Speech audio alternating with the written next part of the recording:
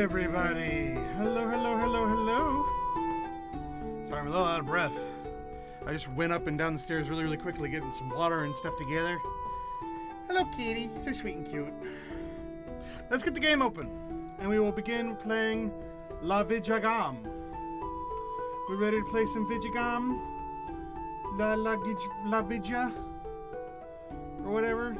Hold on, I need to get the stream open on my phone so I can see chat.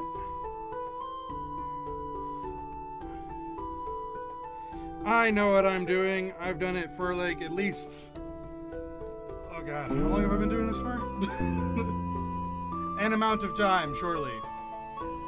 Alright. I have no idea which UI will work for this. We're going to start with this one until we discover that it's no good, and then we'll do the other one. So... crap, where's the game capture? There it is. We're doing it well. Alright, so we're going to do this UI until it becomes a problem, and then we'll do the other UI, because I have no idea. And that's going to be my modus operandi going forward, so that I can have the excuse of using this as much as possible, because I spent way too much effort setting it up. Anyway, sorry, Kitty's over here, and I'm pampering her. Hello, sweet kitty, I love you very much. Pep, pep, pep. Alright, so this is The King is Watching. I vaguely remember putting this on my wish list like a year ago and then completely forgetting about it. And then recently, one of my friends, Cray, bought it for me out of nowhere and is like, here, I saw this was on your wish list and I like it, so enjoy. And I'm like, wow, thanks. I will absolutely stream and play this and it will be a fun time. So that's what we're doing. I have no idea. We'll go with that for now, and if it gets too quiet, then we'll fix it later. I don't know what these mean. Play! I am the king! I am the king! What the hell does this mean? I am the king! Alright, I assume this is who do we like most. I assume because it's a flower and not a sword. Who do we like most? This guy looks like, a merchant. This guy looks like a priest. This guy looks like a soldier. And this guy looks like a foreign diplomat, I'm assuming? I have no idea. Honestly, these two are kind of interchangeable. It could go either way with these two. Let's go with this one. Oh, that's not what that means. Oh, good. Well, let's just do it to all of them then. What the fuck? What was that just happened? That's weird. Okay. Well, this immediately is not going in the direction I thought it was. Okay. Alright. Oh, it's a duck with glasses. Welcome to your kingdom, your majesty. The kingdom stands ready, though much remains to be built. Let us proceed to your tower. There are matters most urgent to attend to. He's like Discount Gilbert Gottfried because of the Aflac duck. Aflac. Alright, I completely didn't hear what he said. Go to... Where did he say? Here? Okay. Tutorial. Should this be your first time, I highly recommend starting with the tutorial. It will provide all the guidance you need to rule wisely. Okay, let's do the tutorial then. Alright, new building. Welcome to your kingdom. Greetings, King. I am Gustav, your loyal advisor. I am here to remind you how to manage your kingdom. Strong economies build strong empires.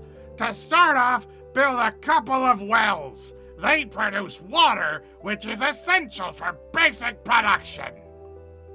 Okay, this is a cursed tile. Improvements on this tile suffer a negative 25% debuff. Oh. Why would we ever build anything on it then?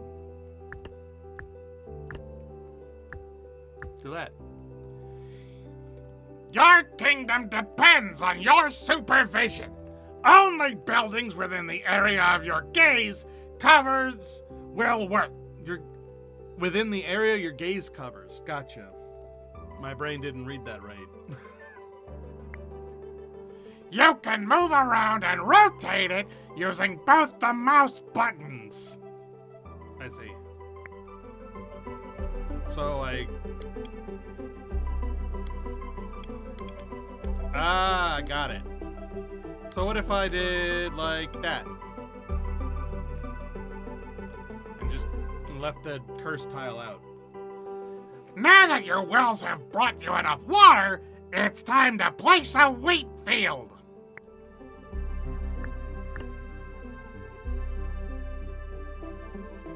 Alright.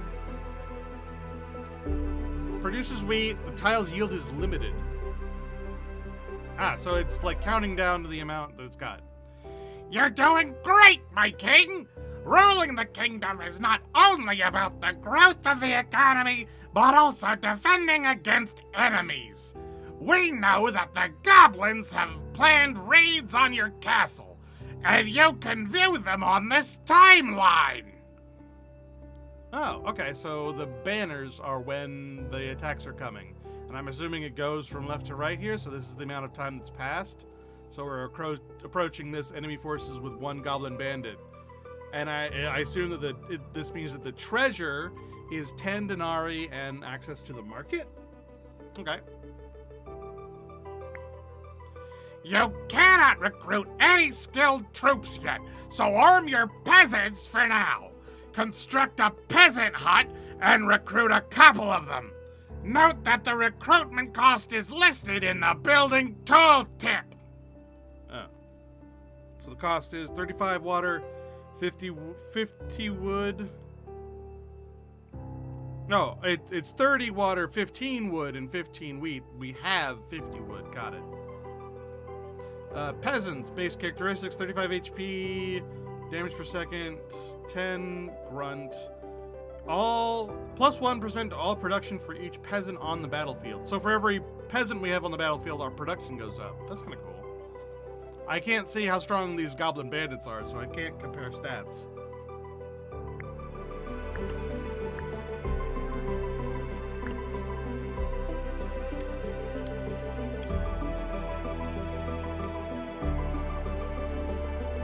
Let's do this.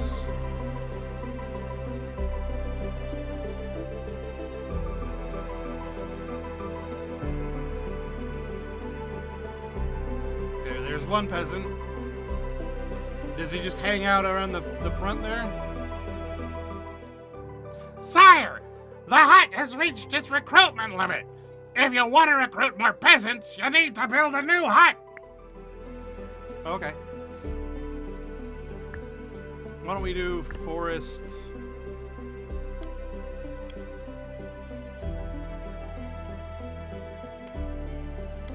Like that.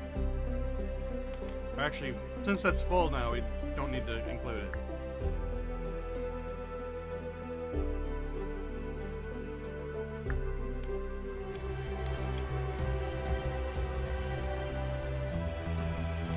Oh, I can actually still keep building from this side. That's kind of cool. So there's the goblin. Okay, so looks like it's got twice as much HP. So twice as much HP, but the same attack. So 2 peasants equals 1 goblin, more or less. All right. You have received rewards for defeating the wave. Claim them. 10 denarii in the market. Whoop! Get out of the way. Gold doesn't grow on trees unless you tax them. You can get gold by selling resources at the market. Your next priority should be gathering enough materials to build it. You have everything required for the market and should build it now. The market is complete. Good job! To start selling, you need to choose the type of resource you're gonna sell. Right now, you only have wheat to sell. Open the management menu and select the wheat icon.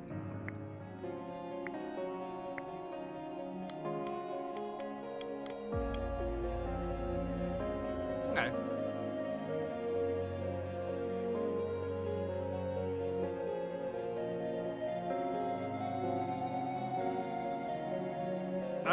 Oh, we can see the resources at the bottom here. I was actually asking, I was thinking, like, where do I see my stockpile? It's down here.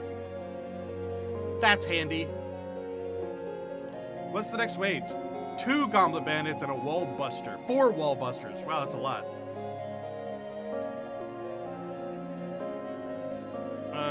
We should definitely put another wheat field down.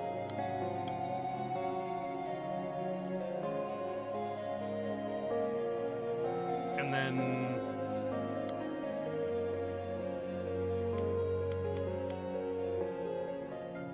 there we go. Alright, troop limit. It looks like you've reached your troop limit. Having a large army is very important, so I recommend you purchase this upgrade as soon as possible. See if you can start producing the resources needed for the upgrade. It takes wood. We don't have a lot of wood, actually.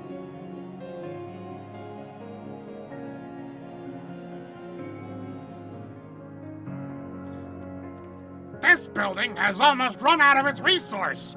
When the limit is reached, the building will be destroyed. So be prepared to replace it with another wheat field or a tree.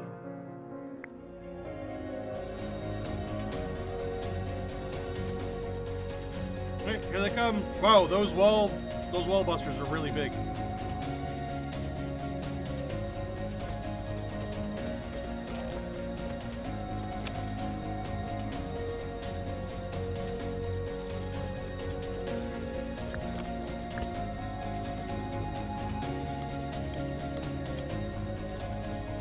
Hey, the wallbusters aren't even fighting my dudes. They're just walking past them. That's concerning. Oh no, my wall! Your castle walls have received damage. Keep them intact if you don't want goblins to get inside. Yay! We got the archery and the iron mine. You've received an archery. Some proper troops will be useful right now as raids are getting tougher.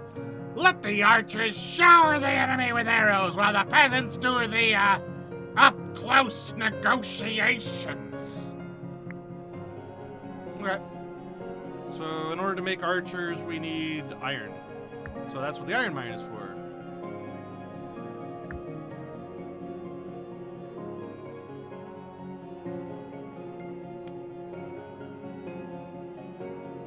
The iron mine doesn't cost anything either to, like, get stuff.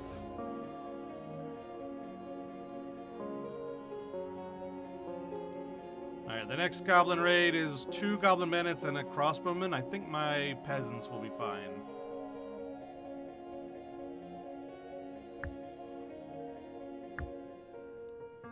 Once you've created a sizable army and reached the unit limit, you may want to get rid of weaker units or reorganize your troops. Click the Management in the Army tab. Here you can see all the troops that you've recruited. You can order your units to go into the barracks where they won't be able to participate in fights. This is useful when you wish to hire new, stronger troops but don't have space in your army. The troops in the barracks can be let out later and serve as your backup army. Oh, excellent. We love a backup army.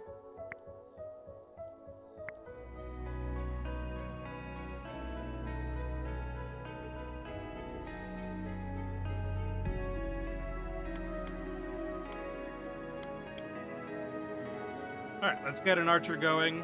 So we'll have 1 archer and 3 peasants until we can get this unit max going.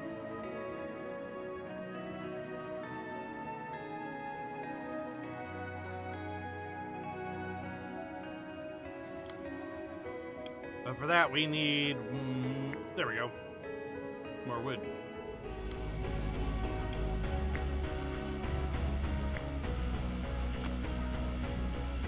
Oh, that was my tree.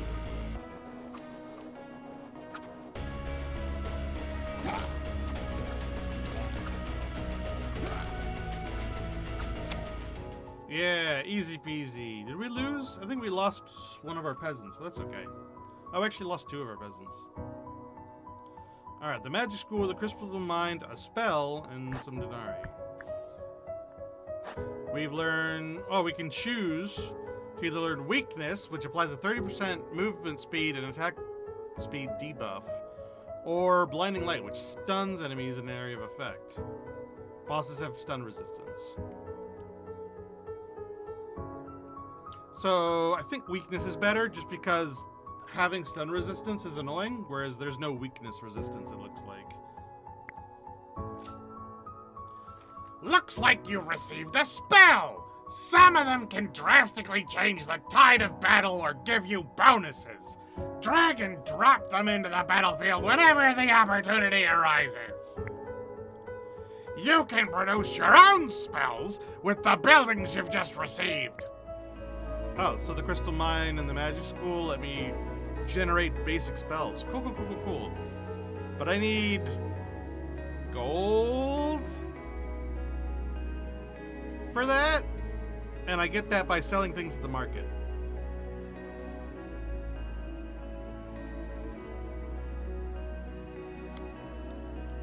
Okay, so I need to get some more market going first.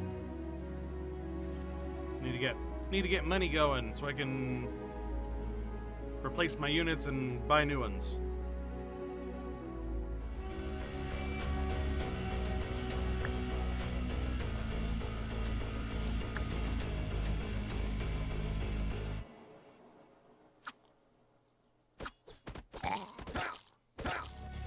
Uh-oh.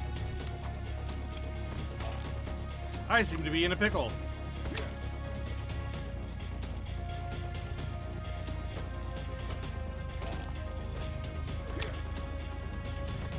There we go. Phew, that actually came up really quick, so I wasn't ready for it. Prophecy, militia camp, wood, and dinar. Prophecy? King, you have been given a prophecy. Here you can determine what the next 3 waves of enemies that will attack you. With stronger foes come better rewards, but be wise, not all treasure is meant to be won. An enemy wave that's too strong could just wipe your castle away. Now make your decision so we can continue. Okay, so these are the inevitable prophecies. These are optional prophecies. What does that mean? Inevitable prophecies versus optional prophecies. Okay, so these are like the basic ones. These are happening. Like, at worst, these will happen. But we can choose to make them a little bit stronger by getting... And we get, like, better stuff.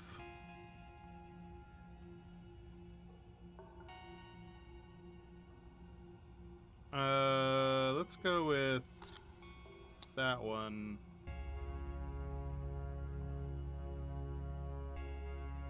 And then...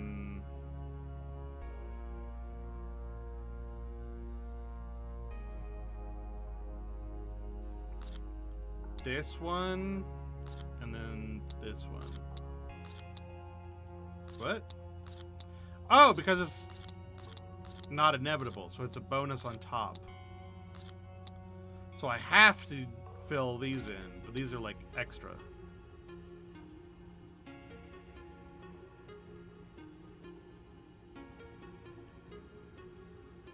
Yeah, let's go with that.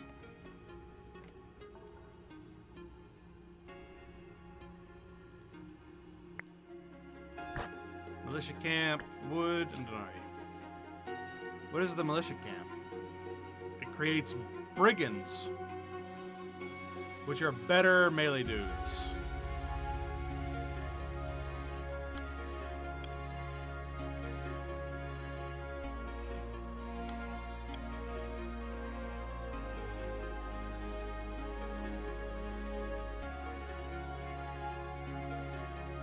I wonder if there's a way that you can increase this.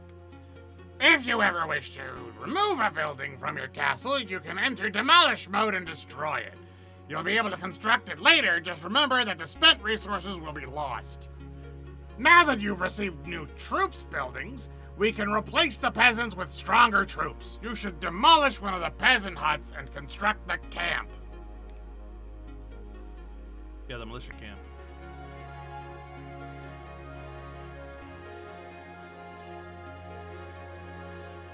I mean, why destroy it though? Because 4 peasants is nice. I'll just build this one here instead. Although I don't have enough gold right now. I wonder if you get more gold. Yeah, you get more gold. Oh.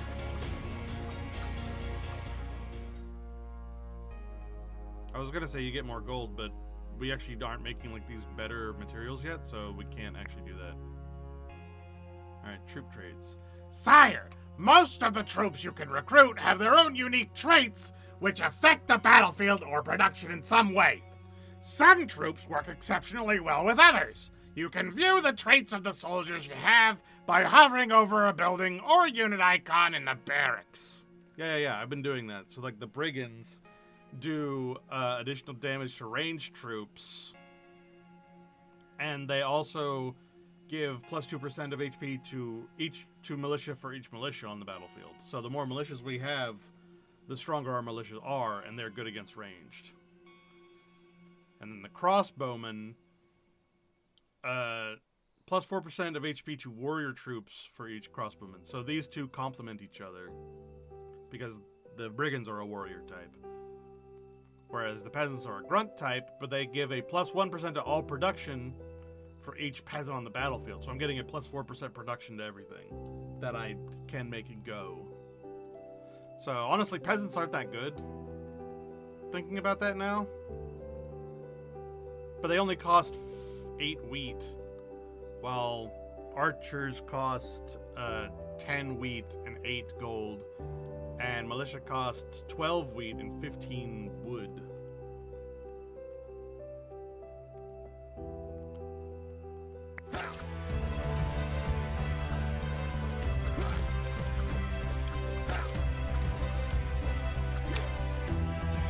Oh god, my soldiers are all dead.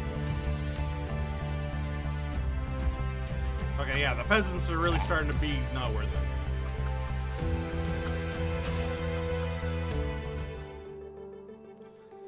Sire, planning the layout of your whole castle is a formidable task. So if you ever need to move a building somewhere else, you can do so by holding shift and dragging it to a new tile.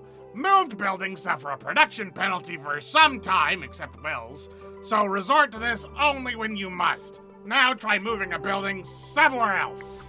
Alright, well, let's do that, and then we'll just, like, destroy it. Ooh, a trader? Oh, looks like the trader's arrived. He sells a variety of items, buildings, spells, resources, and more. I would recommend buying one of these artifacts, but the choice is yours.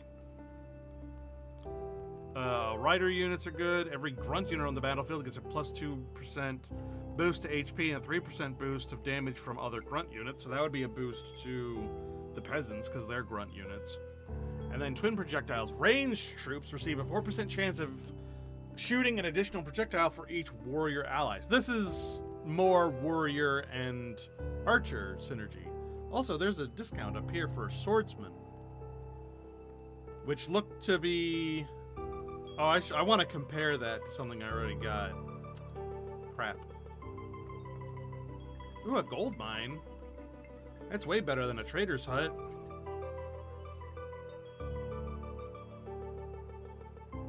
Bone pit spawns small skeletons, which are undead grunts. Ooh, we can have like different like race stuff. That's awesome. Undead trait. Plus 2% damage dealt by and HP of undead troops for each small bones. So if we could do like undead synergy somehow, then the bones would be worth it as grunts. What game is this? Also, that goose with huge glasses is hilarious to look at. Hey Ken! Always happy to see Ken. This is The King is watching. And yeah, I have decided to give our duck tutorial guy the voice of Gilbert Gottfried because of the Affleck duck. And so it's basically a like a building management defense game with tiles. And so we lay out tiles onto our kingdom, and then we build units and gather resources by having our tiles like rotated in specific ways, and that allows us to create an army which will defend our kingdom. How many dinars do we even have? We got 90. So let's go with the twin projectiles and the swordsman barracks, which is on sale.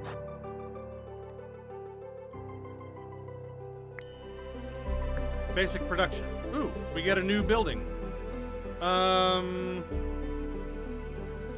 Let's go with this one. See, so this is our kingdom. And the enemy will come here when that... Oh. Do you need some time to think? Press the pause button or space to pause the game. During this time, you'll be able to perform most actions like constructing, building, or casting spells. Okay, so I paused it. And so yeah, this is what we got. We got our kingdom here. We got our wall's HP and our units that are defending us.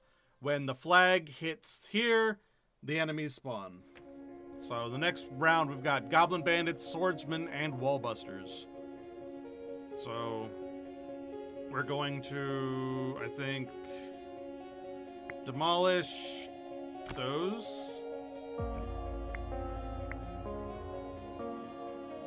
And we're going to place this. Which is better, the militia or the swordsman? The militia have an HP of 140 and the damage is 7 versus HP of 80 but damage 13.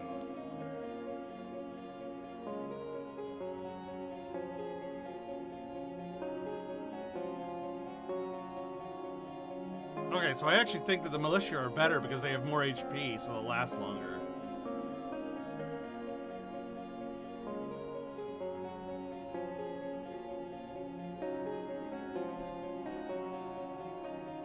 And the militia can upgrade to brigands.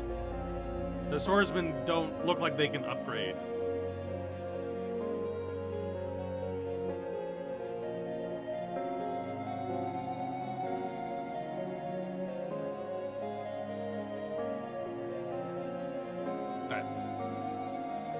The heck is that king? The goose had more animations and pixels. Right? This king is weird.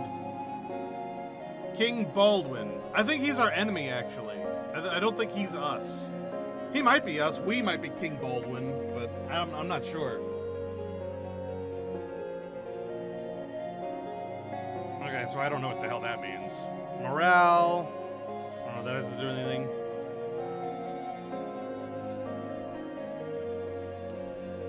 Alright, so... yeah, let's just make sure that we got these guys all up and running. So we need more money and more wood. Oh no, that's for building. Making the building. We need wheat and wood. We got wheat and wood. We got plenty of wheat and wood. Okay, so we should be good. Are there multiple kings in this game or just Baldwin? I have no idea. I've never played this game before. We're doing the tutorial for the first time. I know nothing about this game. I knew nothing about this game going into it. We've only been playing for a couple of minutes, so I don't know.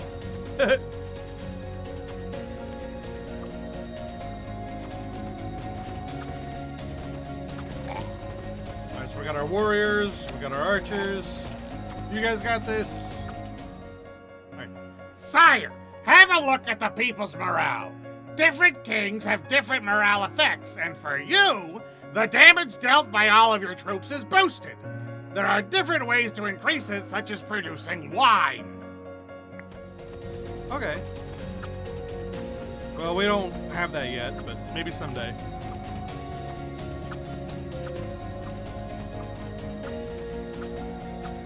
So I guess the duck just answered your question, because apparently there are multiple kings in the game. Building upgrade. Ooh, we can upgrade one of our buildings. So we can choose the market upgrade of faster trading or the market upgrade of charismatic traders. Each market passively provides 5 to morale. Why don't we do that one? We just learned about morale.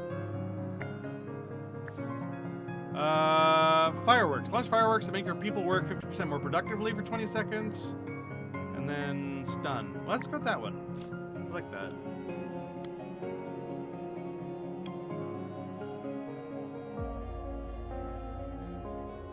How do I cast spell? Fireworks!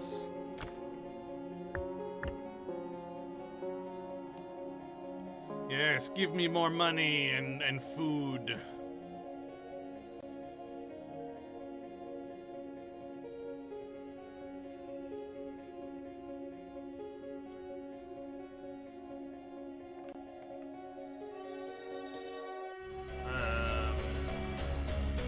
I thought he was a static image. Oh yeah, he is moving. You're right, that's weird. Right. Gaze area upgrade. Oh, thank God. Yeah, so buildings only work if they're in my little line of gaze, which right now is just these 3 tiles, and I move it around like that. But if I can increase the gaze, oh, so it goes from 3 to 4 to 5 to 6. Got it. Cool.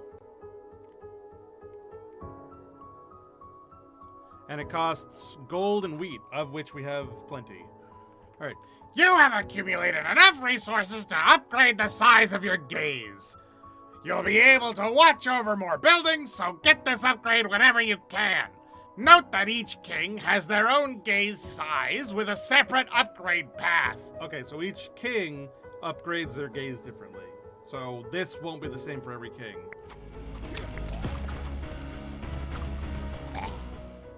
Tutorial completed! Looks like that was the last of them. Great job! The scouts are reporting that many more are coming. The true test of your kingdom lies ahead. But for now, take this. You've earned 5 green coins. See if you can purchase or upgrade something in your kingdom. Oh, so we're back on this screen.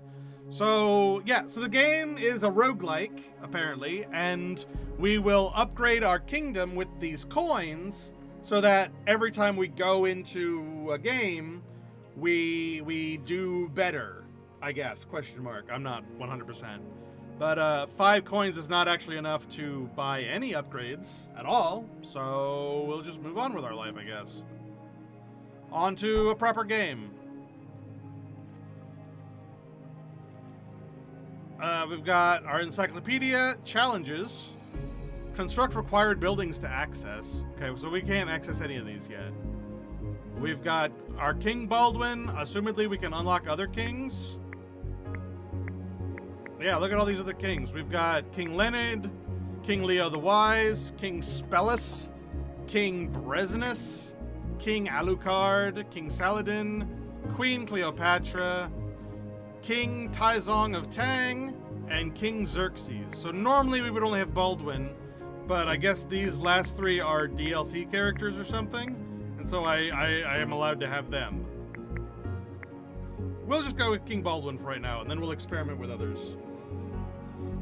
Gotta love upgrades and roguelikes. I love roguelites like that. It's one of my favorite things. Like Rogue Legacy was like that. God, there are so many that are like that. Like Roguelite with the upgrading hub world is like just great template. I love that template. All right, so we've got the village. This is easy mode. 1 fewer bosses than usual will attack the castle. Challenges are disabled, except royal masteries. We have to do that before we can unlock future levels. Okay, so we have to do this one first. Threat level. New threat levels are unlocked by defeating the final boss of the run in the previous level, up to threat level 6. Successfully completing the run in one location unlocks it for all locations. Beating a threat level for the first time grants a single Ascension Crystal and all the unclaimed crystals from previous levels. Oh! Ascension Town Denarii and Ascension Crystals. These currencies are used to purchase upgrades. Town Denarii are awarded by defeating enemies, waves, and bosses. I'm going to keep calling it green coins. And Ascension Crystals can be claimed each time you successfully beat a threat level or complete a challenge. It doesn't say what we use it for, but I assume it's just for more upgrades and stuff.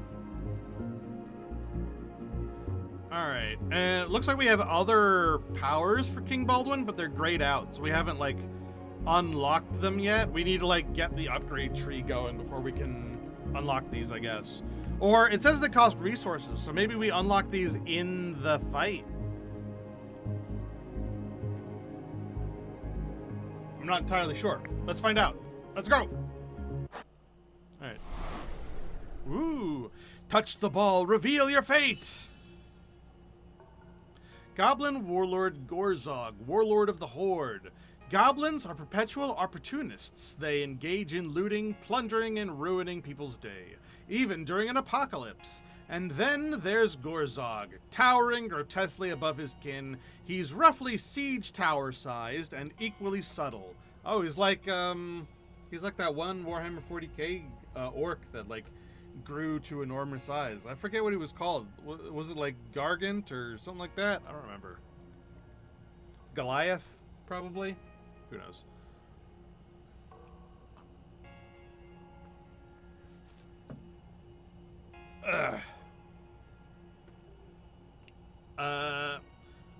Towering grotesquely above his kin. He's roughly siege tower sized and equally subtle. No one's sure what or whom he's been eating, but it's clearly not involved a balanced diet.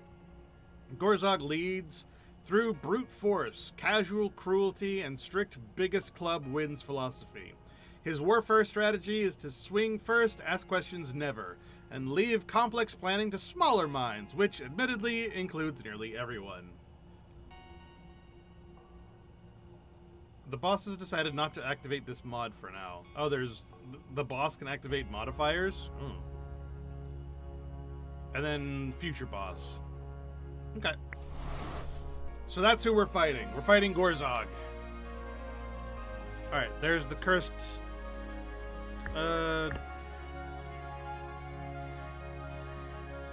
So every game, it looks like there's one random cursed tile that we just don't want to build on.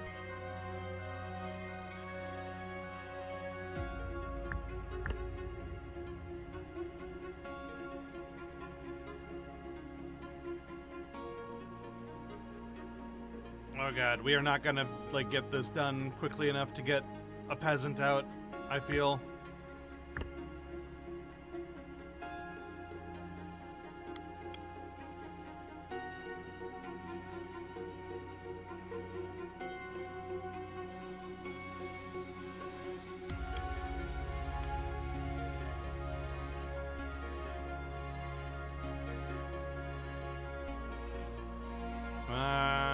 Three more, two more, one more, go. Okay, and then to make it, we need just 6 wheat, which we have. Go, go, go, go, go, go, go, go, go. Build, build, build, build, build.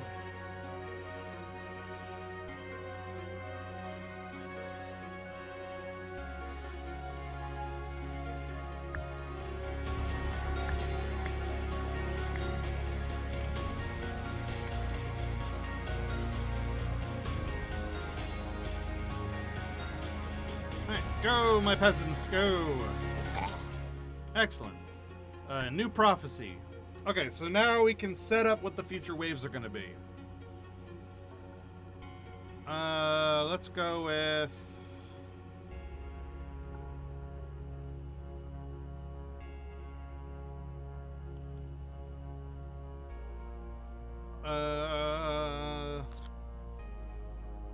this one... This one, then this one. Actually, let's swap these two. Let's do that one and that one.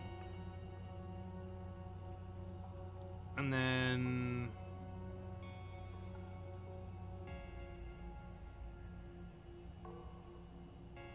let's...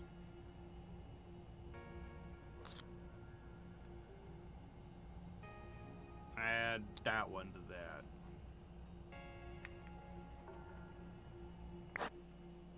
Ooh. The Tome of Questionable Wisdom. A group of court mages court mage assistants went missing in the woods. The search party found only bloodstains, tattered robes, and a sinister book titled 100 Otherworldly Wisdoms from Friendly Eldritch Spirits. Your royal mage, thrilled, calls it a boon. This tome shapes empires. You must read it, your majesty. But a nervous counselor warns, the last ruler who read it came to believe his own throne was plotting against him. We actually can't actually look at the tome because we would lose 50 grapes, but we don't have any grapes, so we can't do it. We can either sell the tome or defile the tome. Defiling the tome gives us 7 morale, but if we sell the tome, we get 100 money. Hold on. What does our morale do again? Our morale increases damage by all units by 1% per morale. So that would be a 7% increase versus 100 gold.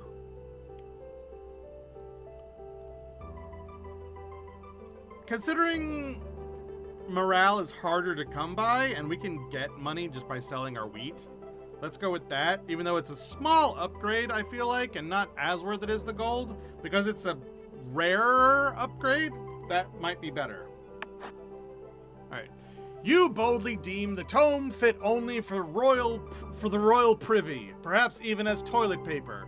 Outraged, it retaliates by slightly reducing your royal gaze, shrinking the area within which your workers feel supervised. On the bright side, your fearless irreverence inspires your subjects greatly, boosting the kingdom morale, though your fields might suffer a bit more leisure on the part of the peasants. Oh, I didn't know that it was going to make my site smaller. I guess my site can't get smaller because it's already at minimum, so I didn't suffer that downgrade, which is why I didn't show it. Ooh, a new basic production. Let's go with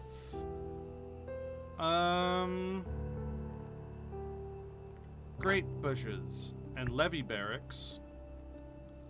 Let's go with the madhouse. What the hell? Recruits madmen. Arcane grunts.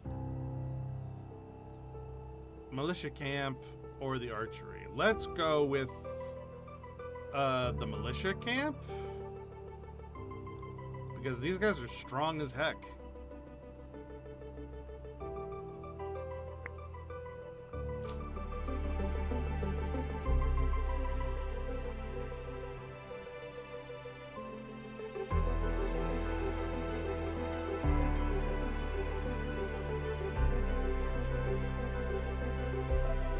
So now we're just waiting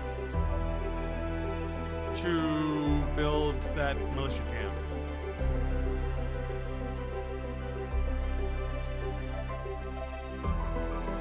And hopefully we can get it done before the next wave, but even if we can't, it's fine. Whoop, there we go. And they cost 8 wheat and 10 wood, so we gotta wait to get some wood. Let's get 20 wood. And then start building.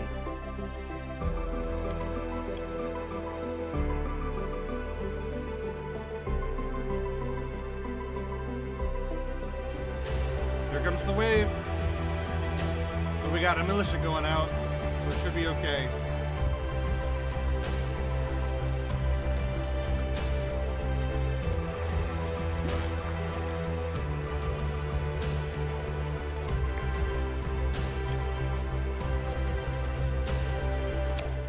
Yeah, 45 random resource. Let's go with wood.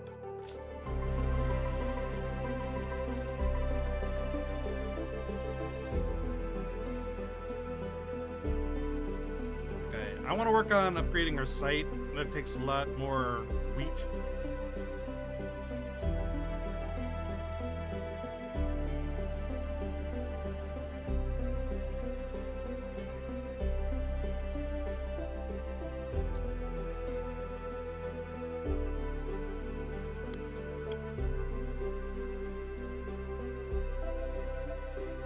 Let's get the militia coming out.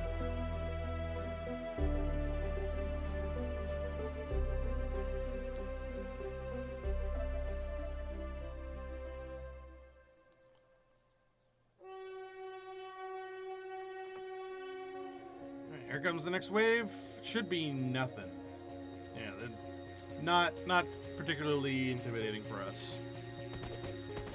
It's the force after that that's going to be a little concerning. A new peasant's hut, a swordsman barracks, or a black sheep barn? What's this? Black sheep. Creates helpless black sheep that provide morale. Other buildings may have a use for them. Oh, so worthless. Swordsman would be worthless too because we don't have an iron mine, so we can't actually craft them. I guess the peasant is the best one we've got here. We can re-roll, but it costs 20 coins, and I don't want to spend those. Or we could just recycle and get 5 coins. Let's do that. That's better than getting another peasant's hut.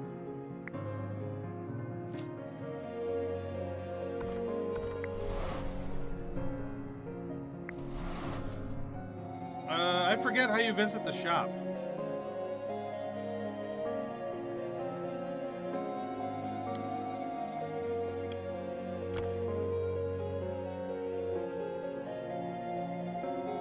It wasn't this button.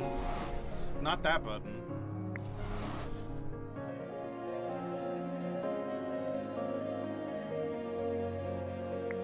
It's not that button. Was it not a button? Maybe it wasn't a button. Maybe it was just like a random happenstance. You played this game much? Shop is round-based. Oh, okay. Yeah, no, I literally have never played this game before. I'm playing it for the first time right now. I'm only like, what, 40 minutes in? I did the tutorial and then immediately forgot everything. Like one does.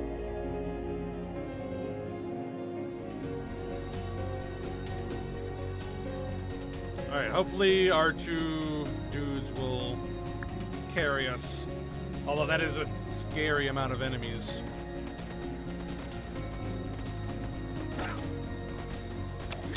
Nope. No Blake. We don't have enough wood. Actually, we do have enough wood. What am I talking about? Go, units, go! Use the fact that they're attacking my walls to kill them from behind. Very fun game. You can speed up time in the top right. Yeah, I see that up there. But I'm currently not good at the game enough yet. I'm stressed for time. When I get better at the game, sure. But I'm not there yet. Something I don't get is... Okay, so we've got a stockpile of these cards, but it's still only a limited number of those cards, and then we run out, which is why we can get more of them. Right? So in this case, I would want to get the tree because I can't use crystal mines or clay mines yet for anything, as far as I know. Although I guess it would never be a bad thing to get a stockpile of a new resource. But we can't build the crystal mine because we don't have an iron mine, so might as well get the clay mine, I guess.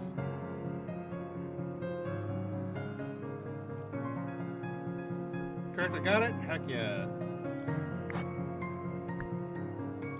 And then we got the archery, swordsman barracks, and the whipman's house. Whipman, he's a grunt.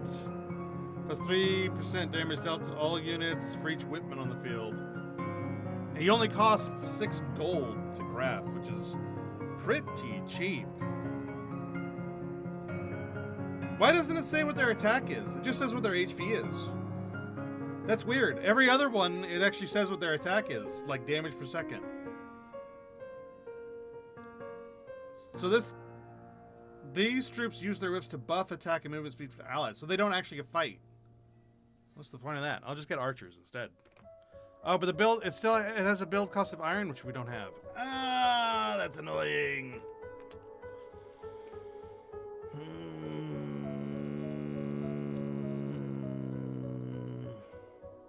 Do we want to get the more useful building and bet on us eventually getting the ability to build it?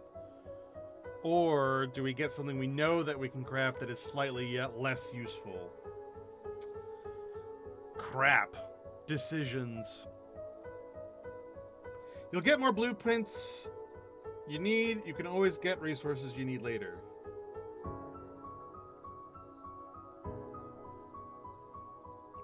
So, you think we should get the archery then? Because we'll probably get what we need going forward. We can wait for it and plan ahead. Is that what you're suggesting here? That's where I'm leaning. Let's go with that. And then cross our fingers. Eventually we can get the research table and get more blueprints that way.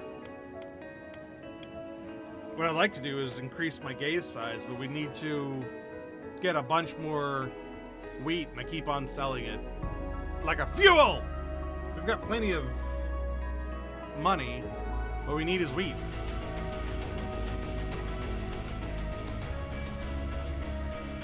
In fact, let's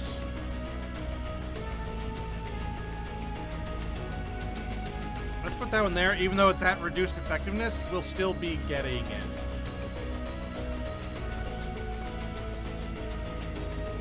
Okay, we can ignore this wave. Our dude's got this. You can build and break the wells for free. Worth using to never have a wasted tile.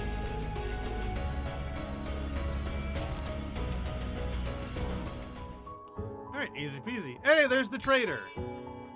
Nice. Any discounts? Yeah, we got a discount down here. Troop training. Receive a pending reward. I don't know what that means. Upgrade the market. Upgrade the market. Get the spells. Troop stat buff. Oh, so it buffs a certain troop? Kind of cool. Tempting to use on the militia, not gonna lie. I'll keep that in mind. I can't afford any of these. What about up here? What do we got? We got the fairy fountain. Does not need to be watched to work. Can produce any resource at random. That's kind of cool. Bone pit. Longbowman. The cost to make it is no good. Academy of Fire. Same problem. A new market. A potter's farm. Produces multiple resources at the same time, but slower.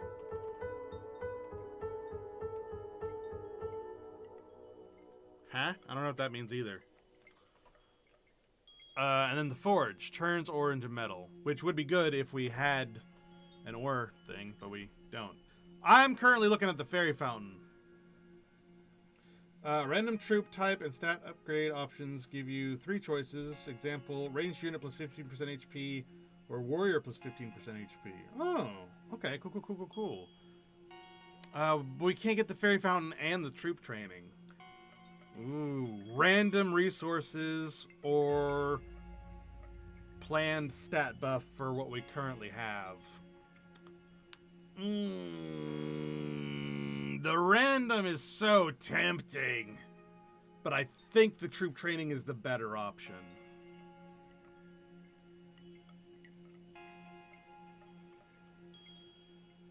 Let's do that. And then we'll save the rest of our coins for the future, rather than spending it on, like, random resources or something. No wrong choices in your opinion? Hey.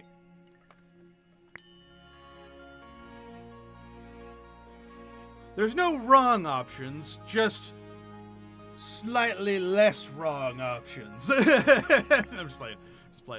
What do we got? We got champions get plus 15%, warriors get plus 15%. Well, right now we only have warriors and grunts. Let's go with the warriors get more health, because warriors already have a ton of health, so giving them more health on a percentage basis would give them even more health. Like, they've got 140 HP in baseline, so this would give them another 15 health, question mark? I'm bad at math.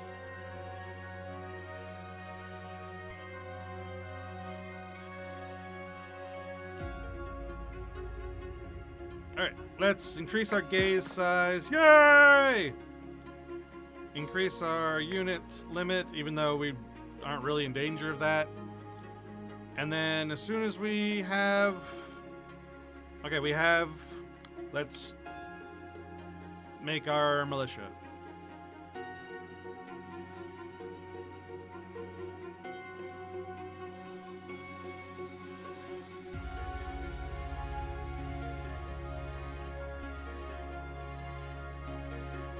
Alright, and now we go back to making resources. And then we'll just back and forth, back and forth, back and forth. Work towards lab, get water, and start printing blueprints. Yeah. That's what I definitely want to do. In fact, I was contemplating moving one of these around, but I kind of like how this is set up, so I'll let like these run out. Like I'll let this wheat one run out and then replace it with a well. Oh, look at all these! Oh my gosh! Prophecy, new prophecies. Solid plan. Hell yeah. Let's go with 4 wallbusters plus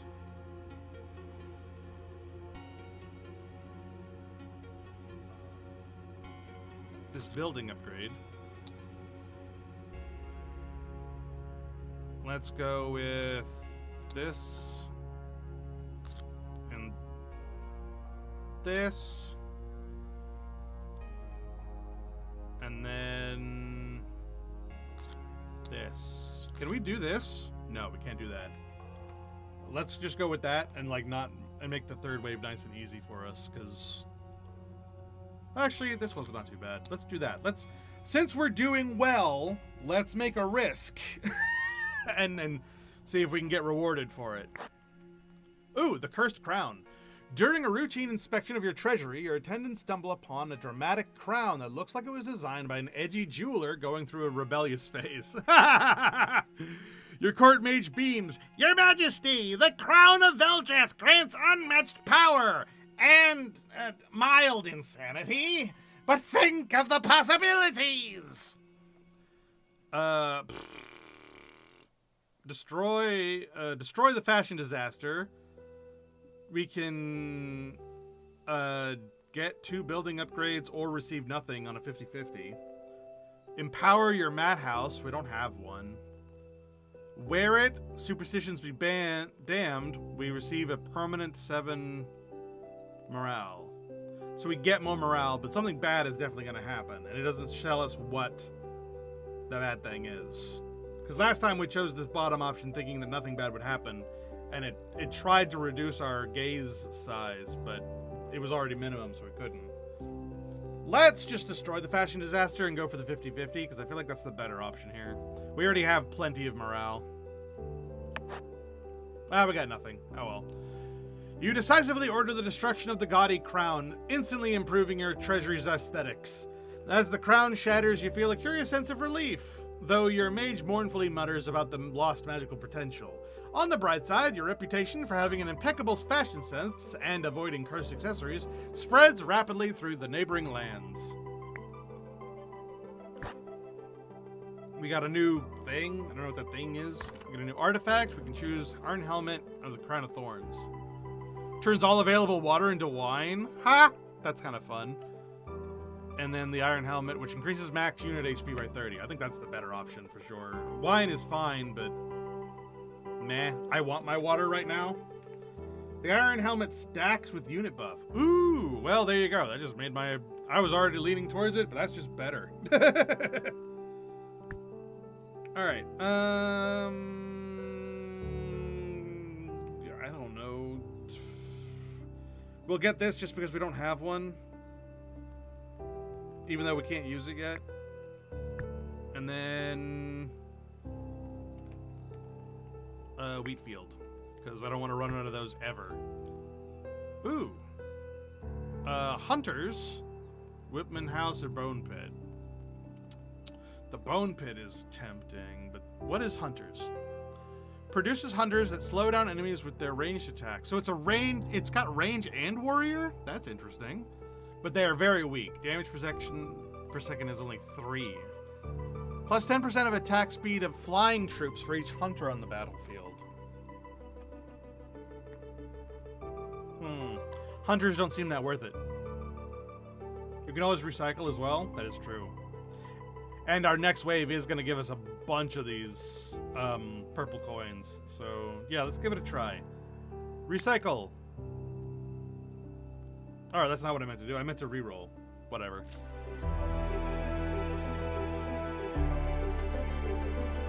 It's fine either way. Bone pits are not super useful. Alright, let's make the research table. What do we got? Research. Basic production.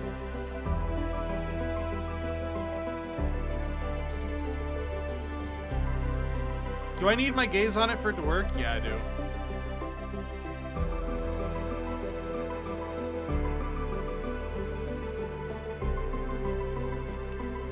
Oh, the next gaze upgrade requires clay. We just so happen to have some. I'll put it right there.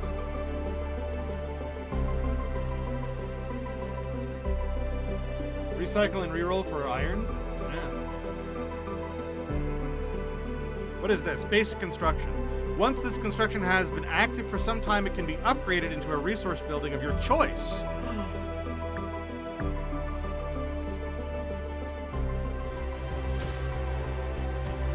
There you go. That'll be our iron mine.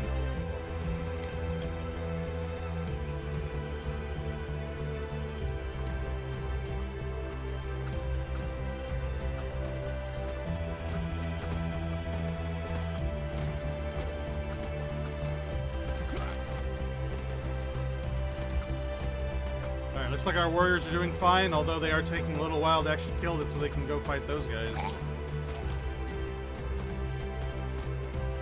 Don't forget to use your king ability. Oh yeah, forgot all about that.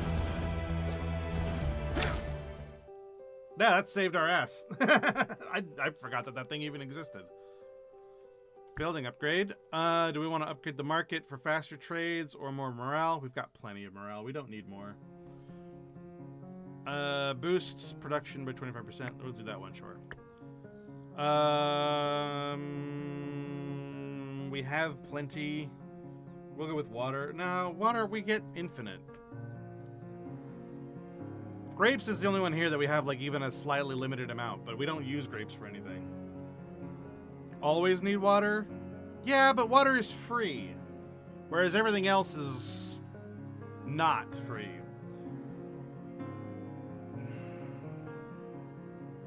We've got tons of wheat, so I don't really want to go for wheat. Everything takes time? That is true. That is fair. Yeah, you've convinced me, alright.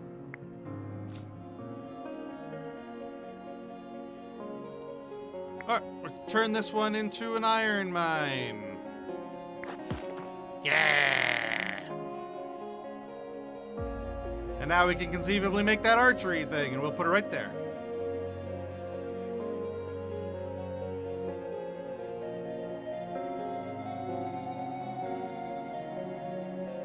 So we're just waiting for... Oh, what's this?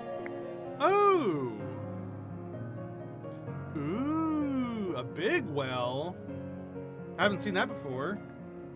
Big wells are good options if you see them. Well, there you go.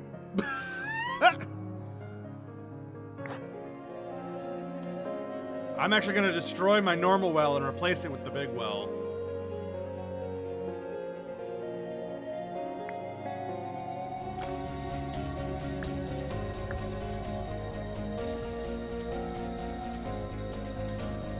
The archery thing there.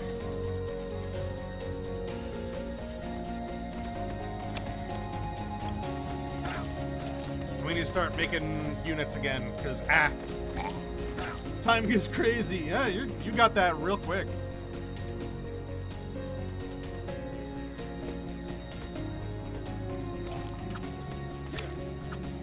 Oh my gosh, these big dudes are wrecking me. Good thing I have a nice surplus of stuff.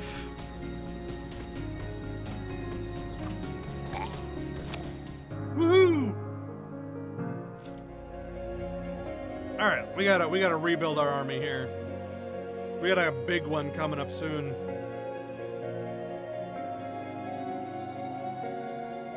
Let's hold it here until we get the archers up.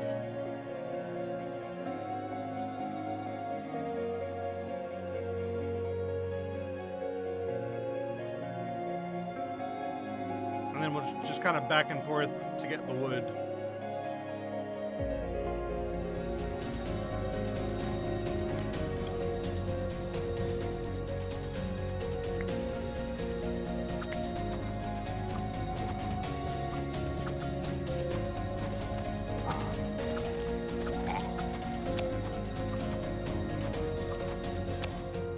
Woohoo!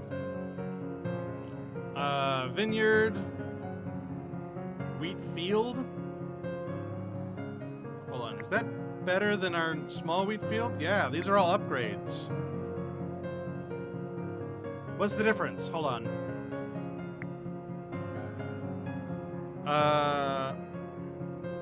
0.8 seconds, 200 yield. 0.8 seconds, 1,000 yield. Oh.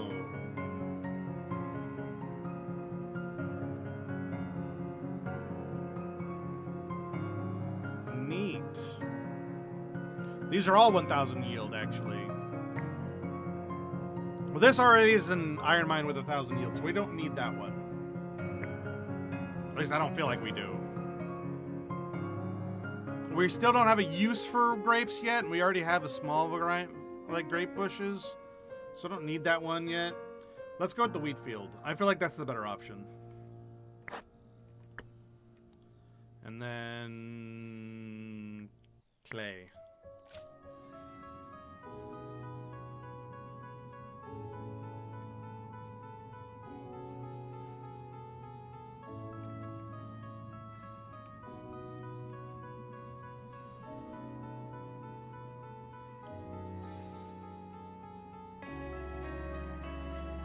Okay, we hold it here. Will we get resources up?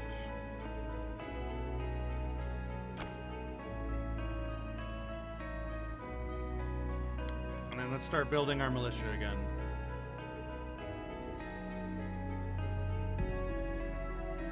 What was that just broke? The clay. That's okay.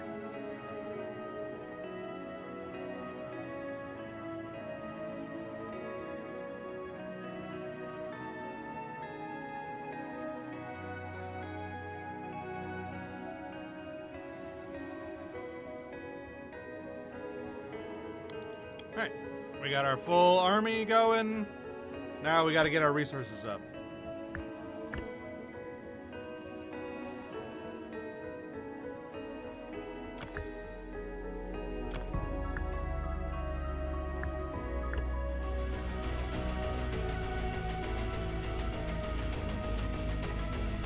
You can use the king ability to go over the troop limit. Ooh, I didn't know that. Yeah, super handy. And now that we've got that big well going, we can actually spend the water to do that. But it looks like we didn't need to this time. That ended real quick. Let's grab the Denari first, and then go visit the trader. Alright, so we've got, ooh, a dragon hatchery that produces flower dragons? The fuck? We don't have a way to make flour yet, so hold off on that. That's neat. Another militia camp. Tempting.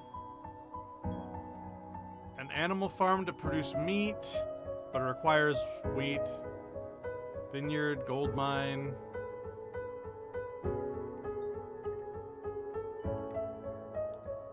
Receive temporary crossbowmen at the start of every wave.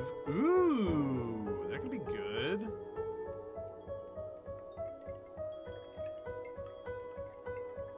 Sawmills and trees damage enemies when they're working? What the hell does that even mean?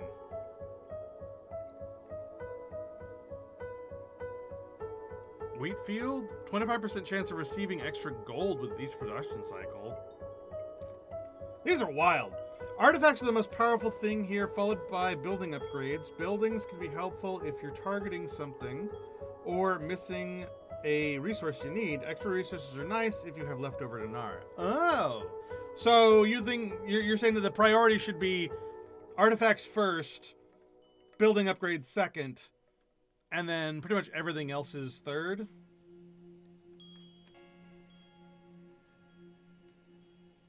Yeah? Excellent. I definitely think that the family crossbow is... Gotta go with that one. And then the wheat field is also tempting. Actually, both of these are tempting, but I want to go with this one for free money versus production speed, because, I don't think that we need production speed. I think we're good. Because we're doubling up on wheat production anyway. The troop training is tempting, but that's way too expensive.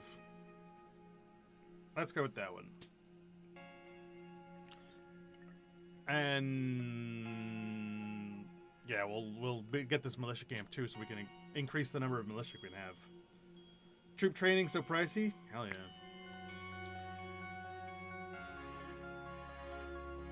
Alright, and then we'll put this one here.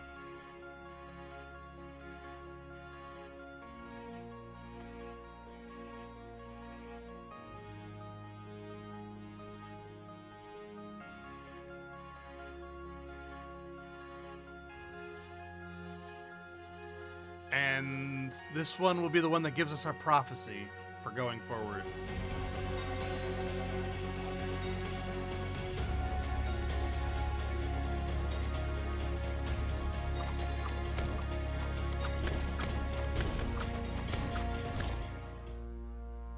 Alright, let's look at our prophecies. So we've got goblin lizards now, along with the crossbowmen, lightning mages, and a sun-faced. That looks like a boss to me. It's got 1,000 HP and deals 67 damage. Excuse the fuck out of me? What?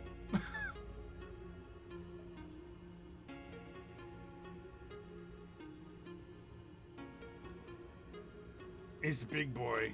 Yeah, and the reward is not worth it for that. So I'm just not doing that one. Why would I do that? The reward is nothing. I think I want to go with... so that one, and then this one. And then... What is that? 90 resource. Those mages hurt. They don't seem like they would, though. Because it says that the damage per second is only 6 and their HP is only 150. Is it like chain lightning, or like why would these hurt? They seem like the weakest of the bunch.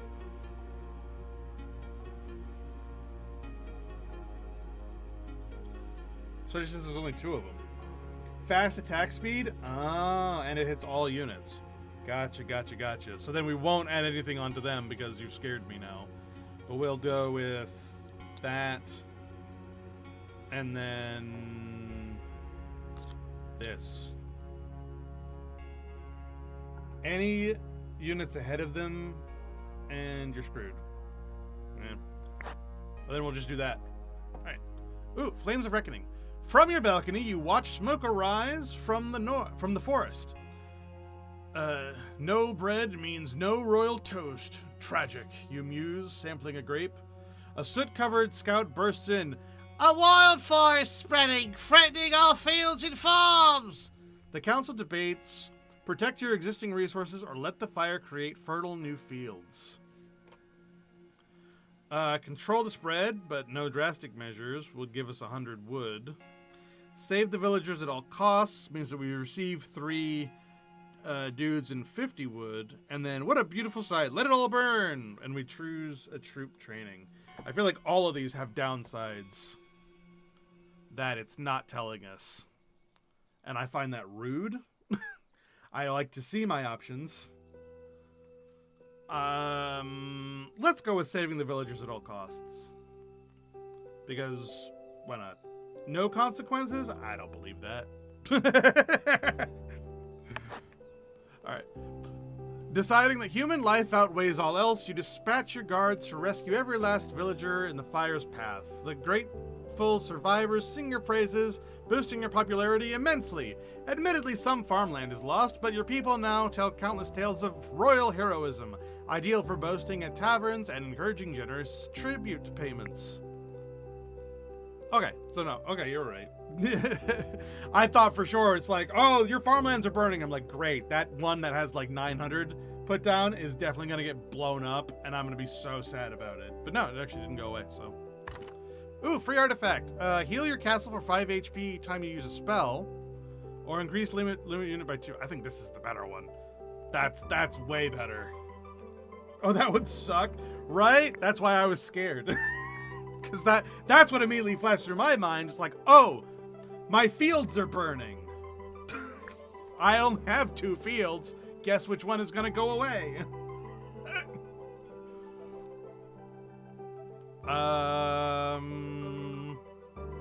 Let's do roots. Gold mine. No, that production cost. Clay mine then, I guess. We do use clay. And then a small gold mine. Okay, we can settle for that.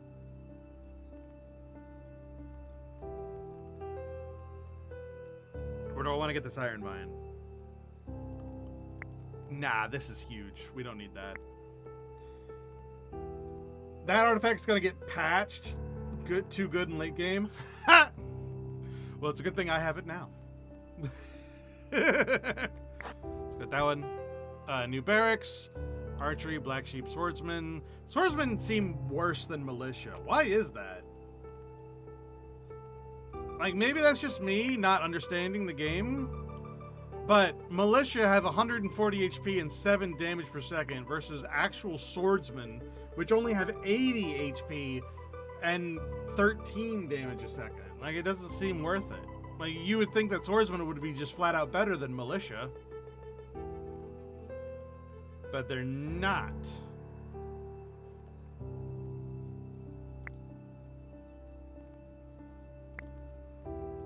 Let's go with archers.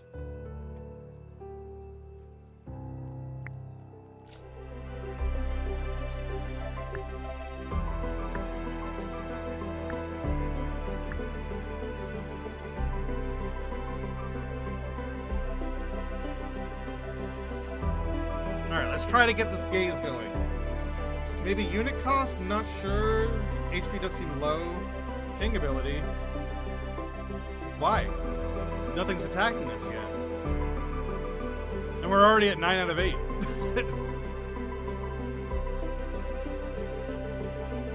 You spam it so you can hold 12? Oh, so like these guys are permanent? Oh, okay. Oh, I didn't know that. Hell yeah. I thought that was like in other defense games where it's like, oh, they're your emergency backup troops. But okay. Good time for them to soak up some of this lightning, maybe. Let's see how this goes. Oh, that's actually not too bad. I thought that was a lot worse than it was.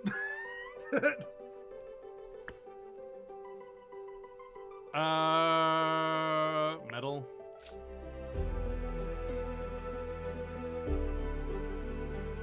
So we lost 2 of those excess peasants and nothing else. Works for me.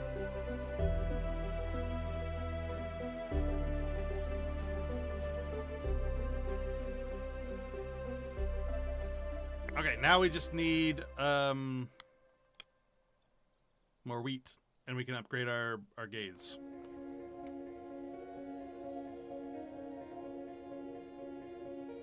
Not too bad. Yeah, not too bad. Not too bad. Not too bad. We're at week 137. I was not paying attention at all. Like time went forward real quick. Boss incoming. Save spells. Oh, is that what this is? Oh, boss incoming. Whoa.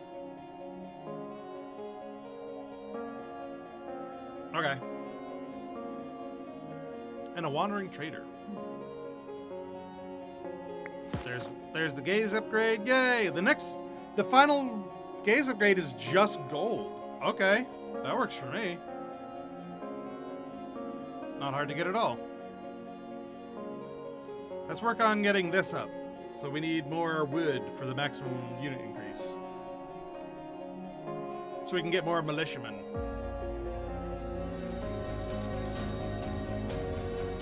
If you beat him, you're the GOAT. Hell yeah! Now I have a goal to work towards. Oh my god, those guys are... What the hell was that? That was scary. Didn't end up doing much, but it was scary. How are we on our trees? Oh, we want trees.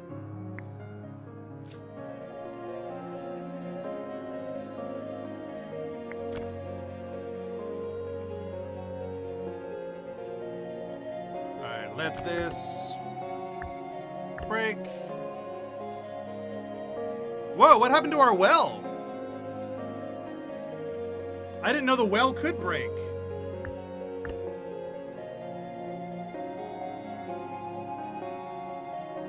That's new.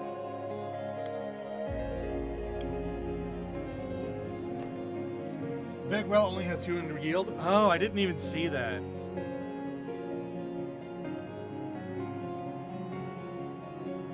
I mean, I guess it makes sense.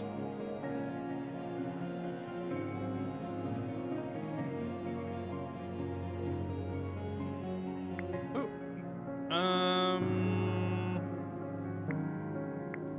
Let's get another tree.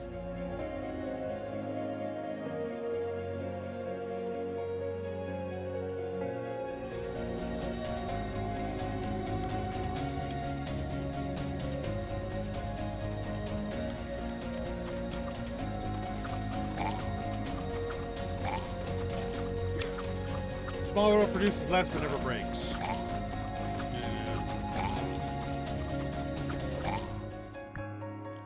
Alright,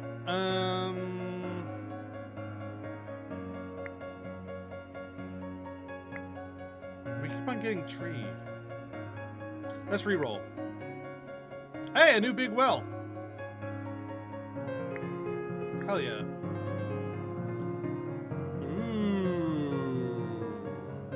Fisher.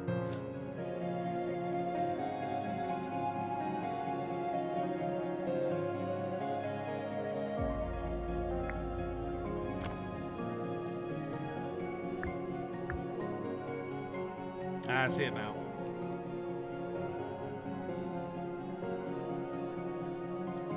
Alright.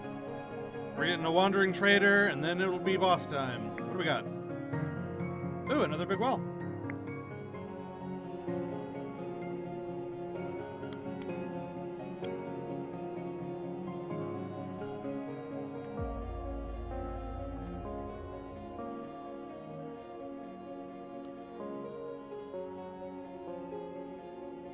Excellent. I think things are going well. Sell excess blueprints like that extra peasant hut? Sure.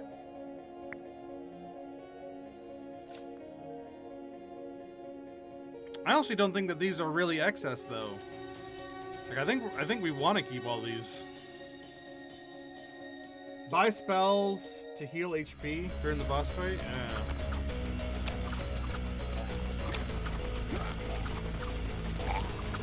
I agree that that will be good. Alright, the trader, what do we got? Giving crystals away for a discount. It's tempting, but we'll see. 90 resources of 3 choice. Get every 30 wine permanently grants morale. Receive 40 random resources at the start of each wave. That's not bad. Boost wheat field production. 10% chance of repairing your castle for 1 HP with each production cycle of the clay mine. Ooh. I mean, 10% chance isn't great, but it is just like passive regen.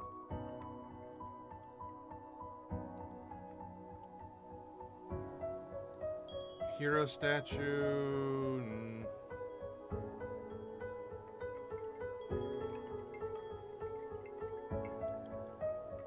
Longbowman.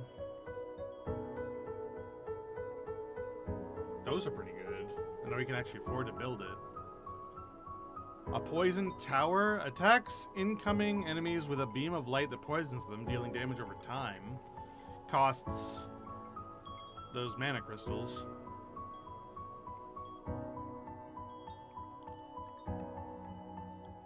I think...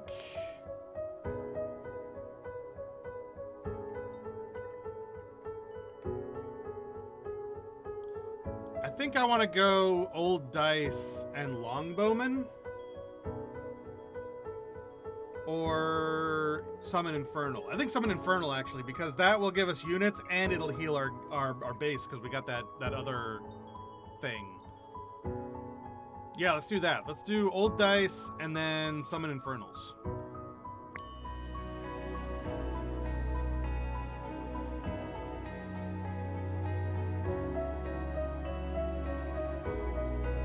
Alright, so boss is incoming. Let's make sure that we have units.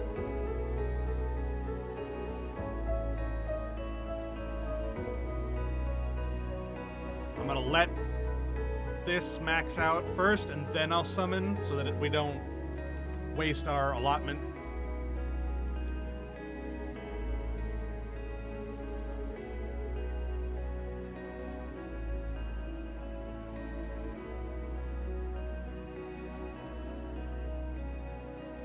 There we go. Yeah, now we're at 14.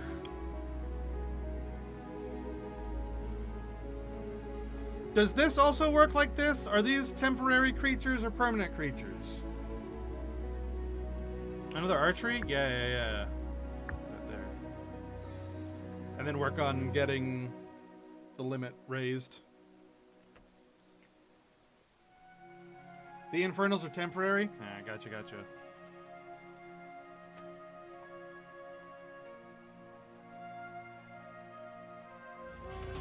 Here they come, boss time! Alright. Goblin Warlord Gorzog, Warlord of the Horde! Get rooted. Get fissured. Get infernal. Go!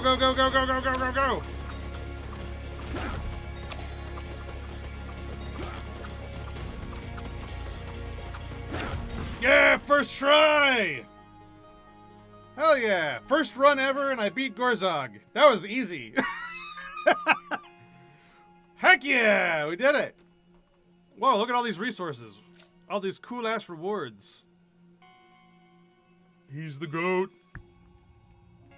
Hell yeah, man. Hell yeah. Ooh, healers and mages. Giant face man, but for a veteran barracks. I think we want to hold off and get that. Let's do this one, and this one.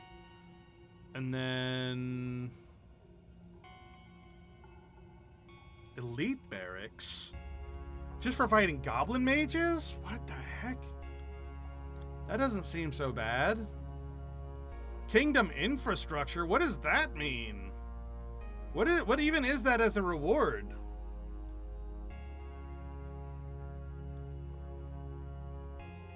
This is so tempting. Why do these seem so easy?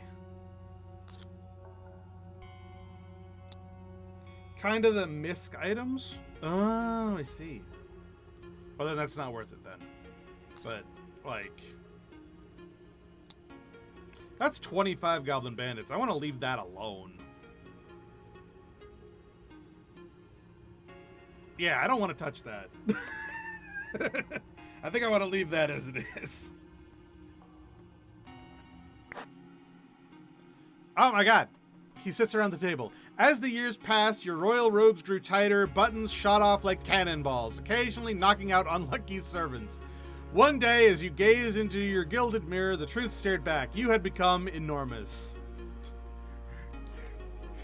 You heard the hand. The king's too fat for his armor. Go get the stretcher, boy. Call it a new trend. Get hospitals but lose wheat. Get yourself in shape. Build an arena. And you get 70 resource. Destroy all the mirrors in the kingdom and get 100 wine. I think getting ourselves in shape is the obviously better option. I don't know what an arena is, but it's only good things, so. Embracing the motto, no pain, no gain, you embark on an intense fitness regime. After vigorous royal exercise sessions accompanied by slightly terrified trainers, you reclaim your former physique and inspire a kingdom-wide fitness craze. Deciding to share your newfound passion, you commission the construction of an arena dedicated to sports, competitions, and entertainingly sweaty contests of royal athleticism. The king is breaking the Twitch rules. Put on some clothes. It's only against the rules if I do it. If the game does it, and it's not modded to do so, technically speaking, not against the rules.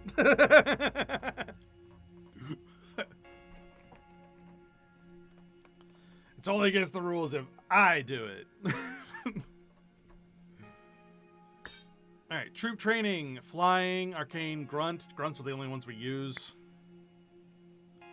Established product, iron mine, clay mine, vineyard. What do we not have? I guess we could use another iron mine. Veteran barracks. Academy of Fire, Academy of Nature in the Mushroom Grove.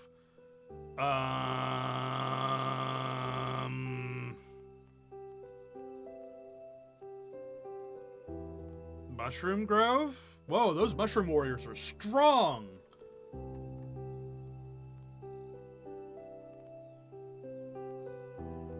Yeah, the Mushroom Warriors. Hell yeah, man. I just need to build an arcane crystal mine, which I already have. Tier 2 is a big jump. I'm seeing that. Let's see. Permanently increase friendly units HP in an area by 70. Spawns a tornado that pulls enemies towards itself, moving and damaging them. I mean, obviously gotta go with the health boost. What? And a legendary artifact. Free housing. Upon constructing the next 3 buildings, all resources are returned. Or, Royal Rune, reduce all king ability cooldowns by 25%. Well, we gotta go with that one so we can use these. Like, this is just useful for the next 3 buildings, which, don't get me wrong, is nice. But, Royal Rune, especially, yeah, I saw that because it's glowing. New king ability. I want to look at what that is. Alright, boss defeated. All production increased by 15%. Your enemies are gathering stronger forces. Consider upgrading your army. The Hungering Maw. Precisely how this monstrosity came to exist is fiercely debated by terrified scholars and tavern drunkards alike.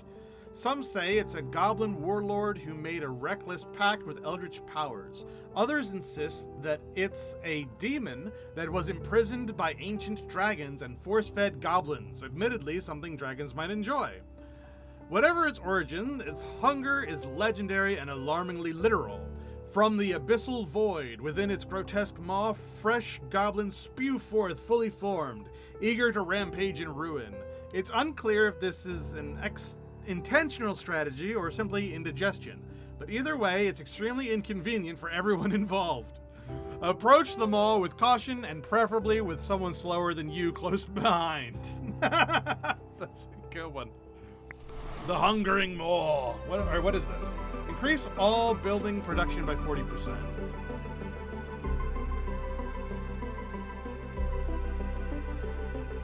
Ooh.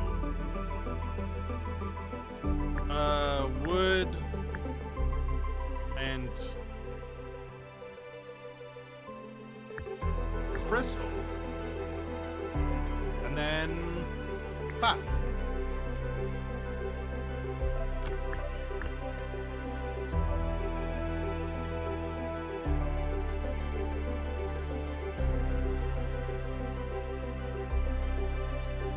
What is Serena? Provides 25 morale while active. Multiple arenas don't stack. Okay, so that's not useful for us right now. Have grapes? Yeah, I got grapes.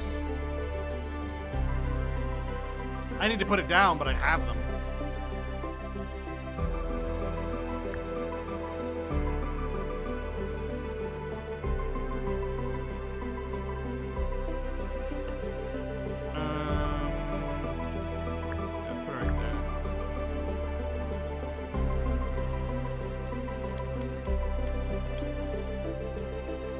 we'll put the mushroom base right there.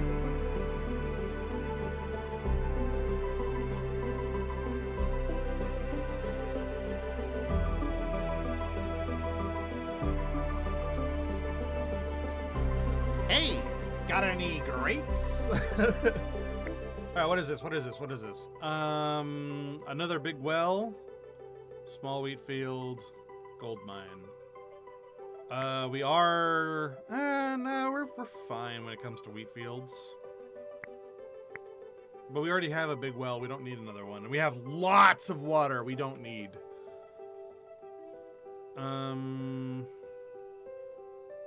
Where's my other spells gone? Are those consumed when I use them? Huh, I didn't know that. I'll have to hold on to the spells I've got then. Let's go with small wheat field just so that we make sure that we don't run out of that.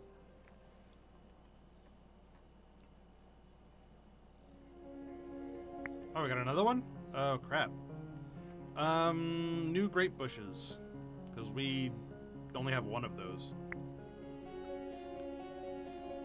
What's this? An iron mine. Oh, big iron mine.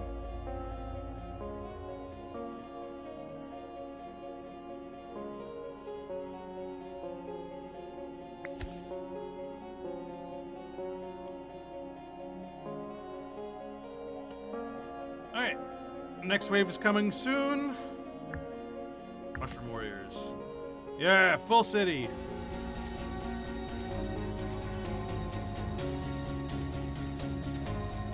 And they cost crystals and grapes to build.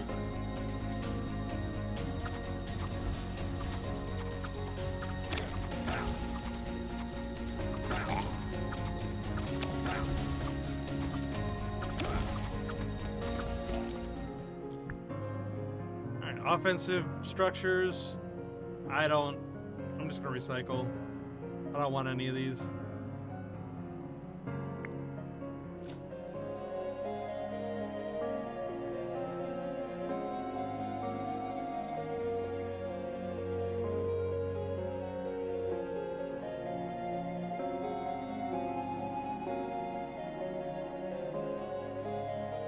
Alright, what am I low on? I'm not really low on anything. Units? Ha! Fair.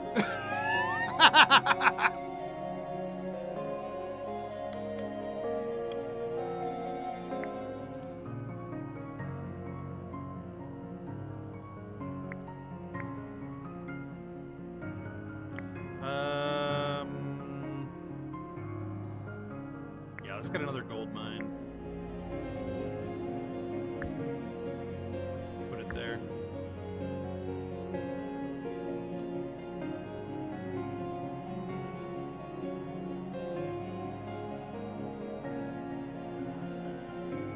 Okay, let's start building these mushroom dudes.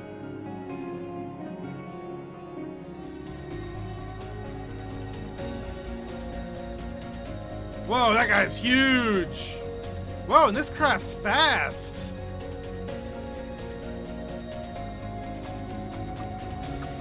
I'm very surprised at how quick that is.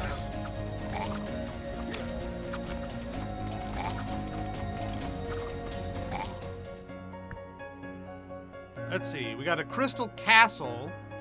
Produces a strong unit that only functions while the building is active. Nah. Canyon factory, giants bedding.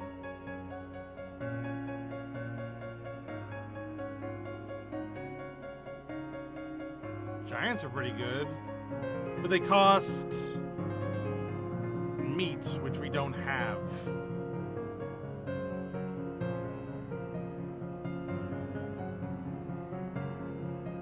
The building cost is free.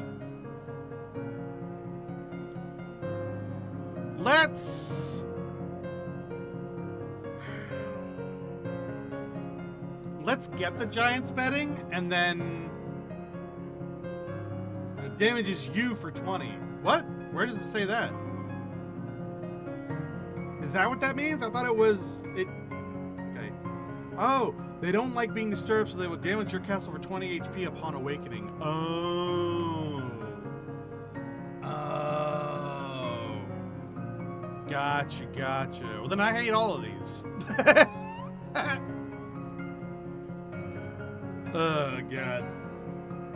Pro-con very strong. Yeah.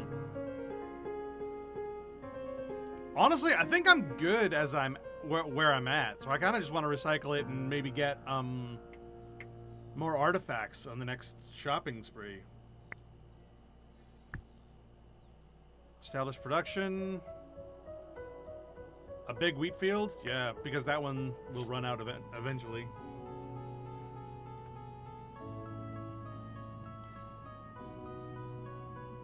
Alright, so now I'm focused on getting more wood and more gold so that we can increase our limits. Let's go ahead and, like, bam. And now all of a sudden these mushrooms are even more hugerier than they already were.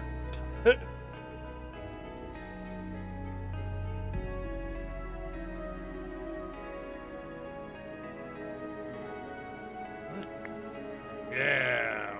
Bigger cost limit.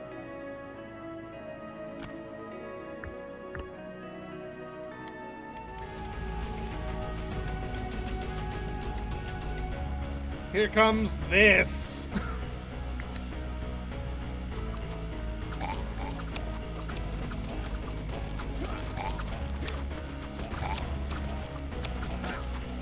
Oh, yeah.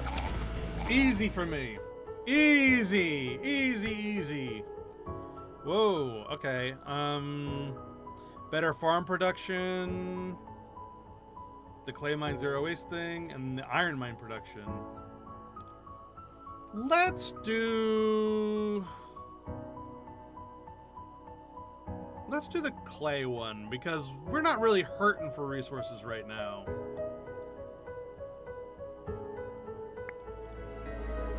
Getting our HP up just incidentally is kind of nice.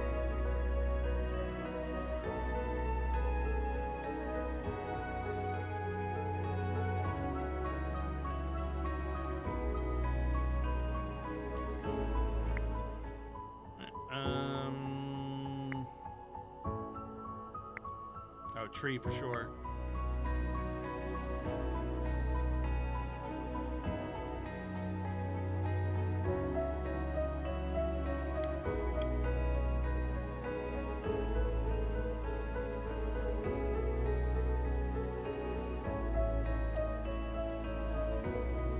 So our limit needs to be even higher to afford everything that we've got.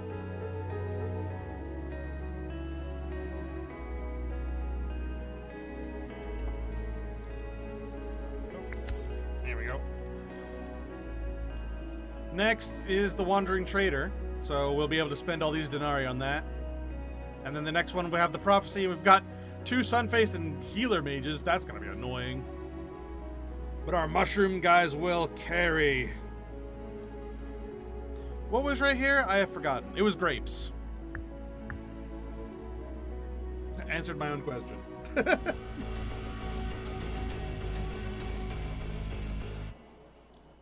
Go, my duders, go! Create havoc.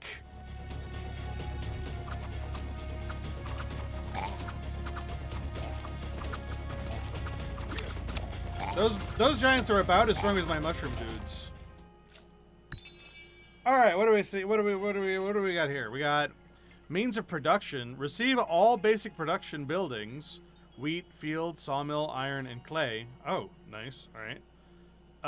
Tasty fruit increases unit limit by 2. Ram's horn. When you kill an enemy, a random unit of yours is healed for 20%. That's kind of nice. Probably want grapes and crystals on the same production group because you need equal amounts to train your mushroom troops.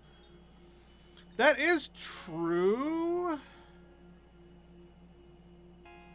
But since I'm building my gaze anyway, and I'm hopping them around, it sort of gives me like a passive growth on all of them. By the way, I see mushroom and crystal up here. I might buy those instead of anything down here and just like have lots of mushroom dudes. That is seeming to be the play. Because these artifacts are just kind of okay, if I'm totally honest. Like, they're not anything I care about. What is this? A hive. Costs grapes. It's a flying warrior. It's not a bad idea to have some flying warriors. But I can't afford it, and... Well, actually, no, I can. If I go Crystal Mine, Mushroom House, and the Bumblebees...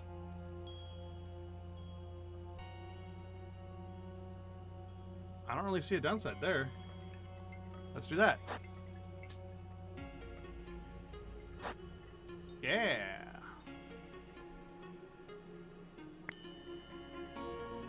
And then what we'll do is we will get rid of these peasants, this peasant building,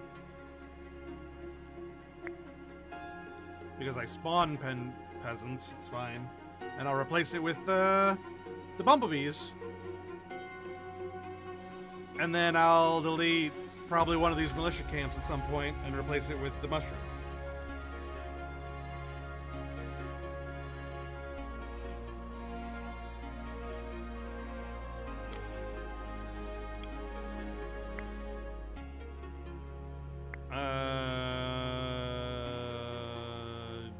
Grapes, I think. Grapes is where we're hurting right now.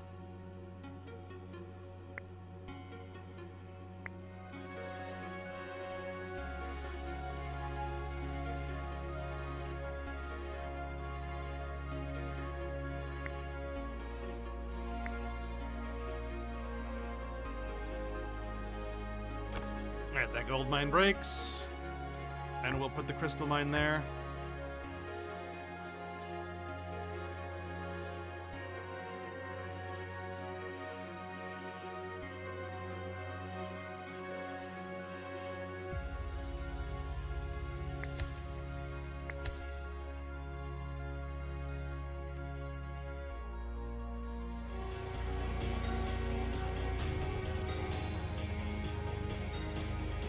Here comes the sun, dudes. Ah, they're scary. These.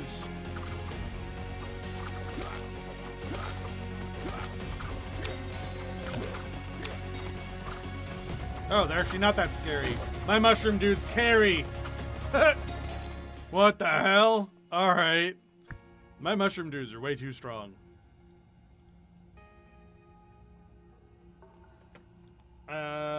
Since we literally just did this one, I feel like we could do it again with relative ease. In fact, we could probably do it again with relative ease. This one is a little scary, but that's fine. And then resources, spell, infrastructure.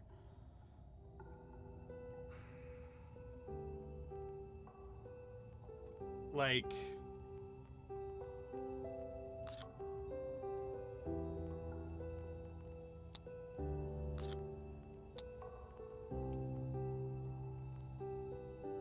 That seems right to me.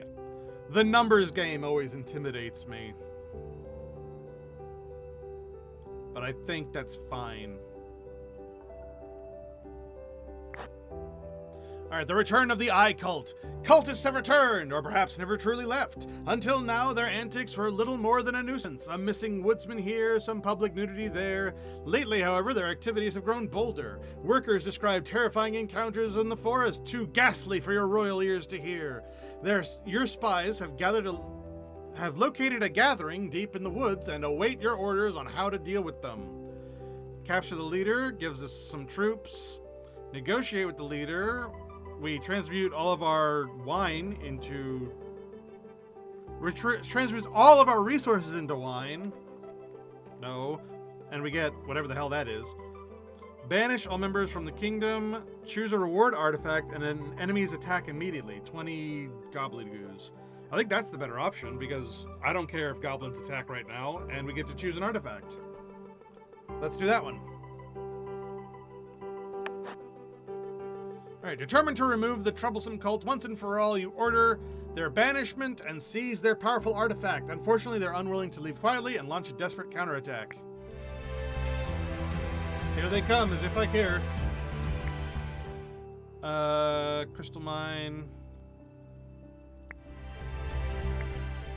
Ooh, do we want the Crystal Mask? Gain 3 crystals when you kill an enemy. Or Summoning Sphere. Using a king ability summons a random temporary standard unit. I think the Crystal Mask is the better way to go, especially since we use crystals for our troops now.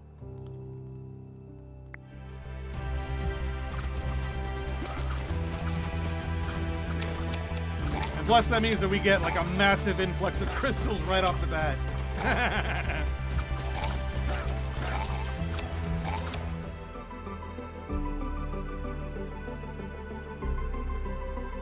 Nice. Okay, so we need to...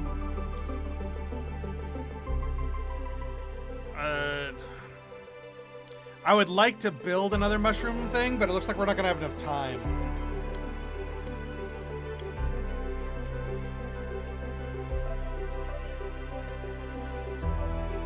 I think I want to move the mushroom thing up there.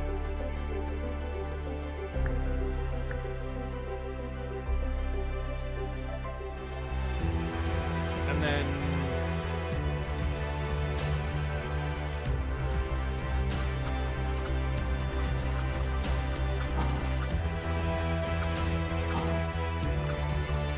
Go, my army, go!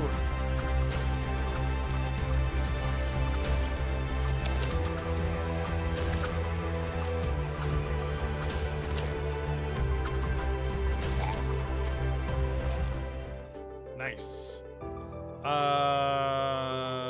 Wood.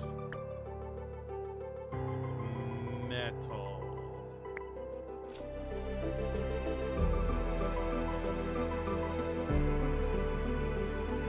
And then I want to get rid of this one. So I can eventually put that down. But I need more grapes.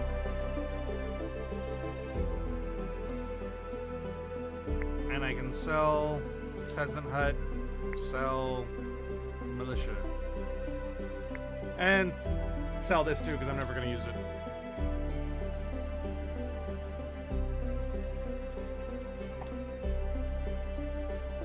Oh, we can upgrade our gaze. Yes! That being the case, move that there. And we'll put the mushroom thing there. Bam. Alright, I think we're out of grape bushes actually, so we wanna get that.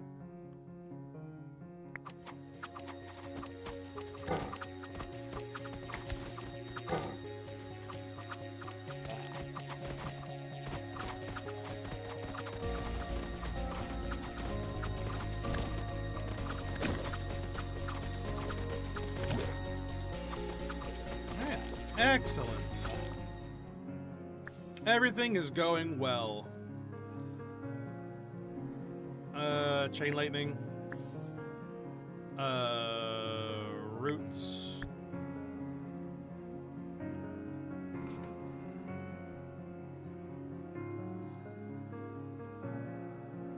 I guess longbowmen, and then like replace our normal bowmen with these longbowmen. Although they don't seem that good anymore, because my bees and mushrooms are way stronger than them, but they are still ranged, so maybe.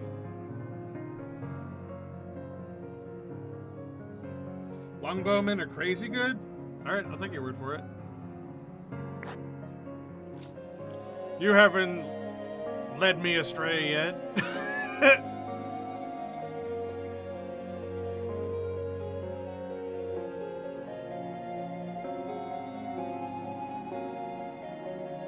Right now, though, we need to increase our maximum limit, so we need more wood.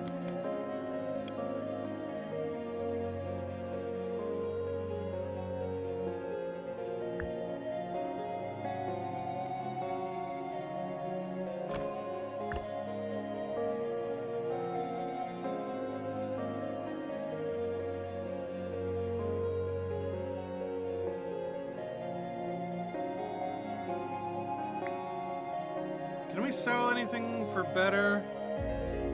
No. Doesn't look like it.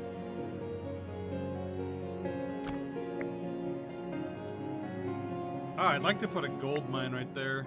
Yeah.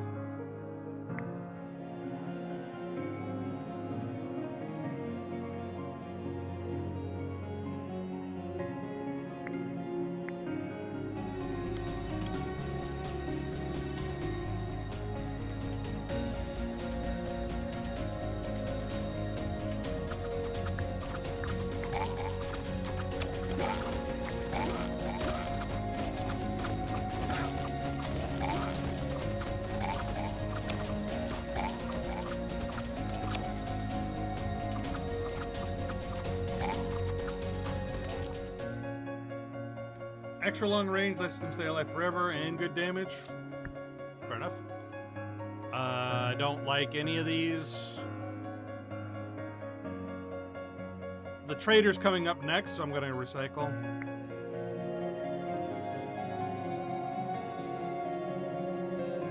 I need a lot of gold to build that longbowman's hut, though.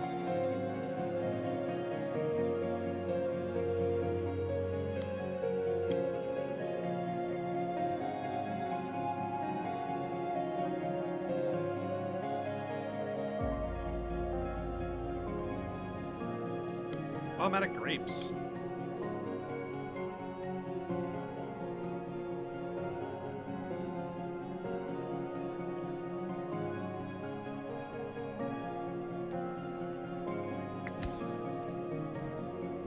Oh my goodness. A Cyclops and Goblin Bat Riders. Oh boy.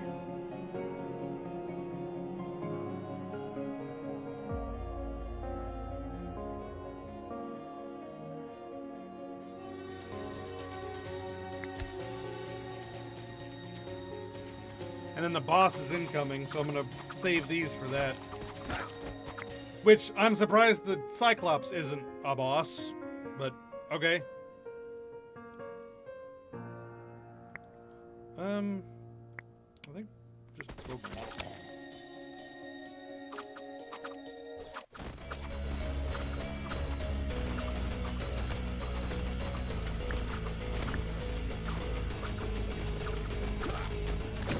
Yeah! Alright, what do we got here? Receive a fireworks spell every 3 waves. When your troops die, all buildings' production speed is increased by 5%. That's pretty good. Anything good up here? Peasant's Hut, Fuel Launcher, Great Slingshot, Iron Mine. No. Crystal Mine production. It's pretty good. And grapes, which we need. Let's go with the Summoning Sphere.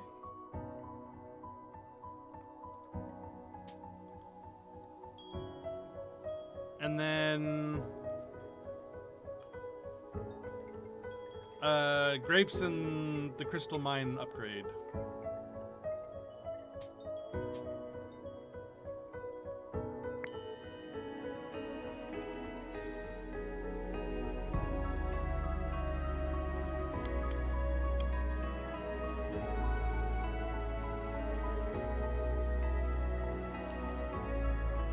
We've got to work towards upgrading our unit limit now.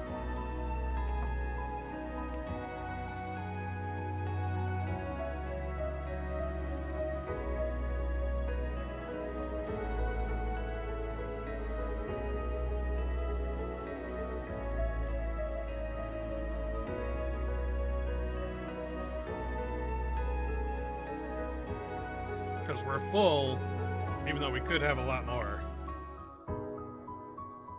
Great bushes.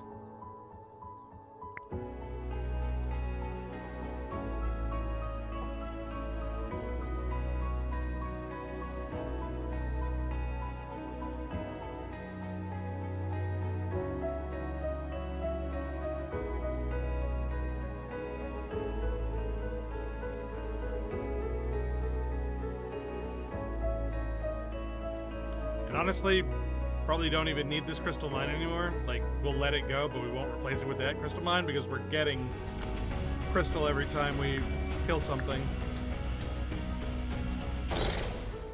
There he is, the Hungering Maw! Oh my god.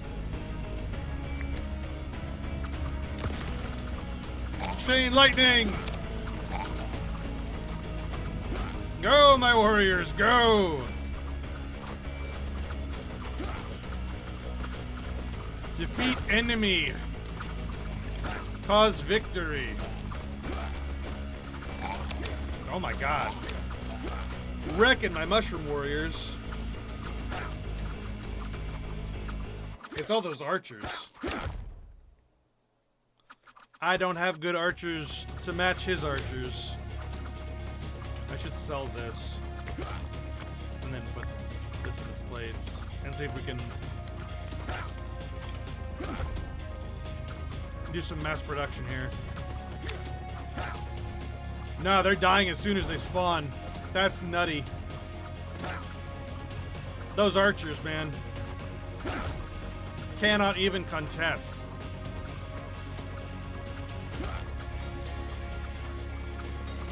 I think this is where we die.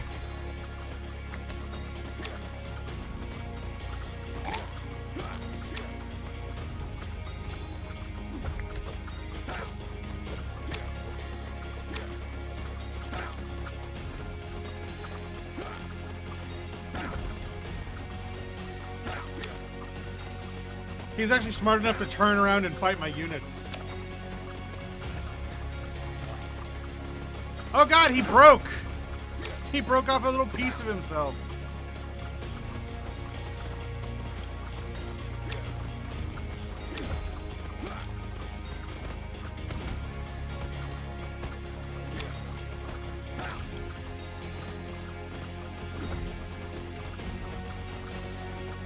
And I'm out of resources. And I died. Damn! The Hungering Maw, I just wasn't ready for it. Ramped up like crazy. See the red square next to your gaze upgrade? If you click that, it will hold your units in the barracks until you release them, and then you can send waves of allies. Yeah. 315 weeks on first try is crazy. Well, thank you. I appreciate that. I have no frame of reference because that was literally the first time I'd ever done it, so... Woohoo! Yay, I guess. We got 30 coins. We're going to have lots of upgrades. We will do even better the next time. Or worse. I don't know what any of these buildings do. Let's start with upgrades, because upgrade sounds good. Alright, what do we got here? Starting line. What are these? Oh, they're different trees. Oh my god, there's so much. Tile seal. At the start of the run, you'll receive a tile enchanter. A building that can place a seal of production on a tile. Oh my god. Oh, Jesus.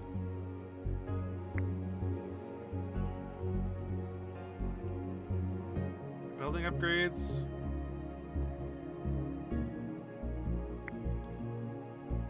New playable heroes.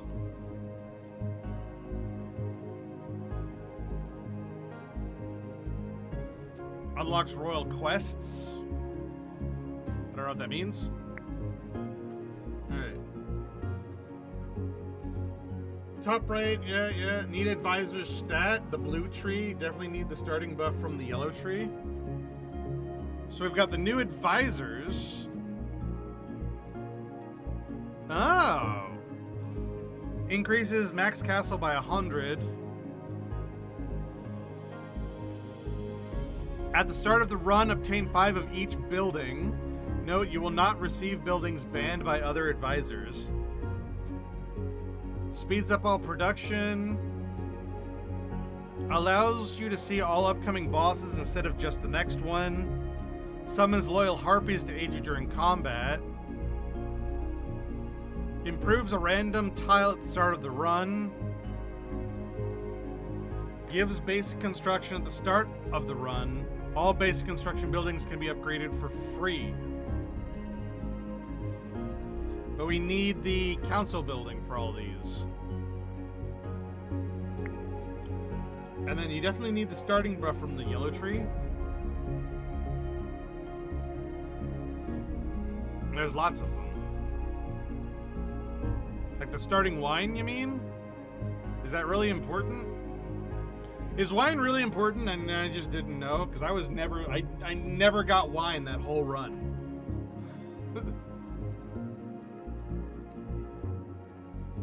Wine is a pretty good buff. It didn't seem that useful because that character was like, wine is used for your morale bonus, but your morale bonus is just like 1% extra like damage for each morale. So it's like, oh cool, I've got plus 7%, which, I mean, it's fine. It's not anything amazing. I would like to get rid of that bad tile seal. Like, is that one of these? Like, is that what this is? Instead of having a bad tile, I get like a good tile? Can't get rid of the bad one? Aw, man. That's what I want. I want to get rid of the bad thing. Place a magic seal on one of your tiles. Gives it a plus 20% boost. Gives it a plus 26% boost. Unlocks upgrades. Okay, well, before we buy any of these, I want to buy the council building so we can get some advisors. So right now we've got Gustav. He gives a 5% boost to production of all buildings. And we're only allowed to have one advisor right now? Can you upgrade this to have multiple advisors? Yeah, right here. Oh, I see. Costs crystals. Fair.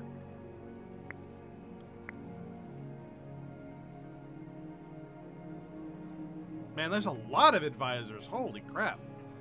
And then there's advisor slot. Oh no, it doesn't cost crystals. It's just like way far deep in, which I will probably need a few crystals just to like get there.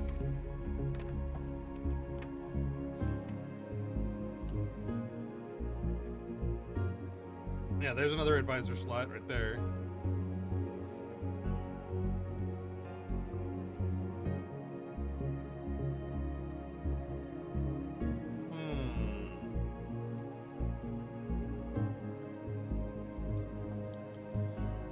I like the placing of gold mine because everything uses gold.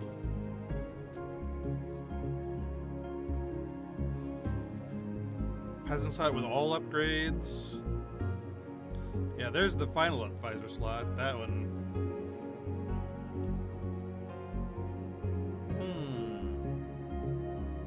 These are interesting.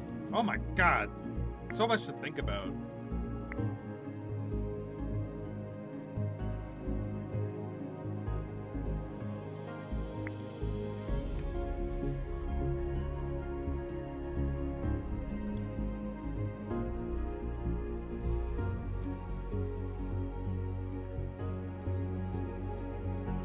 Let's tree.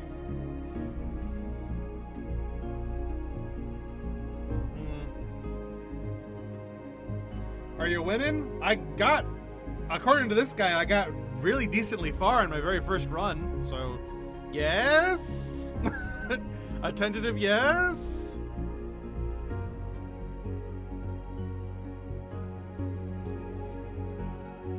Hydras, Tesla towers. More buildings, more troops.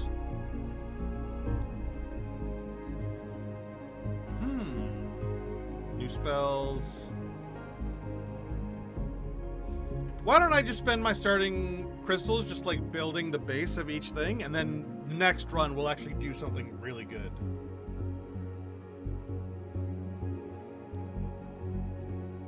So we'll just, now we have all the buildings, and then we'll actually like work on the buildings afterwards.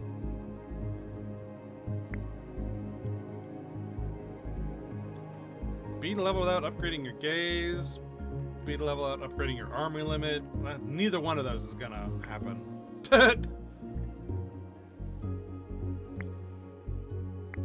Yeah, these are all things that are not happening anytime soon. Maybe it'll happen by accident at some point, but I'm not going for any of these right away. All right, let's do another run. That went really, really well.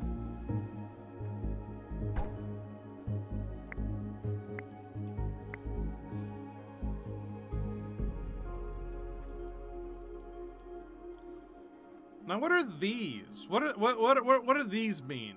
The lumber mill, extra loot, and extra loot 2. Are these passives that I need to unlock with, like, something up here, or what does that mean? Or is that part of the King's Quest thing? You just have to meet the requirements and then you get it in the game. Oh. So it's not part of, like, the King's Quest or anything. It's just, after cutting 10 trees, you get 300 wood. After killing a boss, you get an established product. After killing 2 bosses, you get a legendary artifact. Okay. It is? Those are the quests? Oh, okay.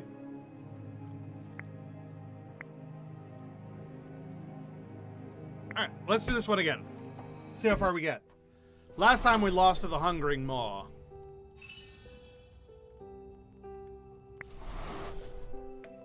So let's see how we do this time. Now that that is over there, we don't have to worry about that quite so much early on. Maw's a bastard. Yeah, he is. Yeah, he is. Kicked my ass. We were doing so well. It was actually, we were doing so well that I was like, man, this game is easy. This game's easy for me. And then I died. Like, went from, like, overconfidence to dead. Because it was so easy. Right up until then.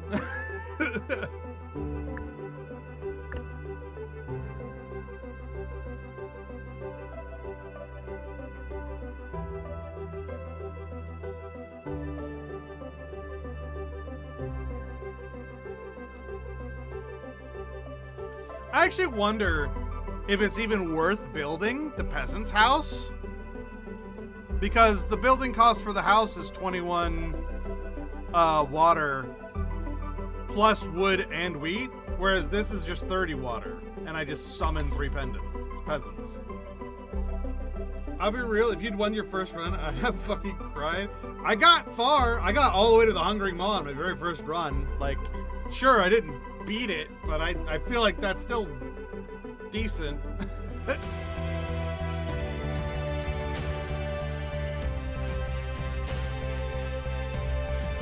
Mind if I jump in voice with you? I'm invested now and I have so much to say. Sure. Actually, hold on. Pause. I actually want to turn the music down a little bit. And I actually need to go get food. So I'm going to go grab my food.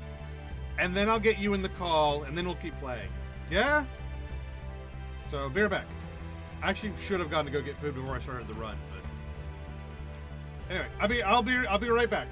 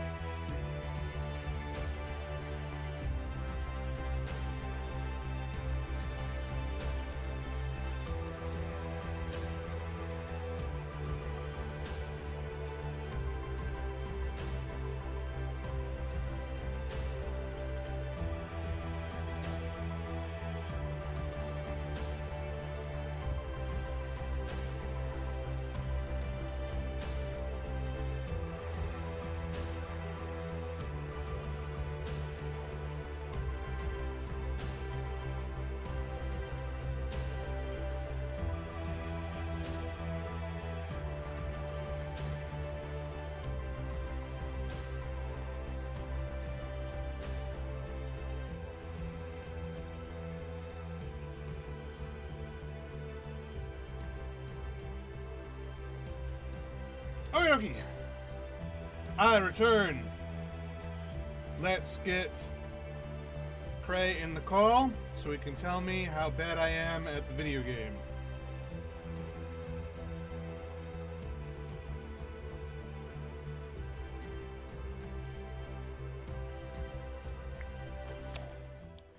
Alright, prophecy. Wow. Hello!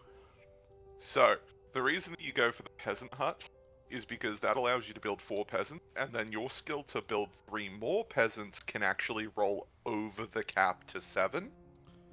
Can it not do that unless I build a peasant house? It can, but it just takes time. Eh.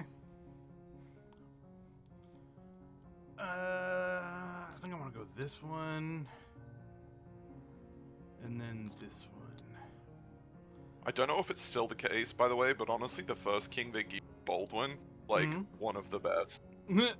I would know. I haven't played any other ones. Yeah. And Yeah, then- no, his ability to raise militia is just, his skill set is just very strong. Alright. The Forest King. A messenger bursts into your palace. The forest is spoken and is angry. Emerging from the shadows comes the self-proclaimed king of the forest, a towering boar, leading an army of sentient mushrooms. Enough of your plundering, king of stone and mortar! The boar roars as the mushroom armed with spears and poisonous caps chant, Save the trees or face the spores! Your advisors are torn between protecting your resources or negotiating to avoid fungal rebellion. All await your decision. Recruit the mushrooms, because those mushrooms were so strong last run. They are pretty strong. Suspicious that the messenger's tale is sheer insanity, you demand proof. Determined volunteers soon present you with a captured mushroom warrior, which confirms the story and frightens away the Forest King and his fungal army in the process. Crisis neatly averted, you're left with a bewildered mushroom soldier who, having nowhere else to go, reluctantly joins your retinue. Okay. That just worked out in my favor. Yeah. Alright, I think I want a gold mine. And then swordsman, whip house, or hunters. I honestly kind of hate all 3 of these. I don't like any of I these would go with the hunters just to get some units behind your militia. Yeah, just to have any unit. Yeah, that's fair Yeah. enough. Plus, they're, wood and wheat, so it's Yeah. not like they're Yeah, easy. difficult to pay. Yeah, easy to get.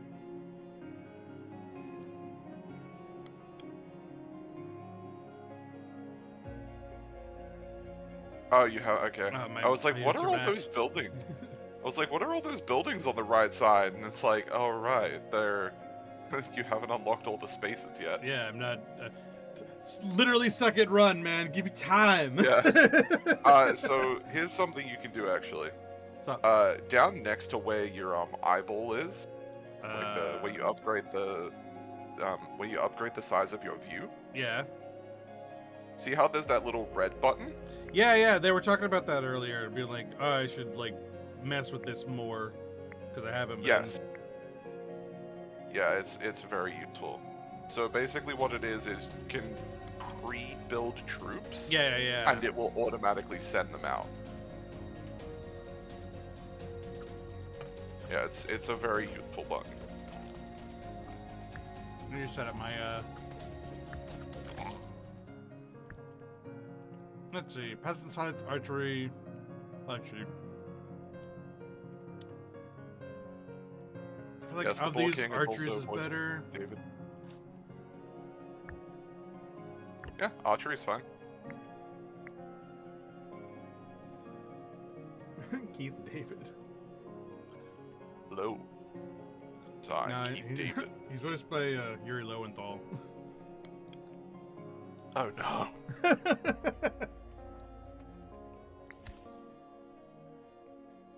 Not again. Not again. Why is it always him?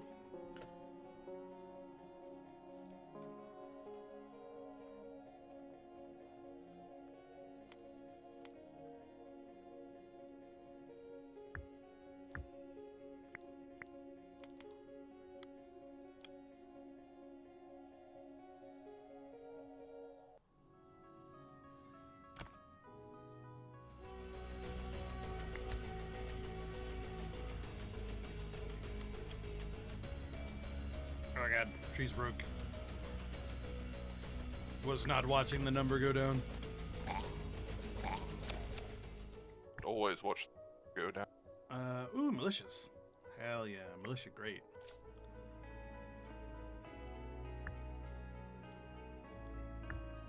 Militia far superior. Could be worse, could be Troy Baker. I don't know what you Baker. mean.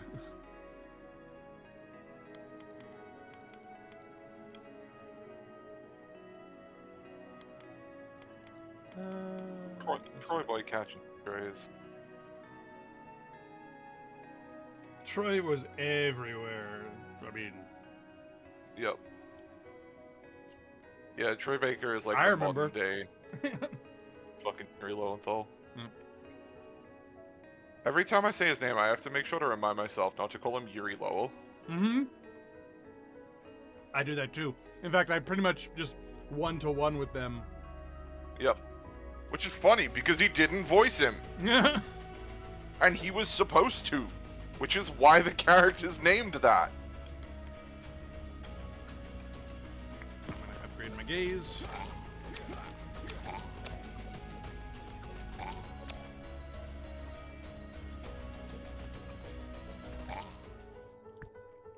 Offensive structure. Honestly, I don't like offensive structures. I feel like they're a waste of space. Nah, there's a special, like, build you do with them, but yeah, honestly, they're not worth it.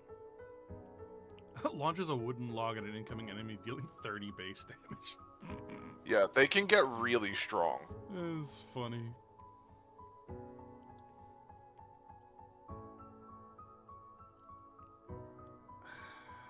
Nah, I think I'd rather just recycle it and wait for the trader. That's this.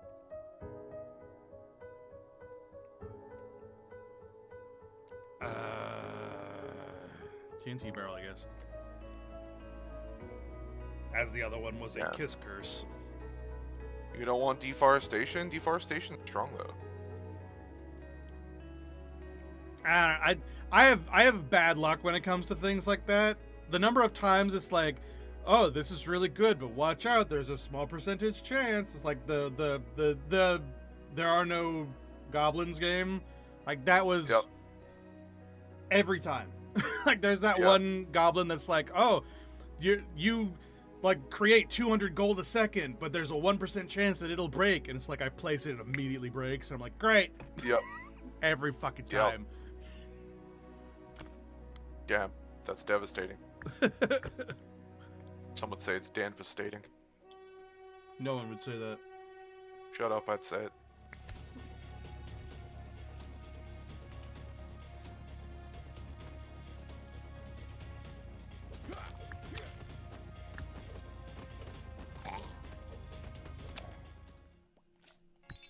Alright, we can't afford any of the... Can't Thing. ban me. I'm on the screen, motherfucker. Alright, we can't afford any of our artifacts. What can we afford? Better market production. Vineyard. Wheat field. Zombos. Nothing amazing. Let's go with... I would honestly, Let's go with the market I would upgrade. I would honestly skip this one. You would skip it? Yeah. I'll go ahead and get the market upgrade, because even a 25% boost is still something at least. That's true. I get really greedy, and I'll be honest. Let's upgrade our units. Our unit max.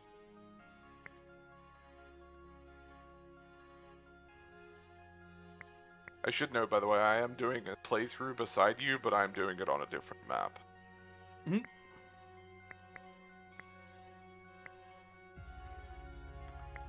Ooh, an upgrade. Tree, wheat field, gold mine. We aren't hurting for wheat fields and trees, so we'll go with gold mine. Yo, peasant upgrades. Grunt is apparently dying. No! ¿Por qué?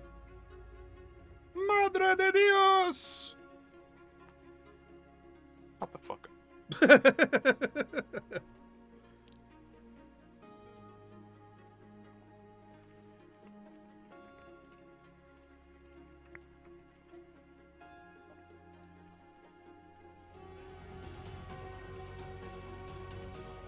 Go, my army, be carried by the giant mushroom guys. The mushrooms are so strong. They are. They're incredibly strong. They're the things that carried me last game. They were Yeah. so good until they died. Alright, let's see. I think I want to go this one, this one, this one, and then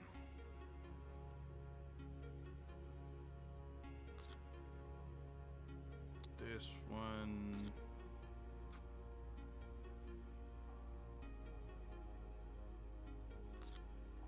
This one, this one.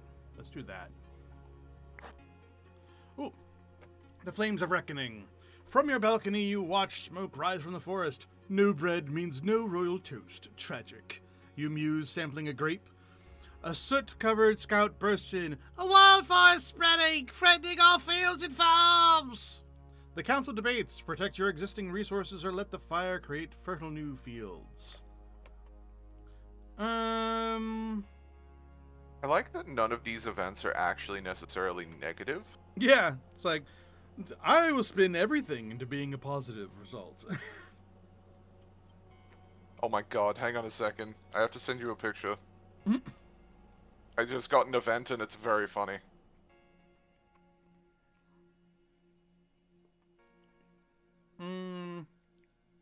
Let's let it all burn and get some troop training. Alright, what event did you run into?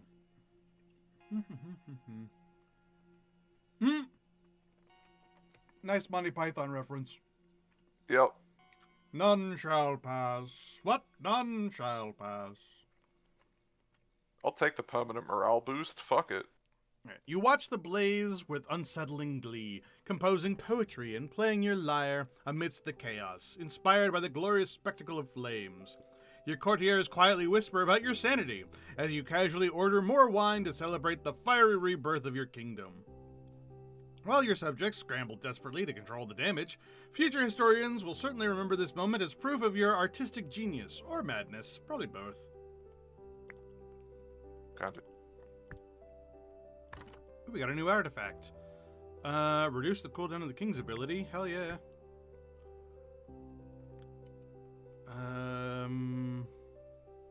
Have a good day, Mr. Jones. Crystal mine. Clay mine. Recycle.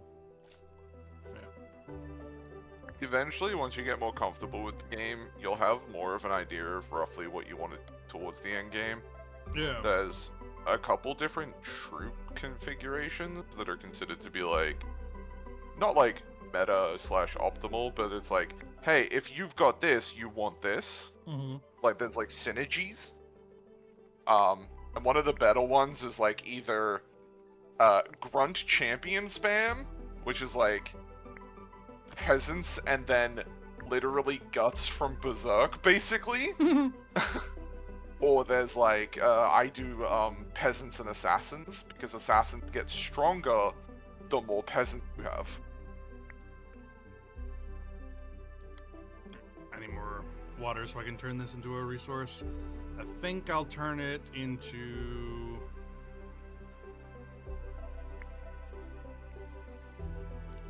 a vineyard. But we'll see. Love it, thing, dude.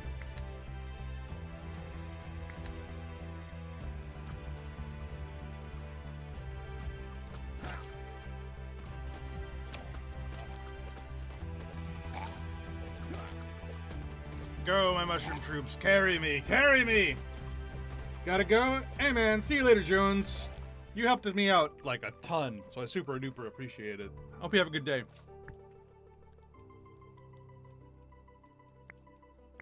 Let's get us a wheat field so that we stay on top of that.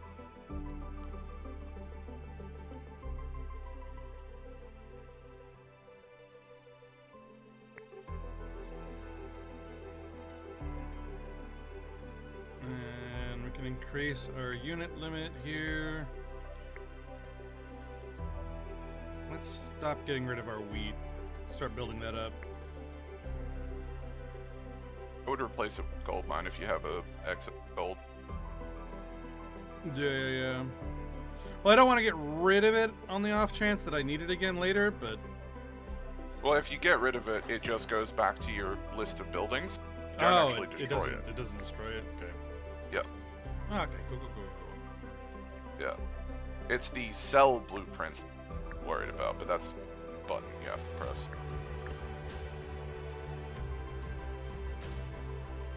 You can also move buildings. I don't know if you got taught that. Yeah, I saw that. You get like a little temporary debuff for doing it, but it's not like a big deal. Yeah. Yeah, no. When I started playing this game, that wasn't in the tutorial. So they just didn't teach you that you could move buildings, and it was like, oh wait, this is a thing.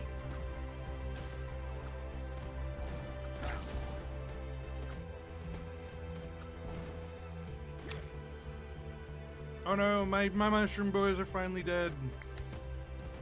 Damn, they lasted so long. They did. Any word of the DLC for King is Watching is worth it? No idea.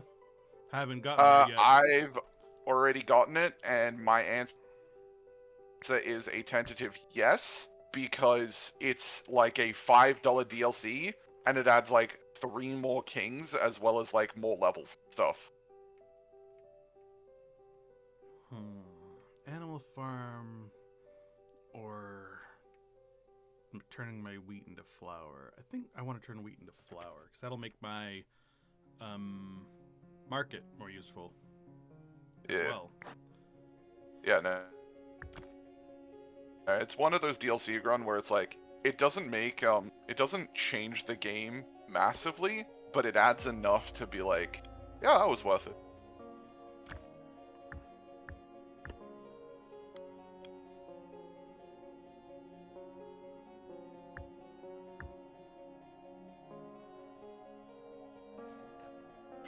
Pick up. Yeah. There's no reason to pick up the DLC before you've played the game for a bit. Yeah. I mean, I feel like that's kind of true about most games. It's like you want to at least see if you like it first before you like spend more money on it. Yeah, most certainly.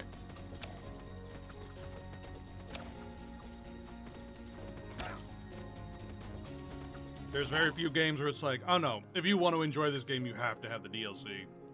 And have that game still be good. Big and true, Dan. Big and true. That's me. That's my autobiography. Big and true. Big and true. There it is. There he is, the big and the true. There he be, the big and the true.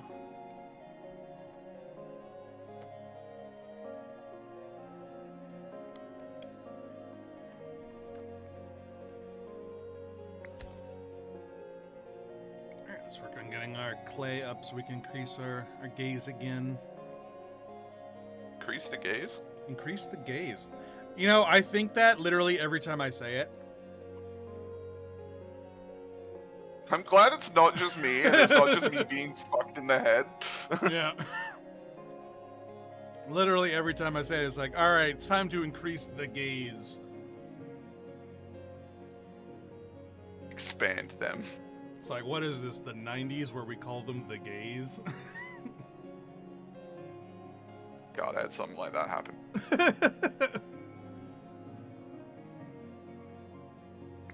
I had one of those things where a coworker said something they definitely fucking shouldn't have. Yeah. Let's see. Completely off topic, but I started a new anime series that is really well thought out magic system, but got smacked in the mouth with its first episode. I don't know. What anime is it? Don't worry, I'll engage with your chat for you, Dan. Focus on playing the video game. Let's see, do I want the iron mine or the big well? I think I want the iron mine right now.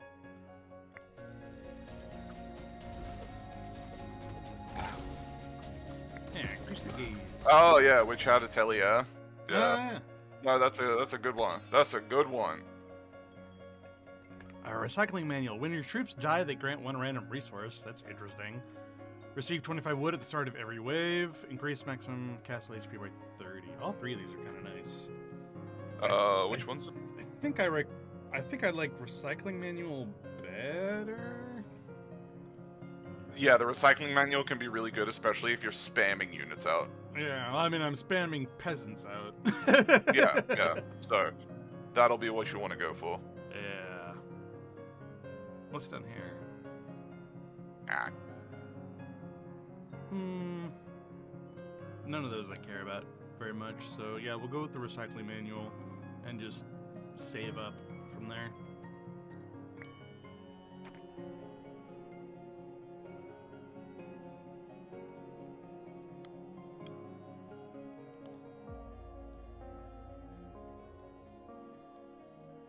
Alright. Everything's You're okay to going talk about your interests in the stream, Grun. well. He just sent me a DM about something. He's like, I don't want to clog up the stream, and it's like, no, engage. Even Clog if up- it's like utterly. What do you mean clog up the stream? Like, not to be self-deprecating or anything, but there's 4 people here, 2 of which is in the call right now. Bet I'm gonna call you out live. What the fuck do you mean, hench boy?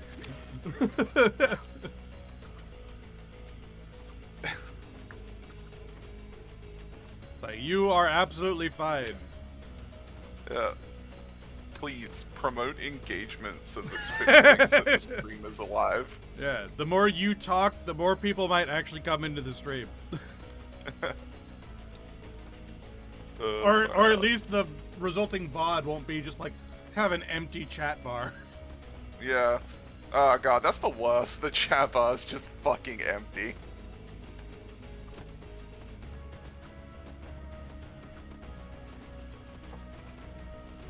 Why does that guy have so much fucking health? Holy shit. Oh my god, I'm getting my ass rocked. Go, Oh, peasants, go.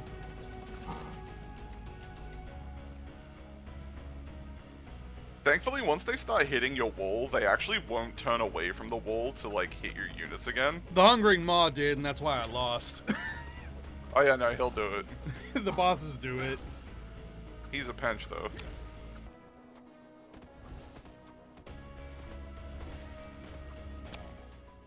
There we go. Alright, new prophecy. Oh, free metal. I guess we'll go with...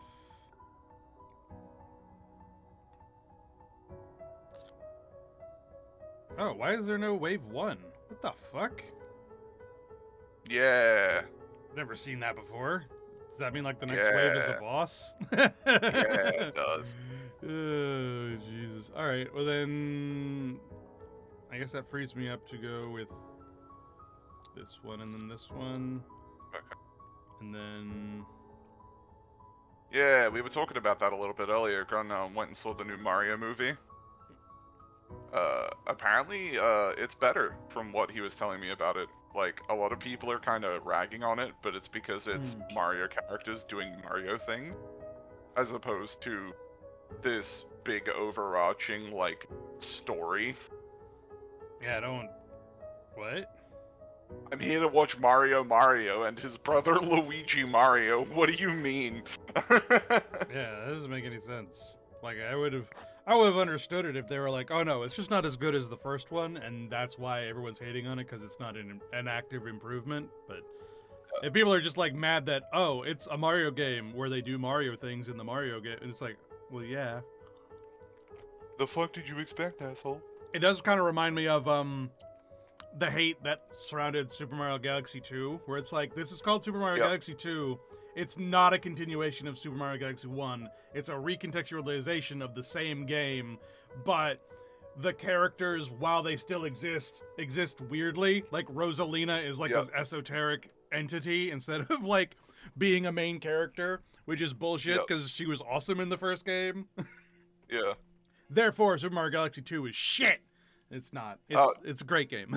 Do you care about spoilers for the movie? I already made this mistake the other day with Grun, so I don't want to say it without asking. Do you care about spoilers for the movie? I mean, I wouldn't say it on stream, but I don't care if you tell me about it later. Alright, cool. I'll talk to you about it later because there is a fucking hilarious thing. I'm gonna send it to you in a DM actually because I want to see if this laugh. Okay. Forest spirits. Fatuous fires, forest spirits, legends abound of luminous beings that haunt the woods, leading the lost to their doom or to unexpected fortune. Either or. Lately, they have been guiding your subjects to bountiful berries and herbs, to great profit for the merchants. However, as more people flock to the woods, some warn the spirits may grow displeased, turning their blessings into curses. There you go. Message. Receive 10 of each resource, receive 100 crystals, build a magic That's it. school. It's okay, Cat. I'm not talking about the spoilers on stream. Thank you for letting me know. Yeah. You're safe, friend. This is why I was double checking. That's hinted at in the game, but no. Yeah, but now it's like a thing properly, Yeah. which is very funny to me. I'm not surprised. And honestly, hot. No, I'm just playing. Brother. I mean, yeah. No. Grun also finds this very funny. Alright, I guess I'll receive a magic school, because I don't know. Alright, choosing diplomacy, you promise the spirits a beautifully constructed shrine. Delighted by this gesture, the spirits become cooperative, eagerly sharing ancient magical knowledge to the shrine's appointed keeper. New artifact. When your troops die, a blade is sent flying into the enemy, dealing 50 damage. Fuck yeah. That one's pretty good. That Again, especially if you're using fodder. Vineyard, crystal mine. Hold on, what do I not have? I've already got a small crystal mine. I don't have any vineyard. I've got a vineyard already placed down, so I don't need. I'll do the crystal mine. And then iron mine. Honestly, crystal mine and stuff is only really useful if you're planning to do magic. I mean, if I see those mushrooms again, I'm getting them, no questions asked. That's They carried me so far last time. I'll get the archery. Gold mine. Actually, what am I? I really need more trees, but they're not on. They're not on offer. Trees.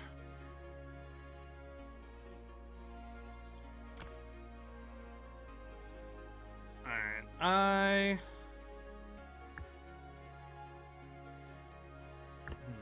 don't really want these hunters anymore. I'm gonna Yeah, no, they were a temporary stopgap.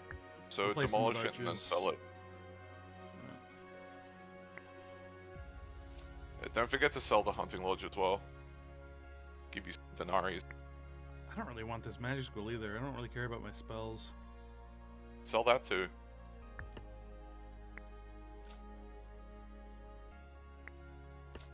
I'll be honest, I sell the magic school. Like, don't even like threat.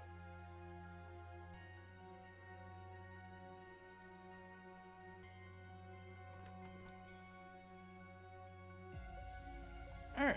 I think everything's going well.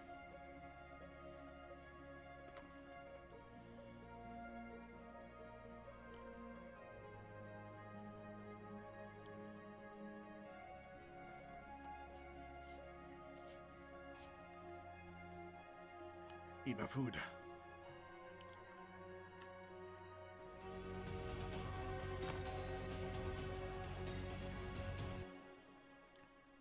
Oh god, it's a boss wave. Pray for me. Good luck. I have a bunch of giants coming at me.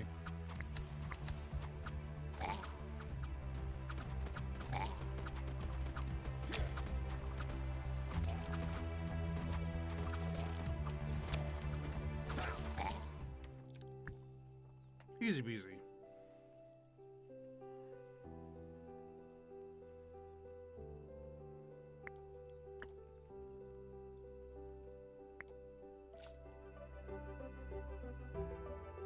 Oh, Mr. Boss, that sure is a really annoying gimmick that you have.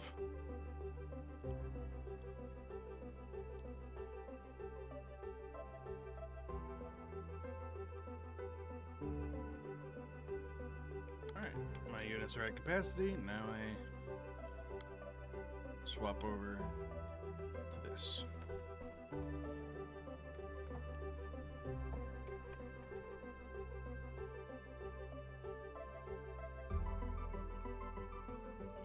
Let's put my market back down and have it be selling my wheat for lots of monies.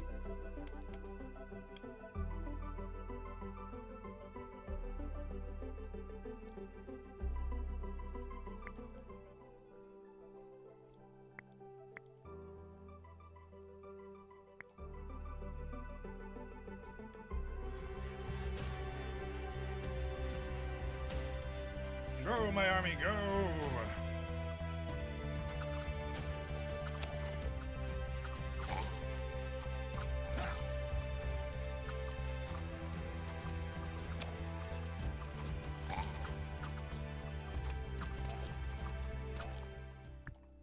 Building upgrade. I don't really care about any of these, but I'll do this one. More wine. For the morale. Al is always good. More morale is Oh good. my god, I fucking beat him. Get fucked, idiot. Hell yeah, you did it.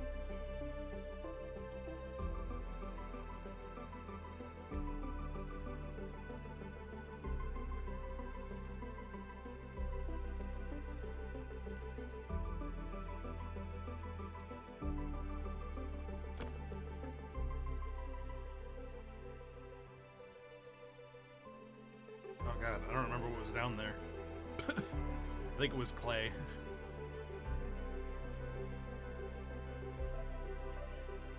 Ain't it great when you don't remember what your shit was? Yeah.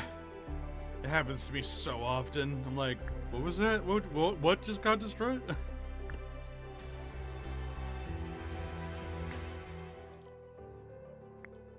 Oh, excellent. More trees.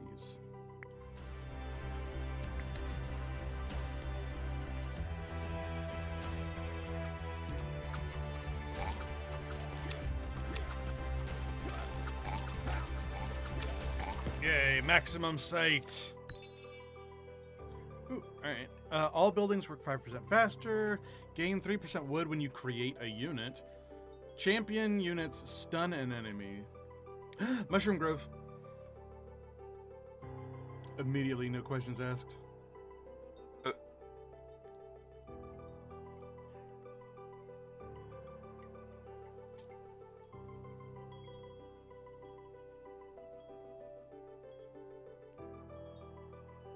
And then we'll go with just all buildings work 5% faster. It's a boring upgrade, but an upgrade is an upgrade.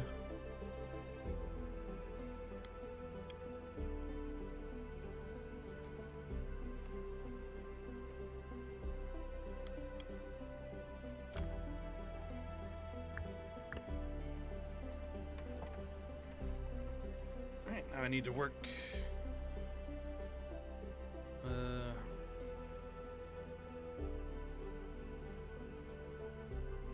Actually, I want to move this iron mine out and put crystal mine there.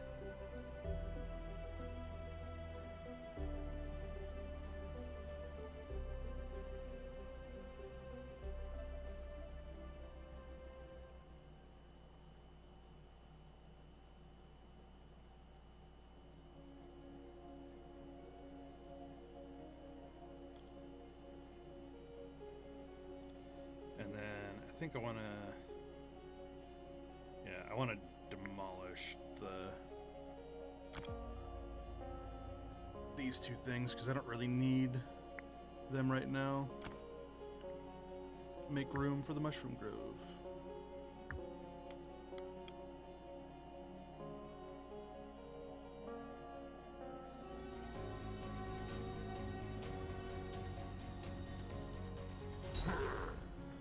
Goblin Warlord Gorzog, Warlord of the Horde. Yeah.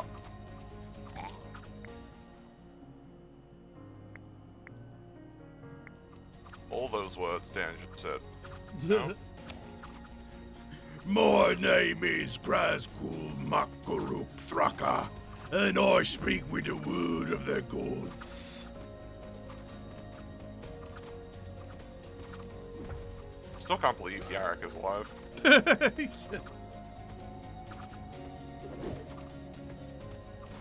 He believed it to be true, and so it was. Yeah, like fucking how though, bro? Did you see that YouTube short? God, that made me laugh. It's like, Oh, Miss Yorick. Did you say Yorick? Yorick's alive? No, I didn't. Yorick's alive. Oh, did you hear Yorick's alive? Yorick's alive. Yorick's alive. So good.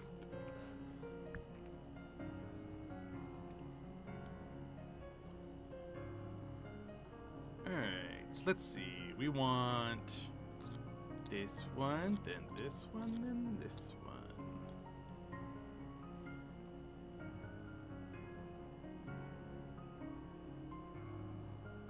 Ooh, an artifact. I like artifacts.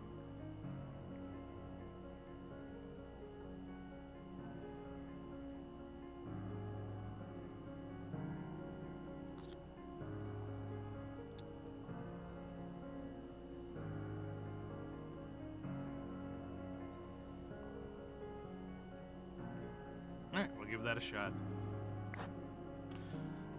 To spite your face.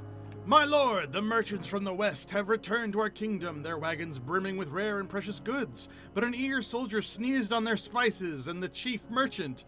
The poor man is outraged and smells of cinnamon. He demands swift justice, specifically the head of the offending soldier, or at least his nose. If we refuse, they've threatened to leave, and we will lose access to their artifacts and rare materials.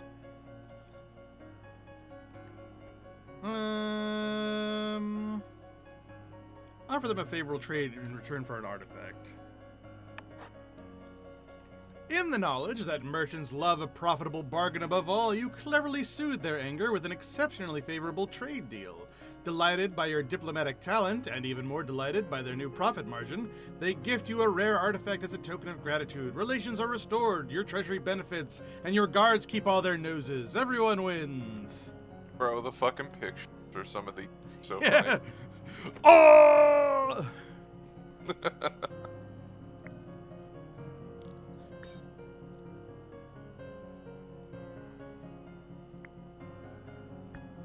Hey yo, what's that one guy doing? Hey, you. Ah, sweet, the hive. That combos very well with the mushrooms. Yeah, it does. To remember to keep vineyard full.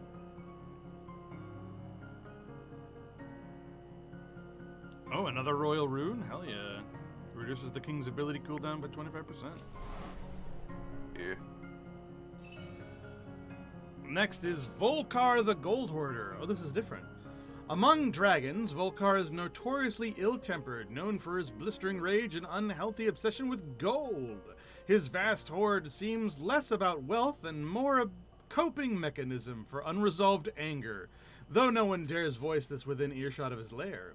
Volkar enjoys personal confrontations, chewing through foes with unsettling enthusiasm.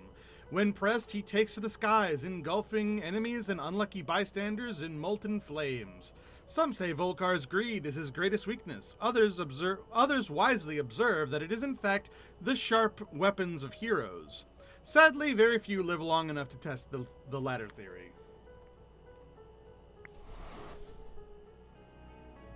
This dragon fucking sucks, by the way. Kid bringing his ocarina in here? Ha!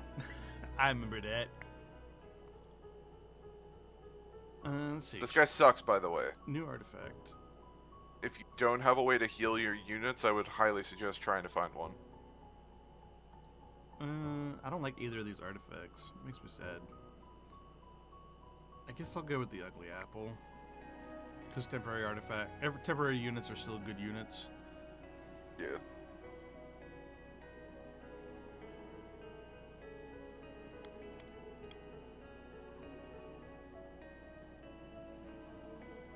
I don't remember what went right there.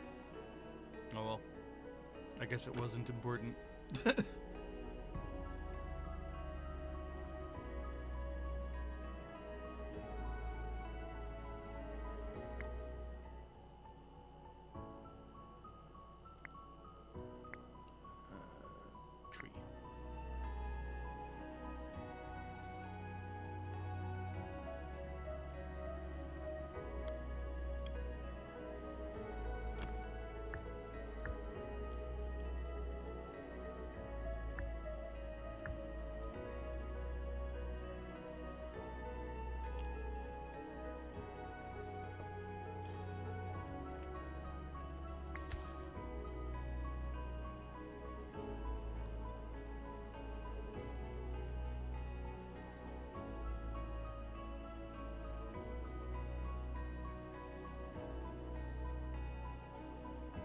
Okie dokie.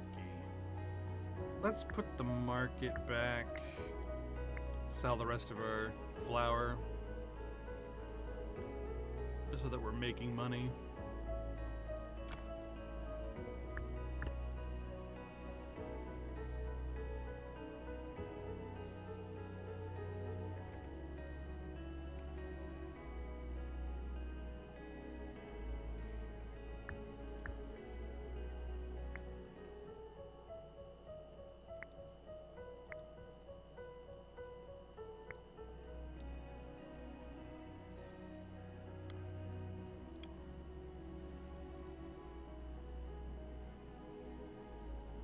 And the bees go down.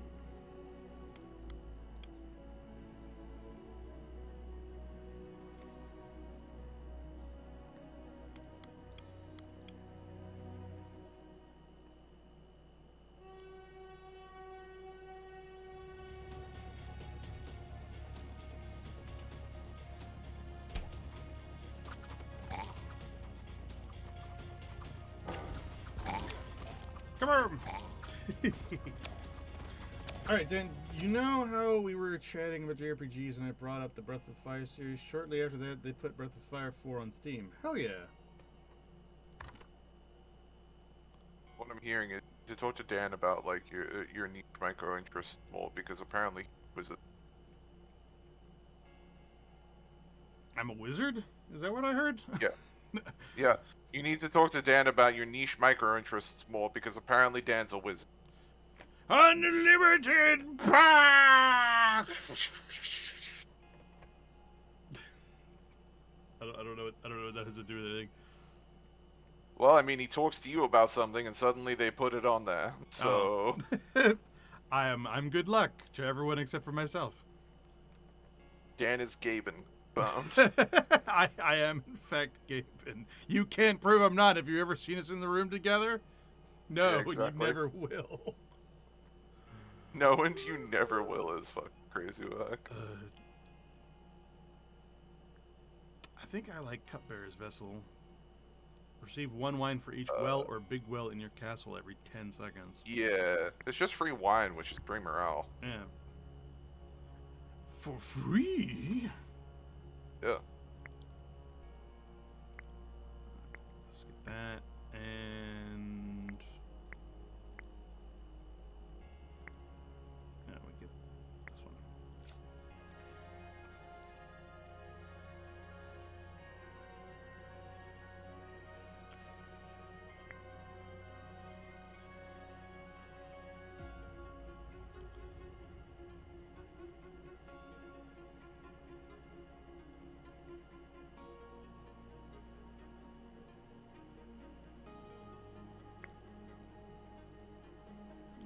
Increase max limit. Heck yeah. Let's get the bees out there. Hey, so what? All of Wild Arms, Shadow Hearts, and Legend of Dragoon on Steam. I'll see what I can do. Thanks, Gaben. It's probably not going to happen until one of those guys wants to make a new one in that series that, like, is profitable for, like, the PC audience. But, you know, I'm sure it'll happen. Especially if we can get some microtransactions in there. I'll kill you myself.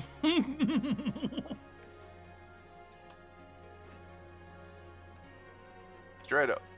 No question. Executed. I mean, hey, EA was talking about putting ads in games. Why don't we see if we can talk to them about it? I bet they'd love to put that on Steam. That's absolutely a thing. Didn't Sony like do that recently? Something. They keep on trying. Somewhat. They've been trying to put ads in video games since the 90s. It's so stupid. It is.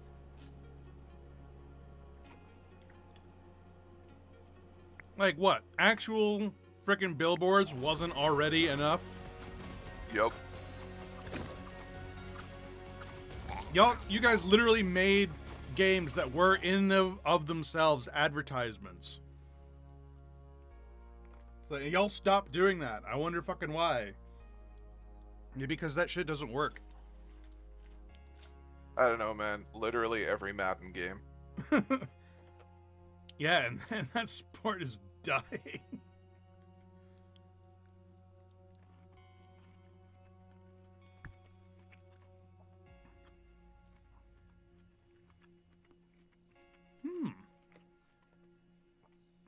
let the plugged-in toast. Yeah, bro. Take a shower. Do it. You know you want to.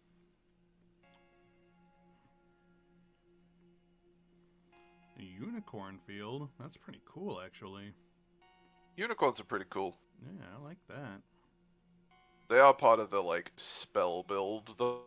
I mean, I'm already doing that because of the mushrooms, so... Well, there's a difference between the magic build and spell build. Magic build is just like magic creatures, but the unicorn specifically buffs spells. Yeah, each unicorn increases spell damage by 10%. But I mean, meh. Okay, go for it. I care more about the fact that it's good stats and I need better units. Hey man, live your life.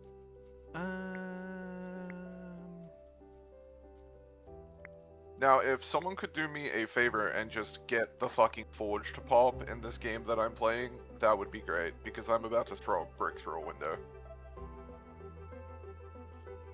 I need my metal.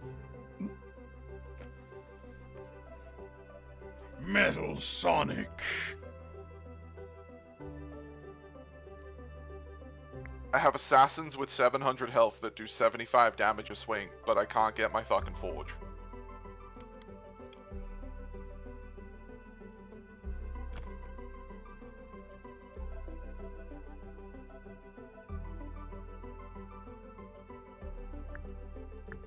Put that one there.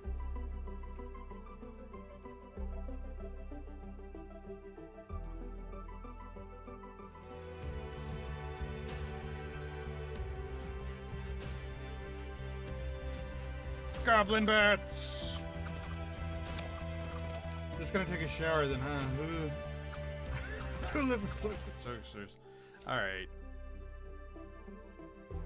Toaster time. Toaster. Toaster. Hey man, you wouldn't be talking like that if you'd watched the Brave Little Toaster as a kid like I did. It's like there are ways to do that won't hurt your poor toaster. Your poor toaster. Your poor toaster, man. Won't somebody think of the poor toaster?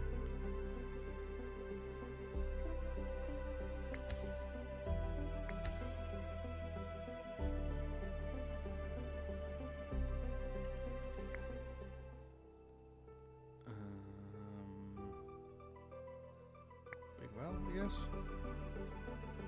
Don't need it.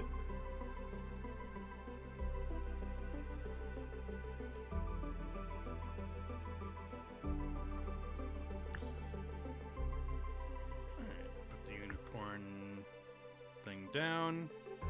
I can finally get Guts on the field. Woo! The main thing with him is that he boosts the health of all grunts by 100% so long as he's on the field. Ooh. So all my peasants and my assassins count as grunts, which means he doubles their health by existing. Yeah, super grunts. Yeah. Super peasants. My peasants have 117 health. Playing Warcraft 3, not building any offensive units, just spawning more Yep. grunts. Yep. Yep. More peasants, more work. Alright. Oh, what the fuck? Alright, what do we got here? Using a king ability summons a random standard unit. Allows clay, grapes, and crystals to be traded at the markets. Every 30 wine spent permanently grants 1 morale. I think I want clay, grapes, and crystals to be traded at the markets. That sounds good for me.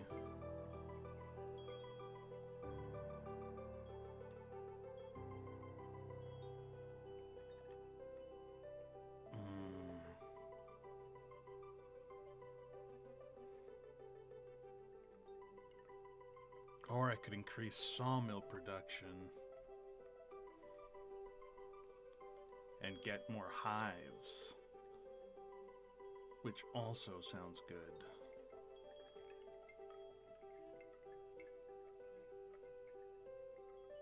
Yeah, let's do that instead. I'm not really hurting for gold right now. but I am hurting for lumber.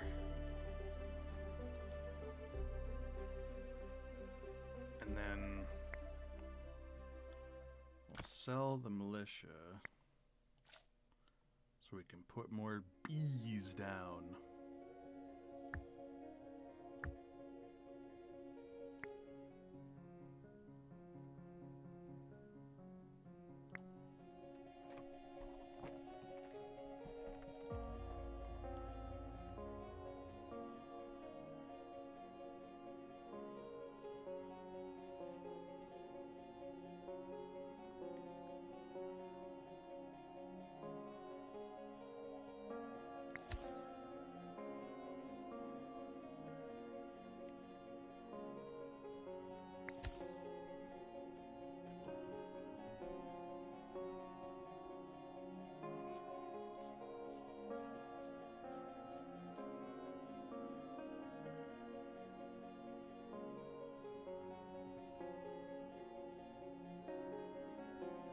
Oh, that gave me a lot of time before the next round. That's a rough one. 2 crab riders and a fire mage? That doesn't seem too bad. Yeah. The crab ride is your ass. Here they come.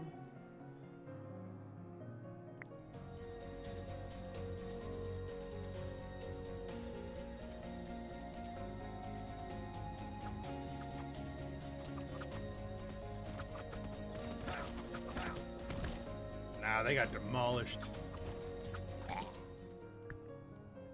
Alright, what do we got here?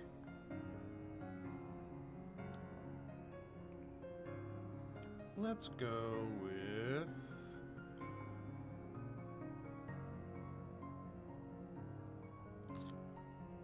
this one, and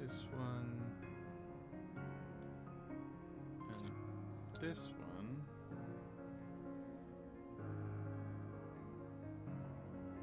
And then...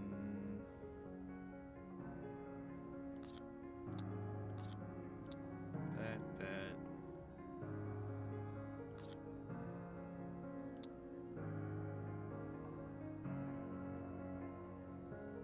Yeah.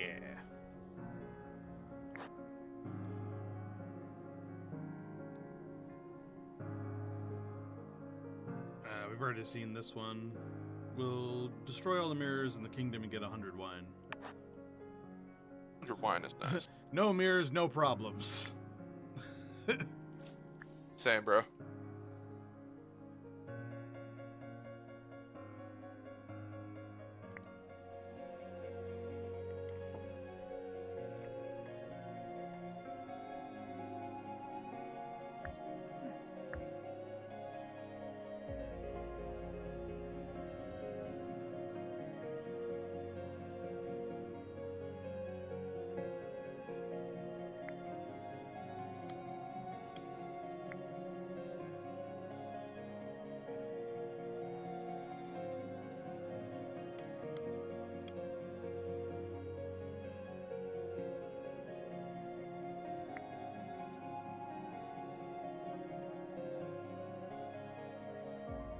Pardon me.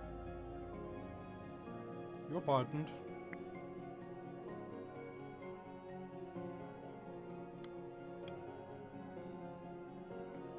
Thank you. You're welcome. My assassins have nearly 1,000 health and 120 damage wing. Hell yeah.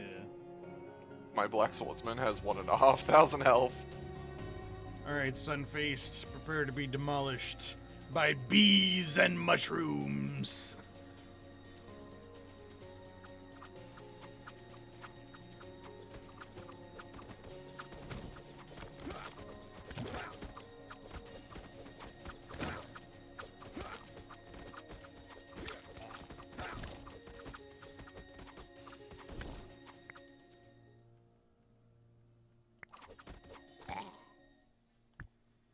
Right,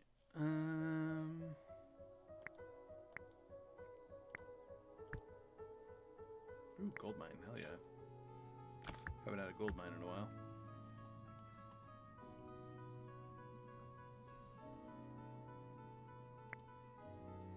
Let's get rid of our market. We don't need it anymore.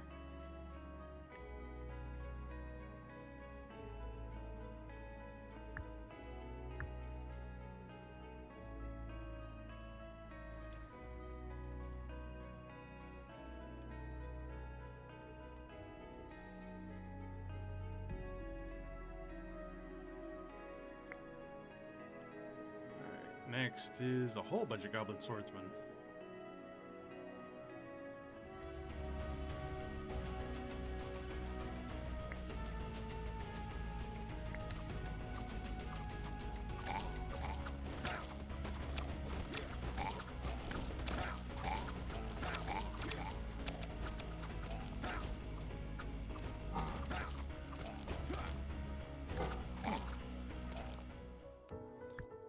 Building upgrade. What do we got? We got crystal mine production, crystal aura, or vineyard production.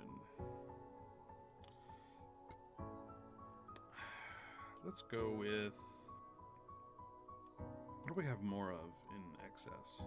No, we're about equal in all, though. So we'll just go with the crystal mine production, I guess.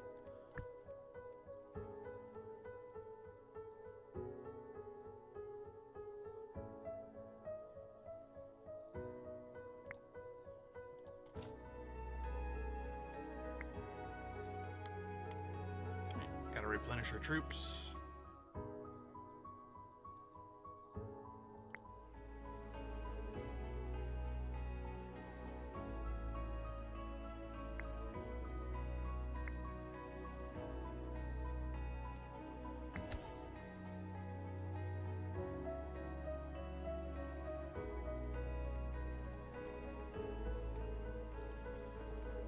Okay, one more enemy forces, and then the Wandering Trader, and then Volkar, and I hope we're ready for it.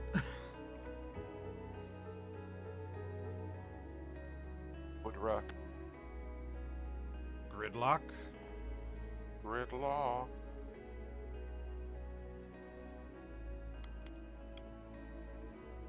I am indeed one of those guys who, when I played Star Fox 64, always thought he was saying gridlock.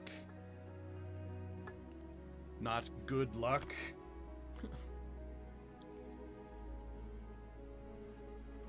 In retrospect, good luck makes a lot more sense. No, he could have been speaking some fucking alien language. You don't know. But when you Don't spawn know into each level, like I always thought it was, oh, so we're doing space things. We got our spaceship.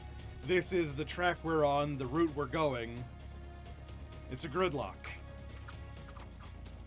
It'd be weird if every fucking route in space was gridlocked, though. Well, it's because we're fighting a war against the enemy. It's like we're making sure that, we have our route gridlocked. As it turns out, no. I thought it was a tactical thing. It's like, oh no, actually he's just telling us good luck. And I'm an idiot.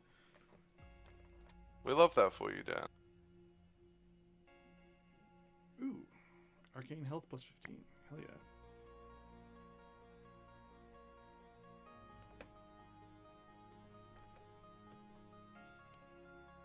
Alright, I actually don't need another hive. I think I'm good on hives. So I'm going to sell that.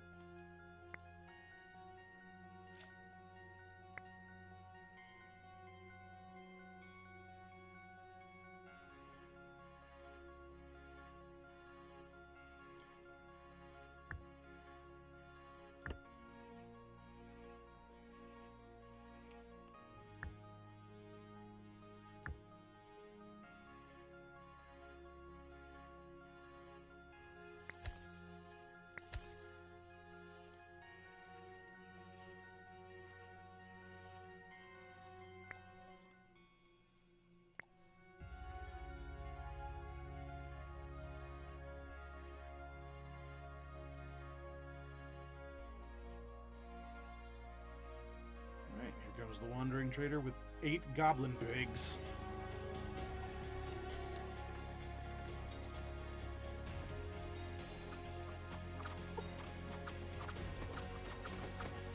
Get him! Get him!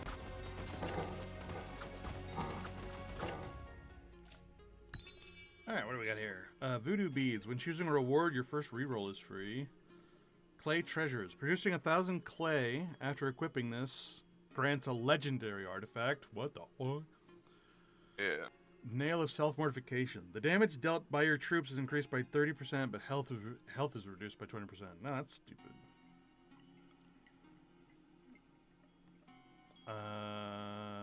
Goldsmith's farm. Oh my god.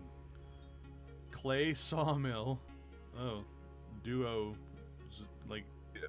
fact, like buildings. They're never worth it. Yeah, they don't seem great. They're never fucking worth it.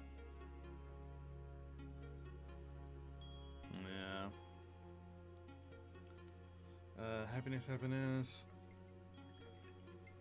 Well, screw it. I'm gonna go with that clay treasure thing on the, like, I don't know what a legendary artifact is, but I want it.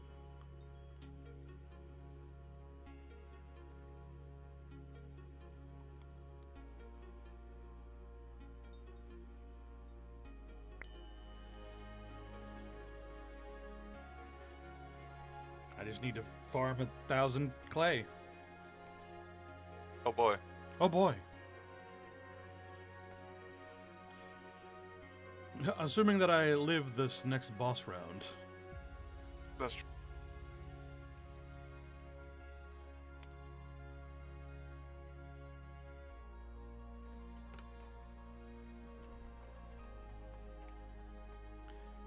I mean, there's no reason why I shouldn't.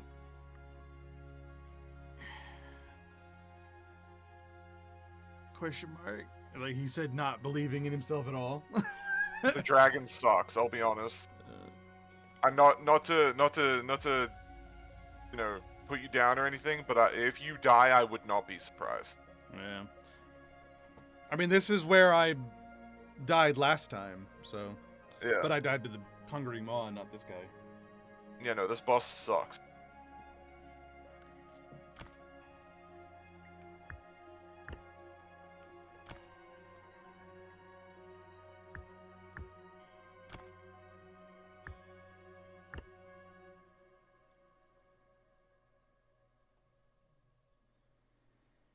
Here we go.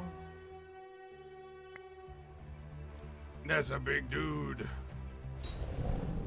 Volkar, the Gold Hoarder.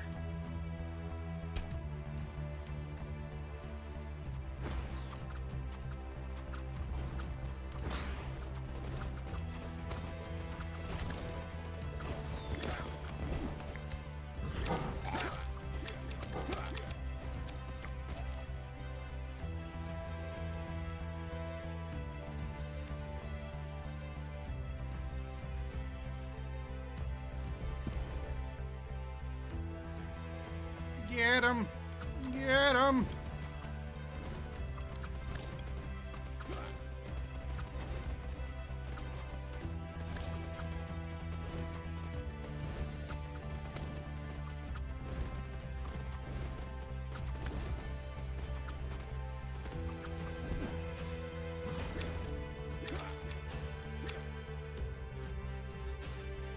Nah, I think I got this in the bag. Nice. Hell yeah.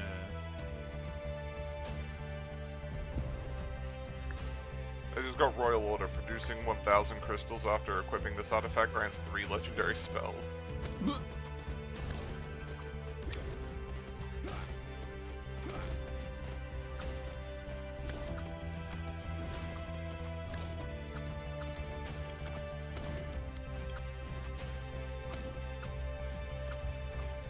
Oh, come on, he's only got 500 HP left. We got this.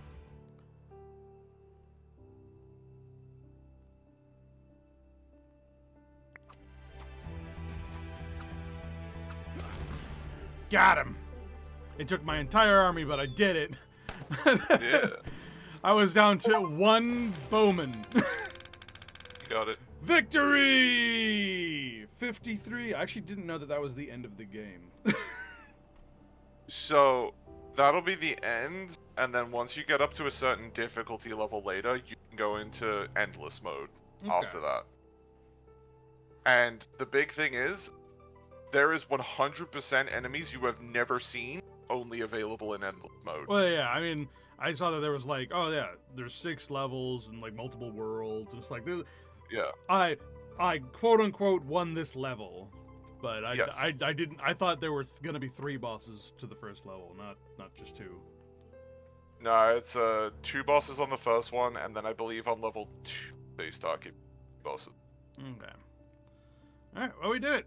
Weeks lasted 315. Threat level increased. Victory bonus plus 35%. We got our green coins. Let's go spend them on things.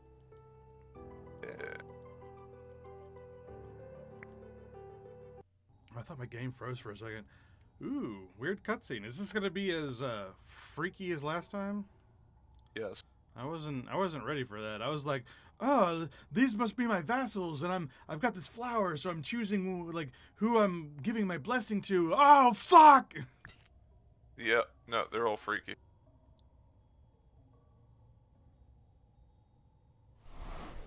Hey, gabagoo.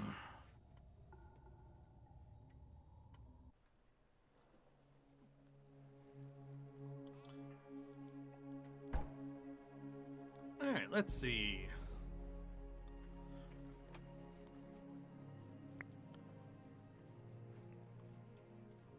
More building upgrades.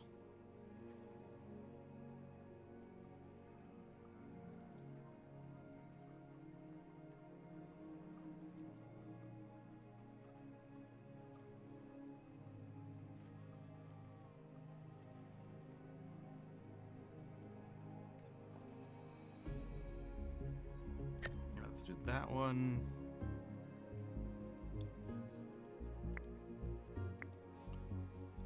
And this one.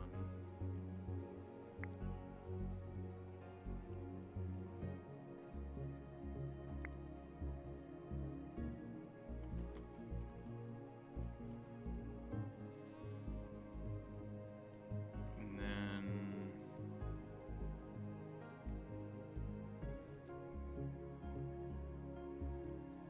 Get countered, idiot. The boss I'm fighting, his whole gimmick is that he spams out ads at the cost of his max health, but he has a massive health pool. But I have lightning wizards who do chain lightning, so the moment they spawn, they're just getting gunned down instantly. Get blasted.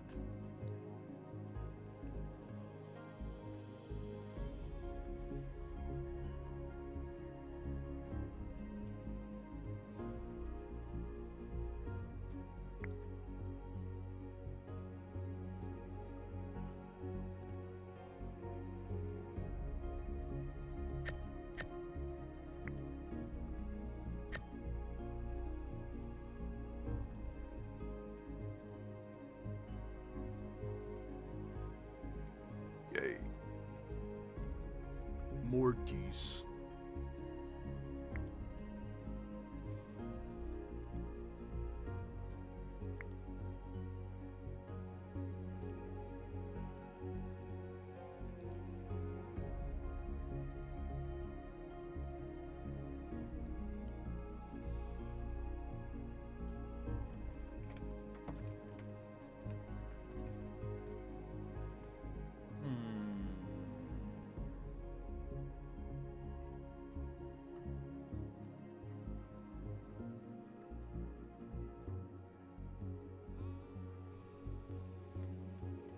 Oh neat, they added new buildings, I didn't even realize.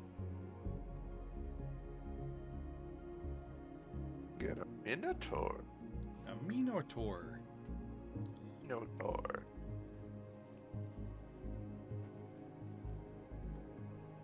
A mini Minotaur, if you will. A Minotaur, tar, tiny Minotaur, tar, little Minotaur, tar, tiny Minotaur.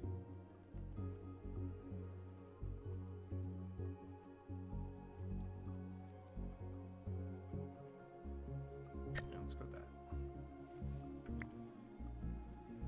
Oh, I have rewards available. Yeah. I wish I could click this as a button and it'll send me straight to the one that I've unlocked, apparently. Yeah, it sucks. I gotta like, oop, there it is. First blood, killed my first enemy. Yay! I got a gallery. I'm actually currently working on cheesing some of those. Yeah, like going straight towards it.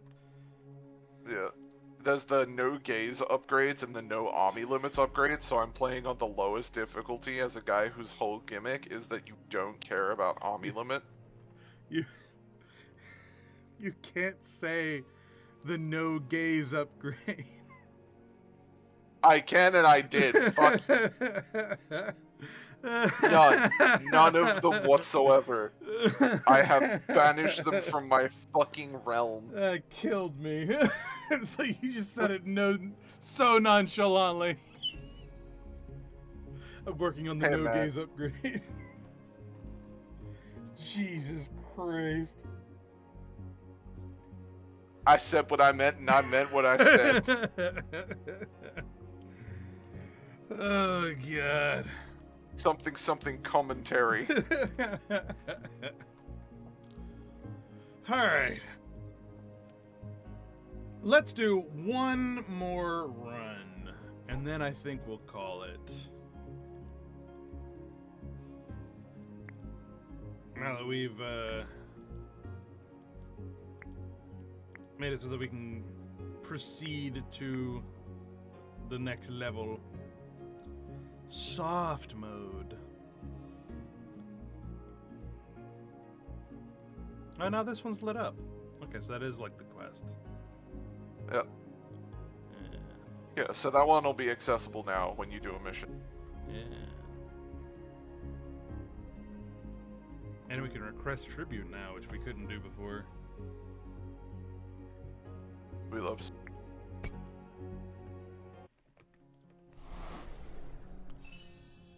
Alright. Margra, the Goblin's War Lady. If you thought Gorzog was trouble, meet his better and far more terrifying half, Margra. Every bit the warlord her husband is, Margra has twice the brains and half the patience.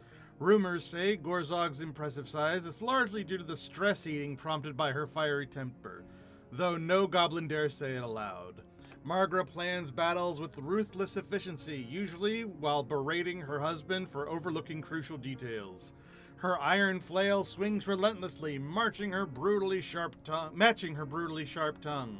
Legend says she once frightened off a battalion by loudly criticizing their armor. Don't underestimate her, after all, she survived being married to Gorzog. Fair enough. Alright, we got ourselves the good tile and our bad tile. Bad tile's in a really annoying spot. I sure would like to get the upgrade that gets rid of the bad tile. And That's not a thing. I know it's not. I wish it was, because that's annoying.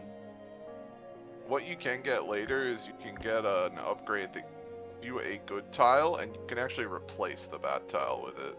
Yeah. Like, I've got the good tile that goes on randomly.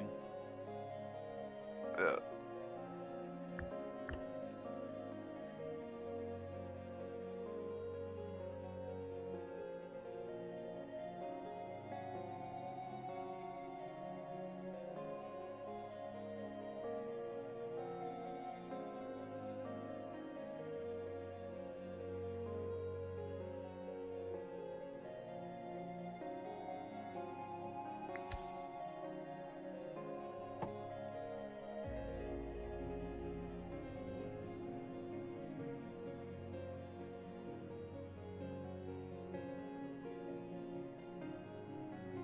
Alright. Here comes the first goblin bandit.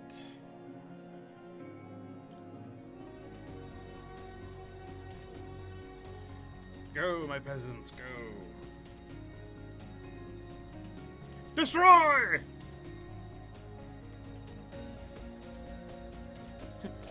Bring your war chief their hits. Oh. The fuck you mean, nah-uh? You hurt, bitch.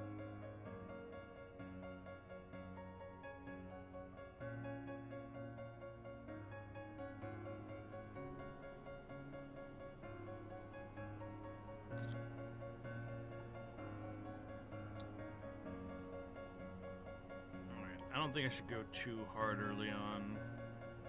Stick with that.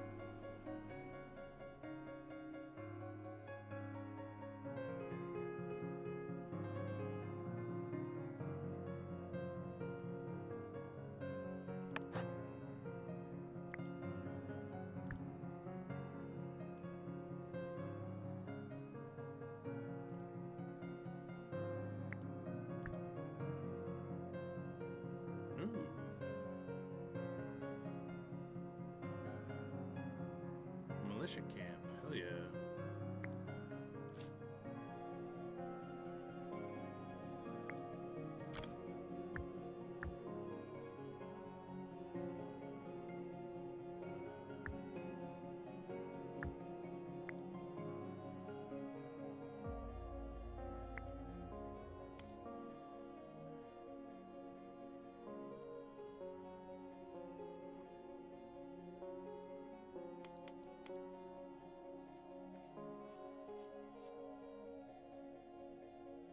I just need a little bit more wood.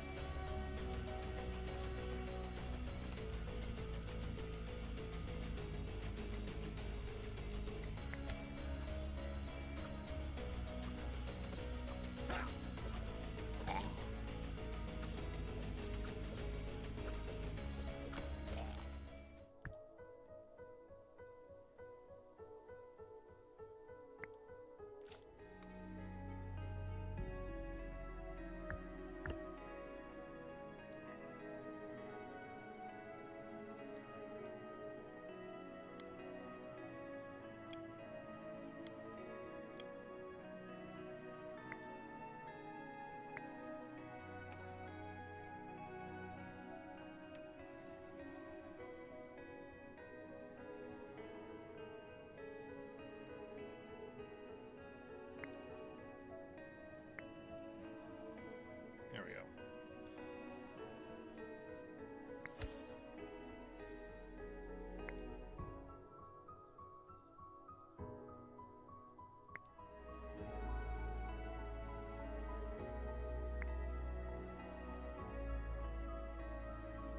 I think the game may have just won itself for me.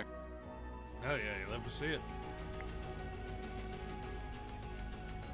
My entire strategy for this is that I'm using the undead, and the undead technically count as grunts.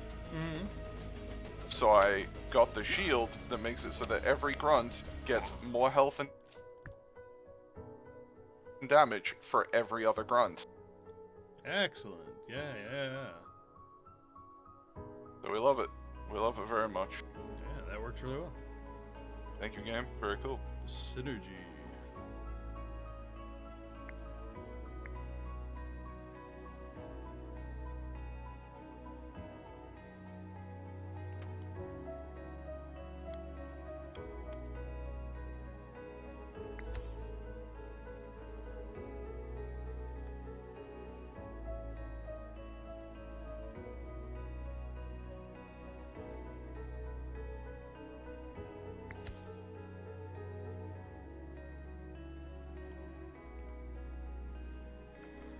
Alright, now we just gotta build up our gold reserves a little bit.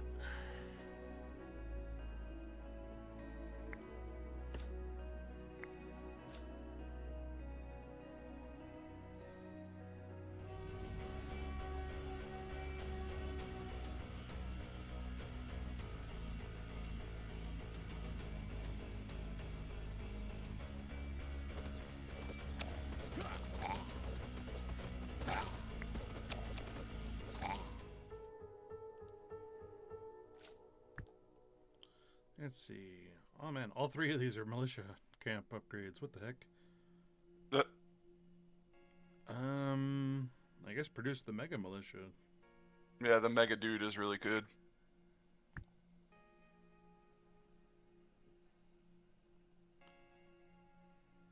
I'm just gonna recycle this. I don't want any of these.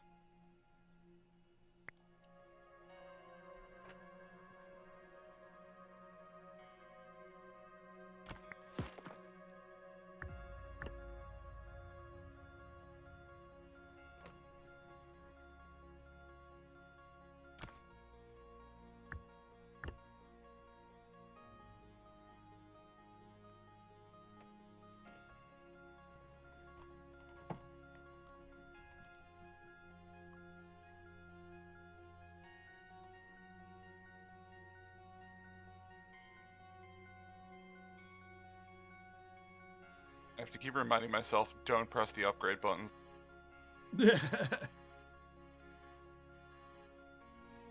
Don't do it. Don't press the upgrade button. Yeah.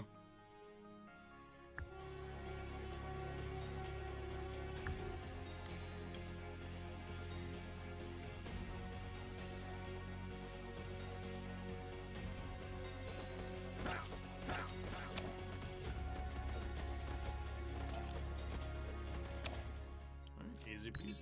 Alright, what do we got for the trader? Producing 1,000 wood after equipping this artifact grants an extra 500 wood. When your troops die, they get one random resource. Grants temporary units a 50% chance of being resummoned.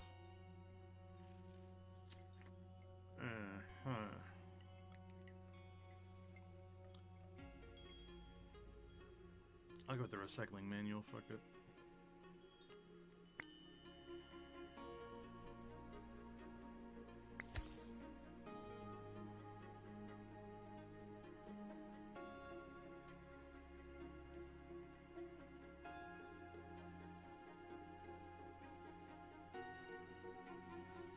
Hello, Magra.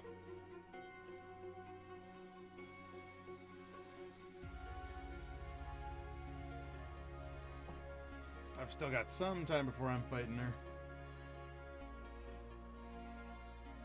She's dead. What did you do? Beat her to death with 24 skeletons. As one does. Yeah. That's how it goes. I will say, this game makes you want to go for families more often, but it's kind of harder to get families going. Yeah, so it's very much try and get your families, but don't force them. Yeah. If you can get families, go for it. That definitely seems to be how it do be, which is a shame, but I mean, understandable.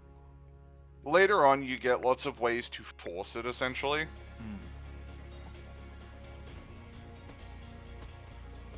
Like, as you play the game more and more, you'll figure out how to like make it go the way you want, essentially. Yeah.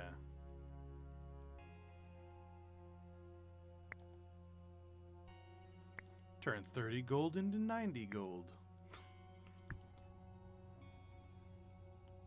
I love it when that happens. Yeah, free resources. Yeah. Hello.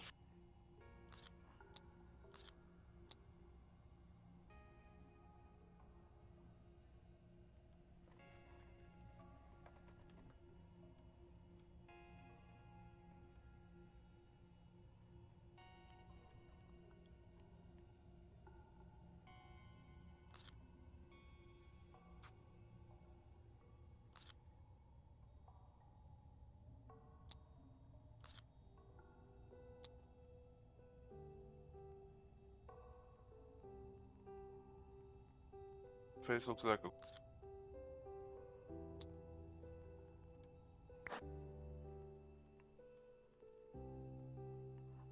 Ah, no grapes, so I can't use it to peruse the tome. Just give me morale. Let's see. Warrior troops receive 10% boost to damage, attack, and HP and attack speed. Reduces the second King's ability cooldown by 25%. I think I like the Samurai Helm more.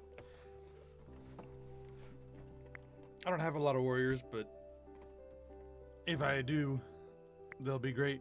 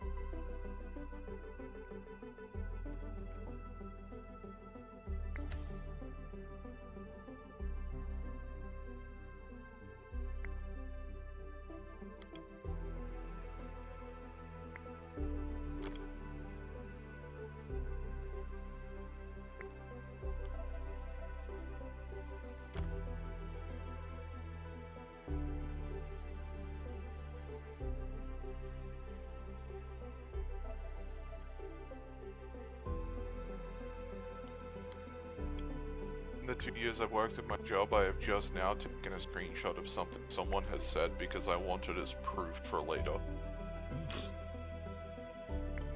My boss just said something in the chat without thinking about it, and all I said, oh, I just took a picture and said, is that a threat?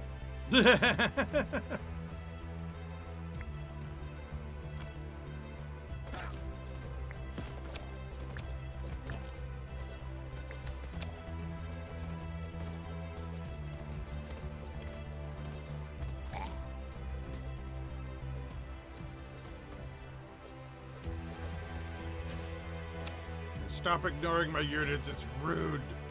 You stupid wall destroyer goblins. Yeah, the sappers or whatever they're supposed to be.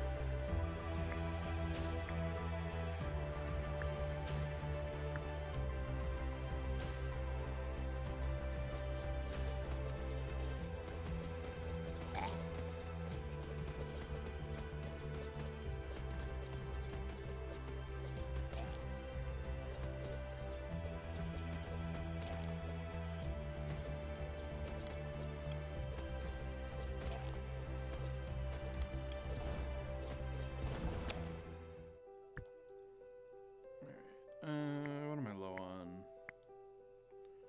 I need iron.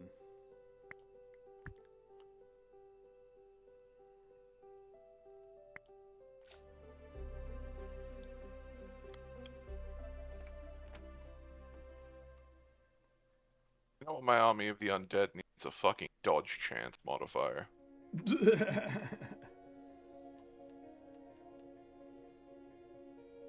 so right for that thing.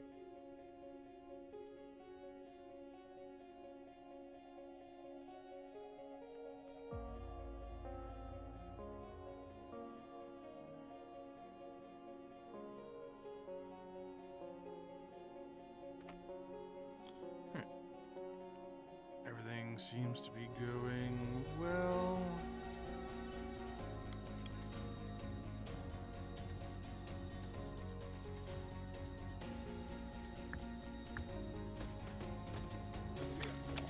Right now I just need more wheat.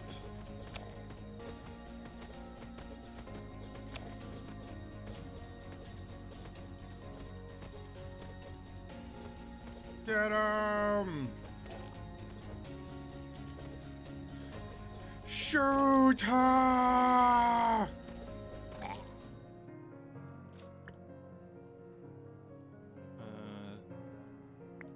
Give me that. And then...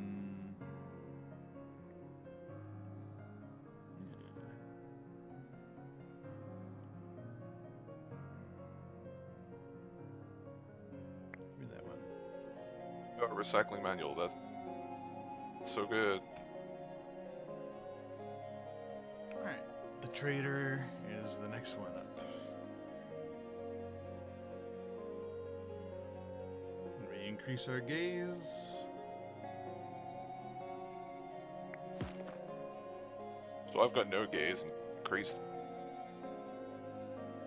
Because I'm not restricting my gaze. Bro's got additional gaze. Maximum overgaze. And once again, I'm turning 30 gold into... Actually, I was gonna turn 30 gold into 90 gold, but actually I kind of want wheat.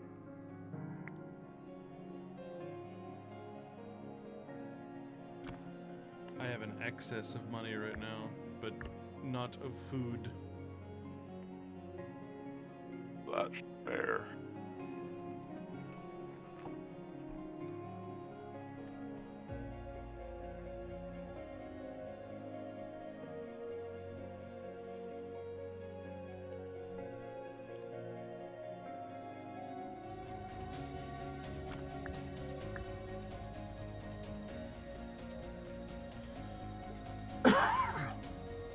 Here they come.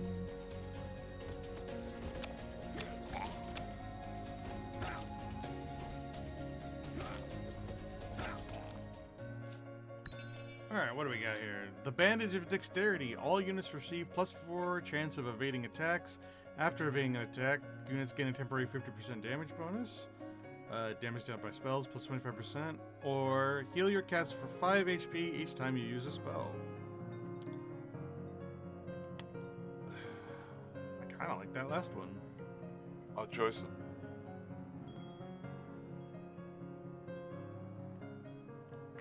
Let's do that.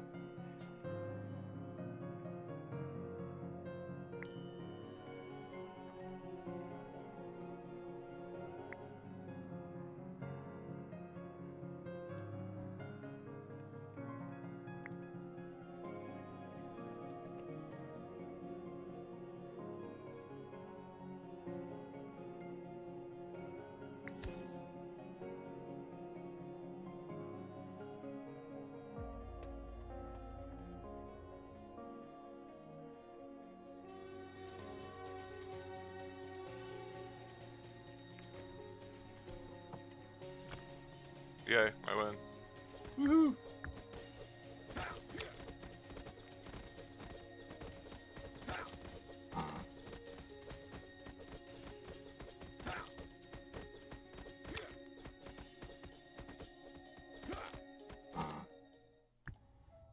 Alright, let's see.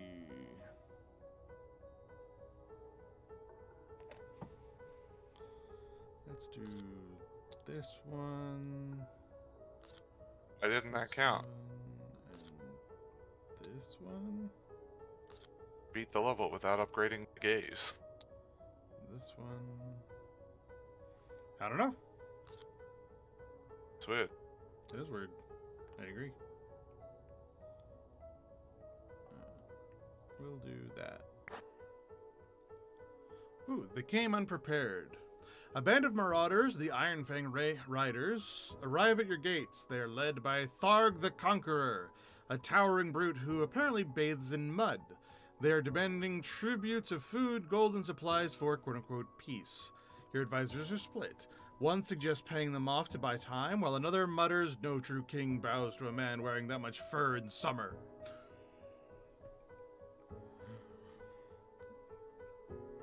Alright, let's see what they can do against our walls. Increases the castle's max HP by 20. Unleash your full magical gaze. Choose your word spell. Buy time to prepare a special mud bath. 50%. Maybe get an artifact, maybe nothing. Let's go for the 50-50, because both the other ones are too small to care about. I got nothing. Oh well. You cuttingly invite Tharg and his commanders to a feast for negotiations, as well as generously offering them a soothing soak in your kingdom's luxurious hot mud springs. Unbeknownst to them, the mud quickly hardens, hilariously trapping them mid-bath. Desperately bargaining for freedom, Tharg reveals detailed attack plans, surrenders his favorite artifact, and almost sacrifices his dignity, though you mercifully interrupt before things get too awkward. But I am going to jump back out of the call for now, Dan. I am going to be watching, but I have to take care of some shit. All good. I mean, after this run, I'm ending stream anyway, so it's getting close to time anyway. But yeah, enjoy life. I hope whatever you're gonna go do goes well. Someone's annoying me in the Filthy Casuals Discord to run a key that we were talking about earlier. Good luck. Yeah, I'll catch it. Yeah.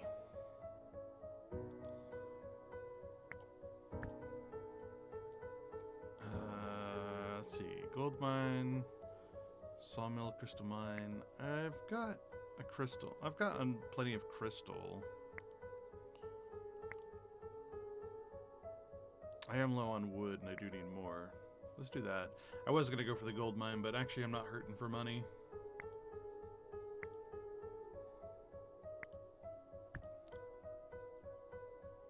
And we can do the small gold mine. Ooh, Assassin's Temple. That's kind of cool. They count as grunts, which is kind of interesting.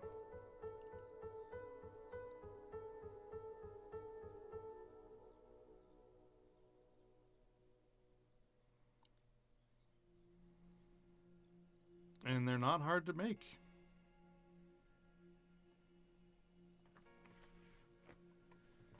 Actually, hold on. You can only have one of them at a time, which isn't ideal. I think archers are actually end up being better. Just because there's multiple of them. Actually, no. Not even then, like 3 archers is inferior to 1 assassin. We'll do that.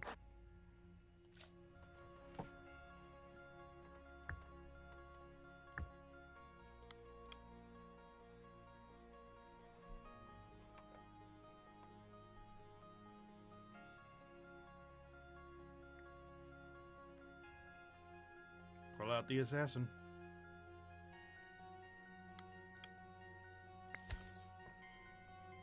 Alright.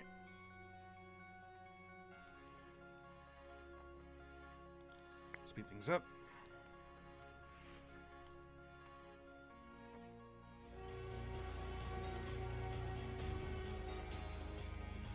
Here they come.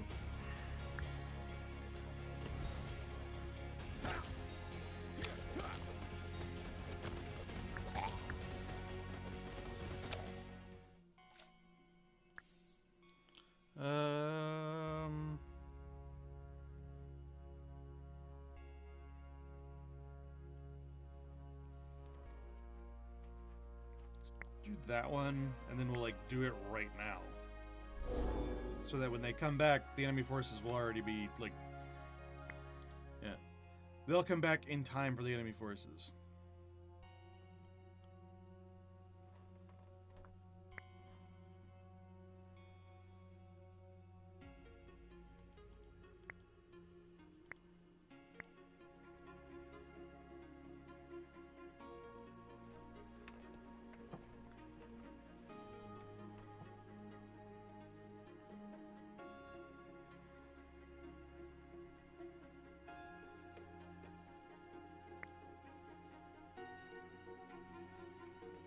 Yep, they're there.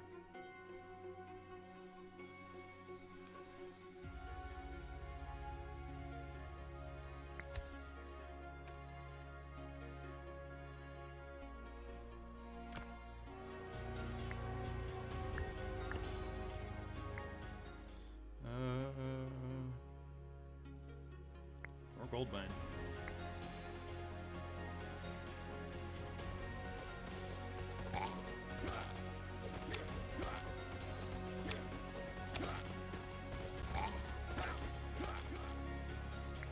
Oh crap, that actually beat up all my units.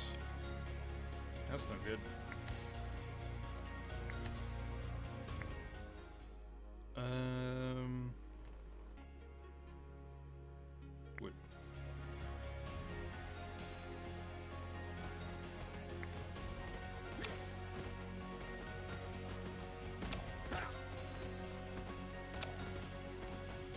Ooh, those guys were strong. Thankfully, I have a massive surplus of resources.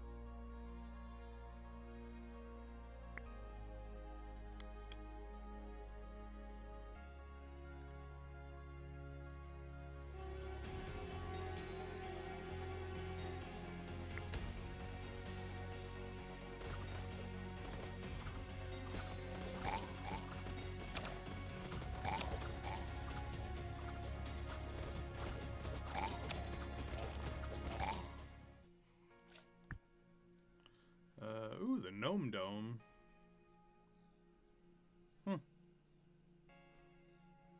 Interesting. Recruits gnomes. No, they kind of suck. Yeah, no, I'm just gonna recycle. And then... wheat fields.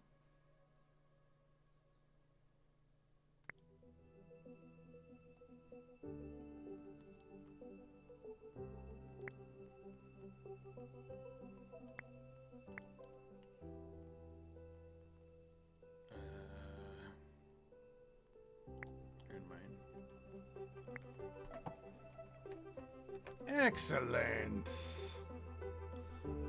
All things are going well. We got the trader on his way. We hopefully will get this done soon.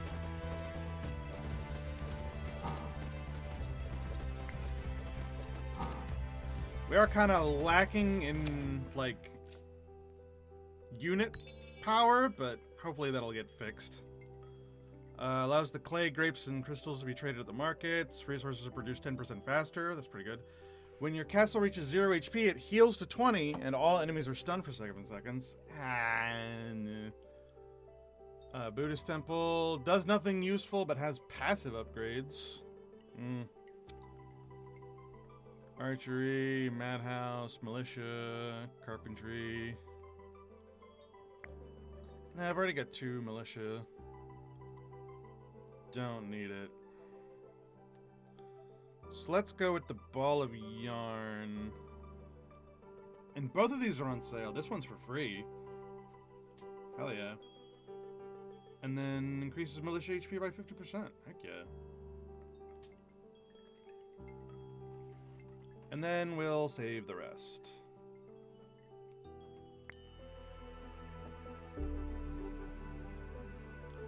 So now our assassin is twice as powerful. Yeah.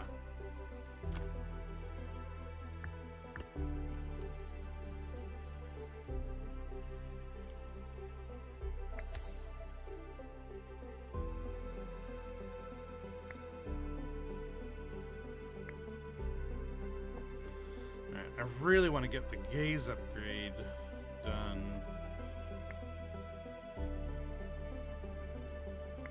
The boss is on his way, and there's nothing I can really do about it. I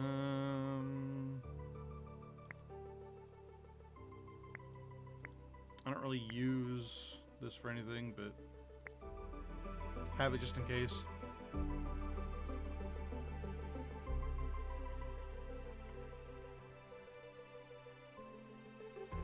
Here comes the boss! It's Margra, Goblin's War Lady! Go, my soldiers, go!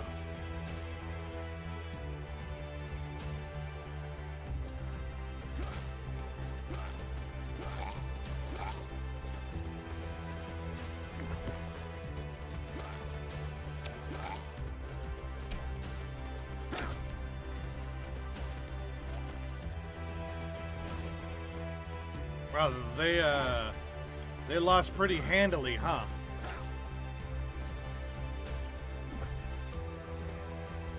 Thankfully, I have a reserve of stuff to use to make more units.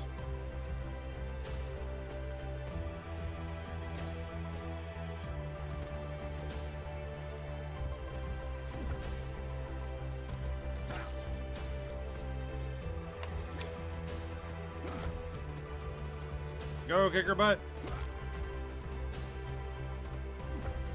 In the name of me, destroy! Give me free, like, crap every time one of y'all dies.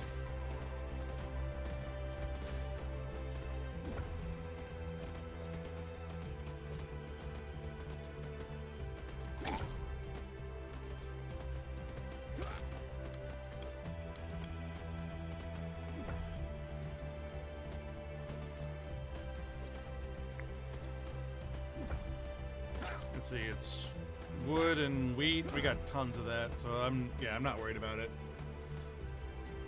We have so many resources that she just can't move forward.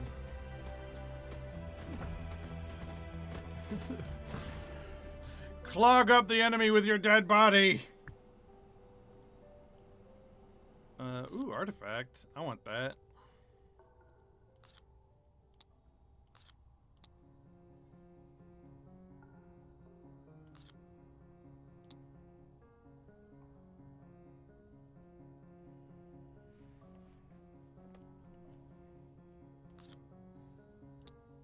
Do that. A happy accident.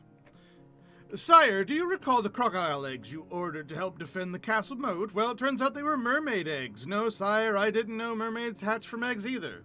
Unfortunately, mermaids are not very effective against goblins. Apparently, they're not their type. However, they've been very effective with our peasants. Several have jumped into the moat to, quote-unquote, meet them. On the bright side, the mermaid's magic makes our soil fertile. Great. I see no problem with any of this. Place them in ponds near your farms. You carefully relocate the mermaids to ponds near your farmlands. The area's productivity immediately soars. With the mermaid's magical influence enriching the soil, surprisingly, visitors hanging around the ponds feel compelled to justify their loitering by offering unsolicited yet brilliant suggestions for engineering upgrades, some of which are implemented to impressive effect. Who knew mermaids could inspire such innovation? Ooh, a legendary artifact. Increase all troop building unit capacity by 1. Upon constructing the next 3 buildings, all resources are confirmed. I like comfy bed better. I like permanent rewards over temporary ones. Legendary spell. Let's do this one and then like hold on to it for the boss. Veteran barracks. We got some musketeers, healers, and fire mages.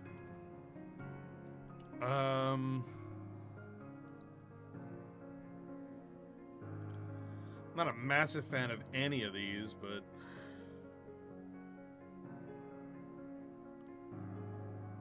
let's reroll. Oh, there we go. Mushroom Grove and a Hive. Let's get the mushroom going. The mushroom men going again, because they've only worked for me every single time so far.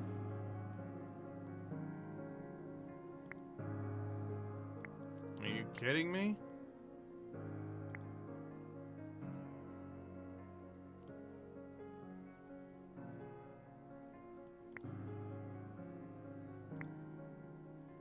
And then this one. And troop training.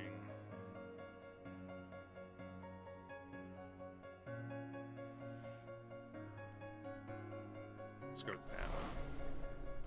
Alright, the next boss is Volcar. Oh, good.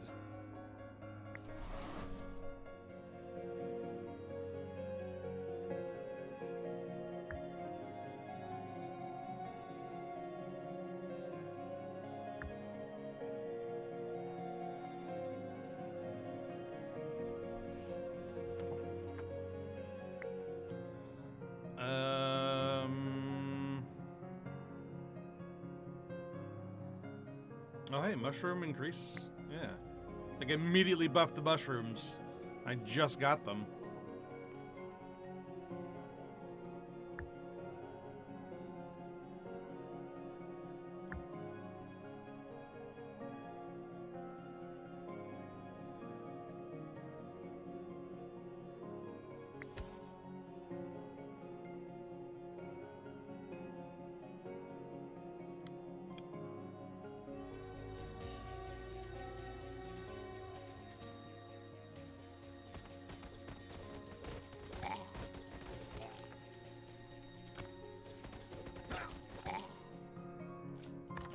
New artifact. All riders gain plus HP per second, but I don't have any riders. So I guess I'll receive fireworks.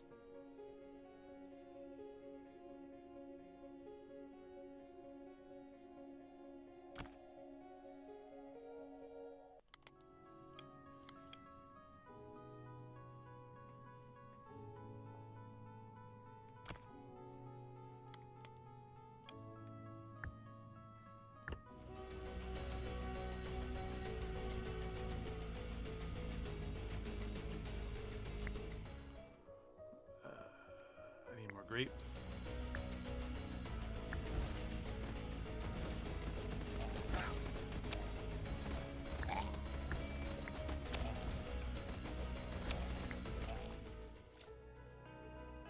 Hey, got any grapes?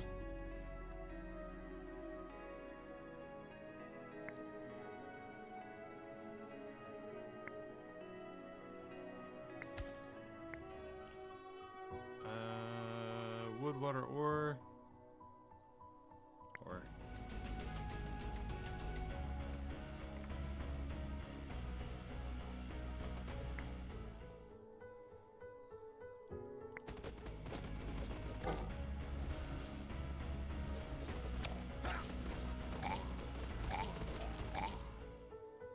Alright.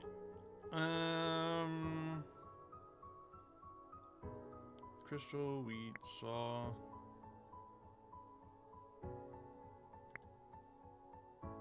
Yeah, I could do with a super crystal mine. Fisherman's hut, market, fuel pump.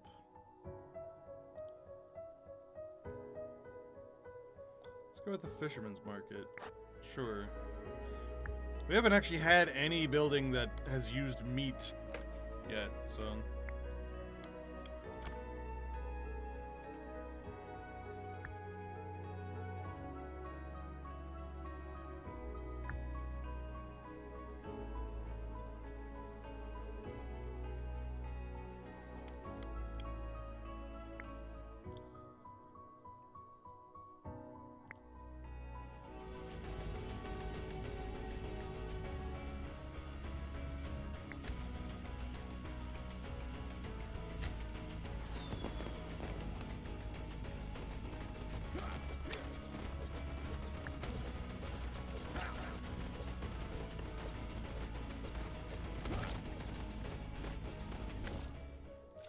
Alright, and the trader. What do we got? Ram's horn,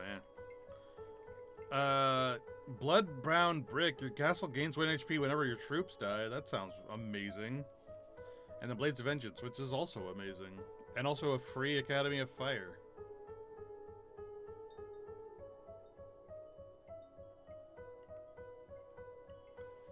And a Mushrooms Grove. Ooh, more mushrooms. Yeah, let's get that free Academy of Fire. Let's get that Mushroom Grove. The Bloodbound Brick and the Blade of Vengeance. Oh my goodness. Now I can't build this Academy of Fire because it takes steel or whatever, but I can sell it. Because it costed 0, so it's just a +5.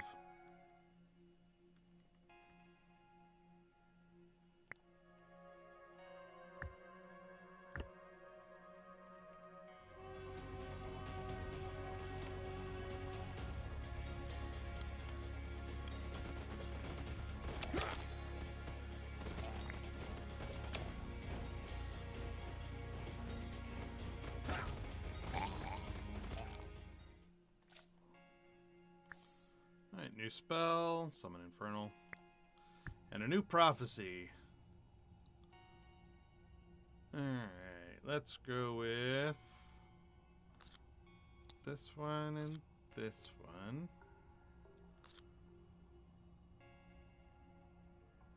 This one with this one. And then this one with this one. And that should be okay. Bull in a bottle. Your chief alchemist has unveiled his potion of bull's energy, promising endless productivity. A peasant works tirelessly after drinking it. Come morning, however, he's asleep upright, mumbling, "The walls are melting." Your advisors are split. Some call it a revolution, others warn of overwork. Meanwhile, rumors spread of peasants sneaking bottles for quote-unquote personal use. I look for military applications, strictly controls usage to get grapes and wood, or greenlight mass production to get magic college, but I lose 4 random troops. I don't really care about magic college, and I don't really care about these resources because I got plenty. Like, I don't have plenty of grapes, but I got plenty of ways to get grapes. So I think I want to get the free units with the military application. While your commander wisely deems the potion too risky for battlefield deployment, it proves remarkably effective during rigorous training drills. The accelerated exercise helps you rapidly expand your retinue, attracting new recruits eager to test their limits. Sadly, the potion's intensity soon leads to the chief trainer experiencing a heart attack, and another, and another. After the 3rd incident, you reluctantly cancel the initiative. Even so, your retinue remains impressively large, if a bit shaken. So yay, 5 peasants.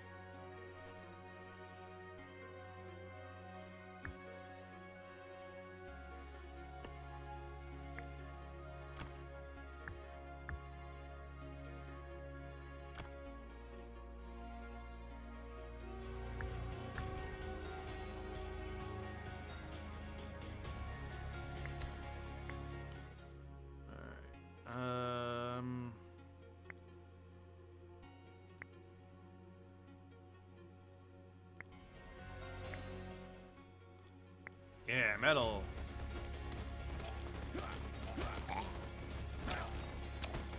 Just what I needed.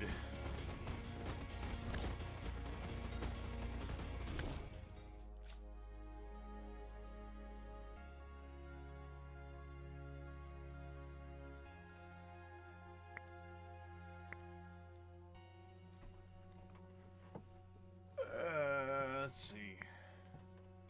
More grapes.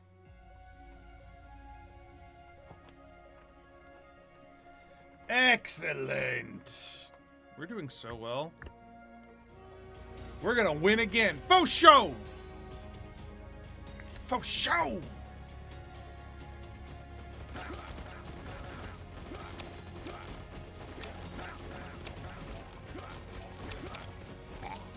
Oh God.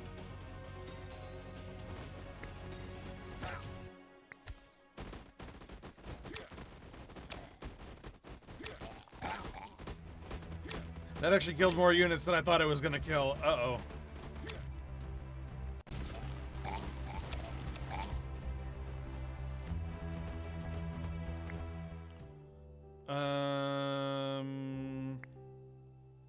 We feel, I guess.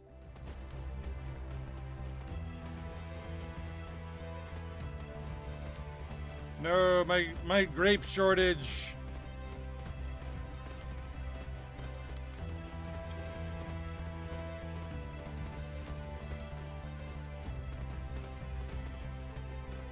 Quick, just make lots of units.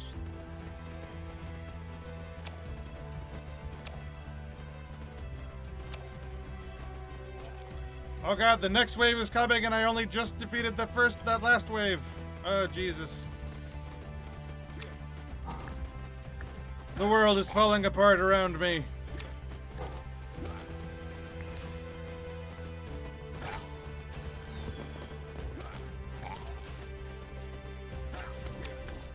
Okay, no, actually, that was fine.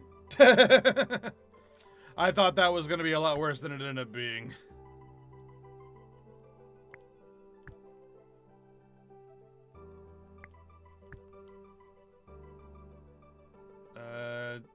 No, the Giants betting. We learned that was bad. The Lion Circus, though, spawns griffins. Costs meat and wheat. We have lots of meat and wheat.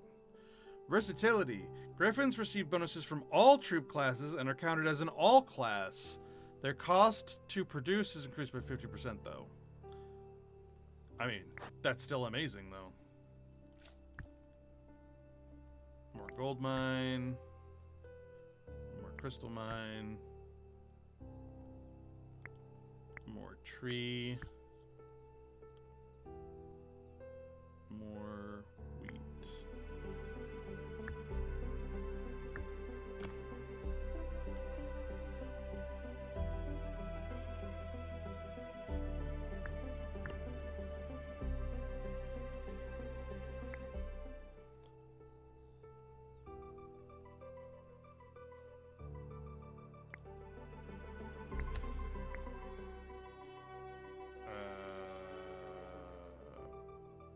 Wine.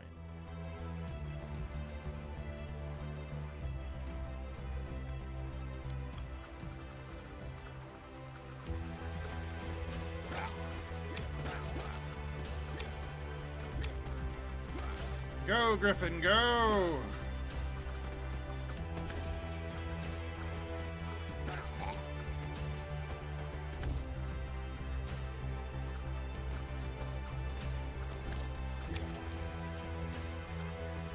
Uh-oh.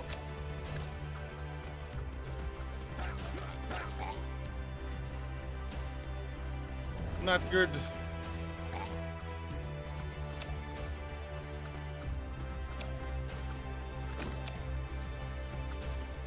I'm not gonna have units in time for the boss. This sucks.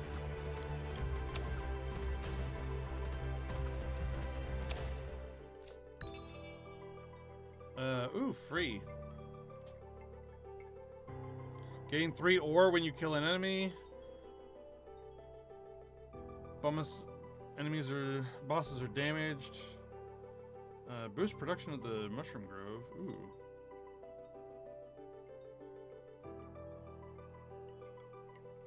Do that one.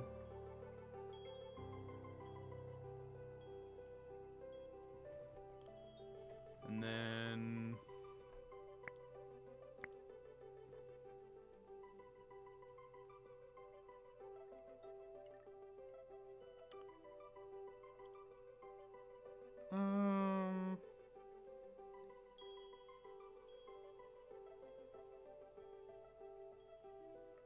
yeah, do that one.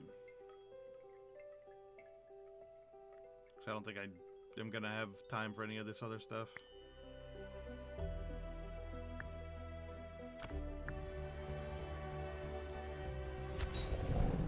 Volkar the Gold Hoarder! Here we go. Oh god, this is rough. I'm not prepared for this at all. Oh, because of the Griffin having all class, I got an achievement being like, have every class on the board at once. But it was just because of that.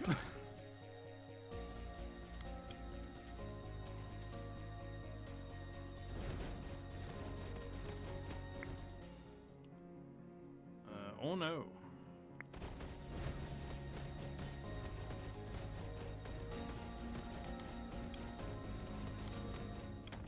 Oh, I died. I died instantly because I fell behind. Ah, that sucks. But it's alright. I made it all the way to the final boss. It just I couldn't, like, hold out from there. Shame. I feel like if I'd had, like, a little bit more time to, like, replenish my army, it would have been fine. But just because I didn't have a chance to do so from the last 3 rounds being a little bit too hard for me, I kind of got overzealous. That's alright. We still got tons of stuff for more upgrades. But I think that'll do us for today. Thank you so much for hanging out with me today. I super duper enjoyed playing this, and I enjoyed hanging out with all you guys. That was a lot of fun. Great stream. Great stream, everybody. Tomorrow, we're going to play some Battlefleet Gothic Armada 2. Because I feel like playing as the Tyranids again. It's been a while, and I enjoy playing as the Tyranids. It's fun. And then Thursday we've got Star Rupture, and then Friday we got more Crime Scene Cleaner. So that's the schedule going forward, and I'll see you guys tomorrow. Bye-bye, everybody. Thanks for hanging out. Bye-bye. Bye-bye. See you later. and all that good stuff.